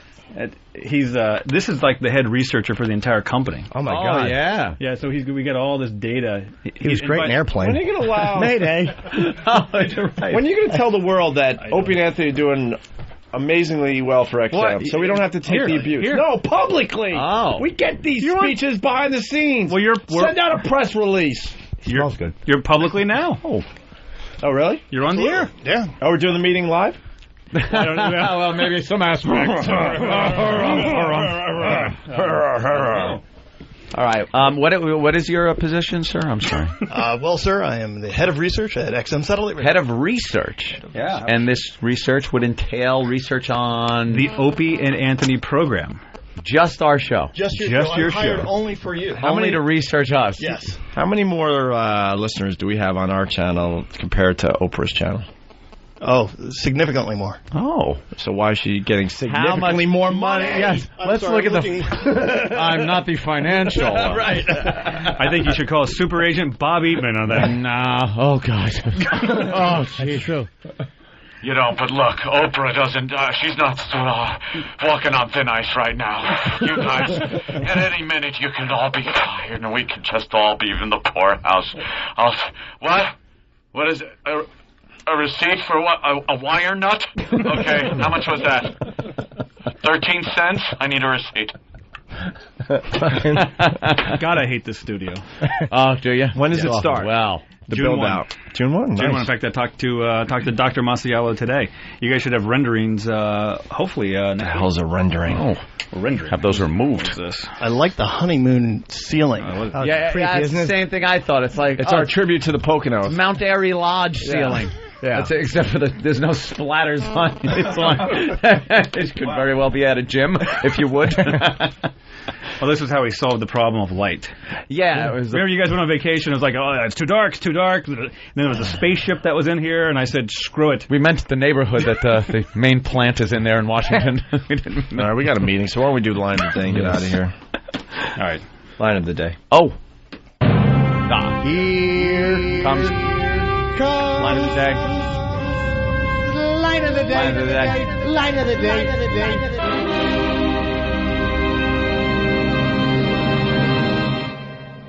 What do you want to do?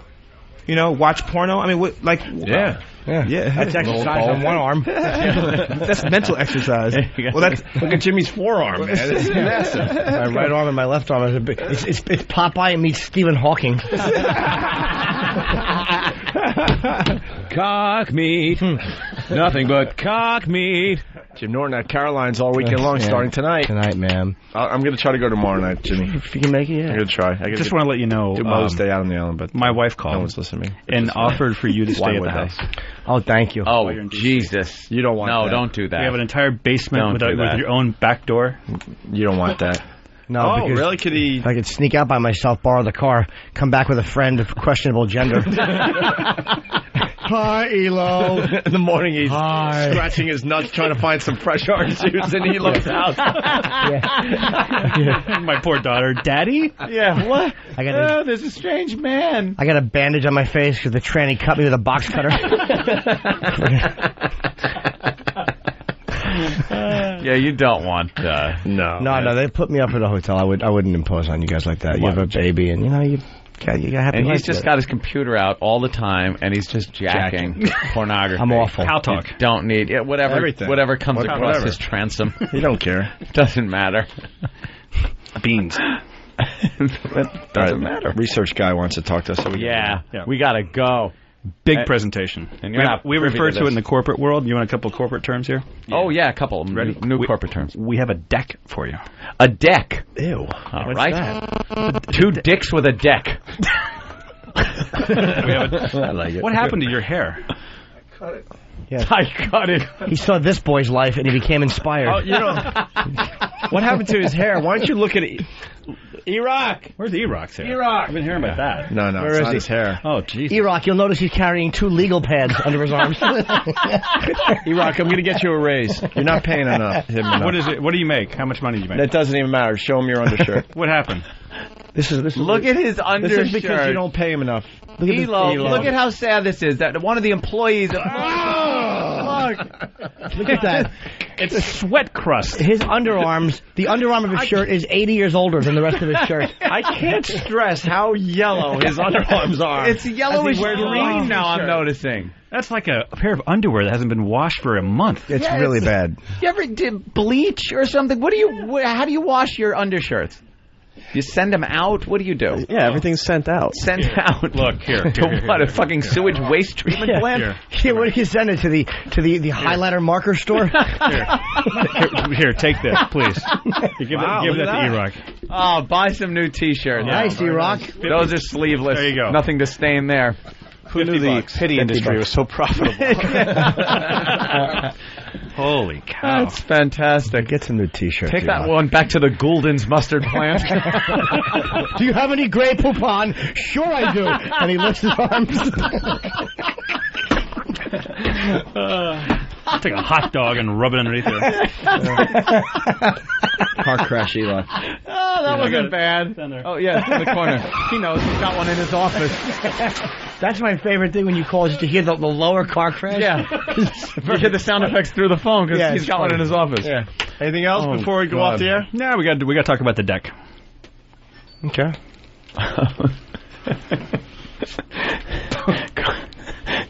Is it true that cars slow down when you raise your arms?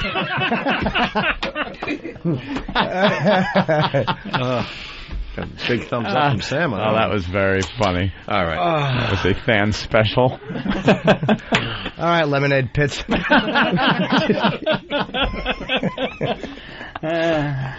Dan Green's a better color. Wow. Oh, sorry. You don't fuck with the research guy. You can skewer the numbers. Exactly. You have to be nice to him.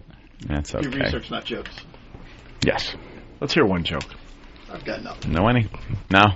Even from a joke book. From a joke book. What do we have?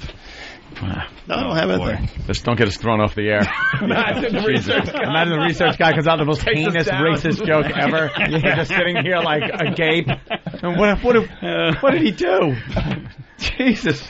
He didn't even get to tell us how well we're doing. All right, let's get out of here. Come on. There will always be retarded idiots to entertain us with their stupidity. Mindless, crotch-grabbing Anthony. Mindless, crotch-grabbing Anthony. People grabbing their crotches and saying, suck it. The Opie and Anthony Show. Suck it. Love the show. Mindless. Opie and Anthony.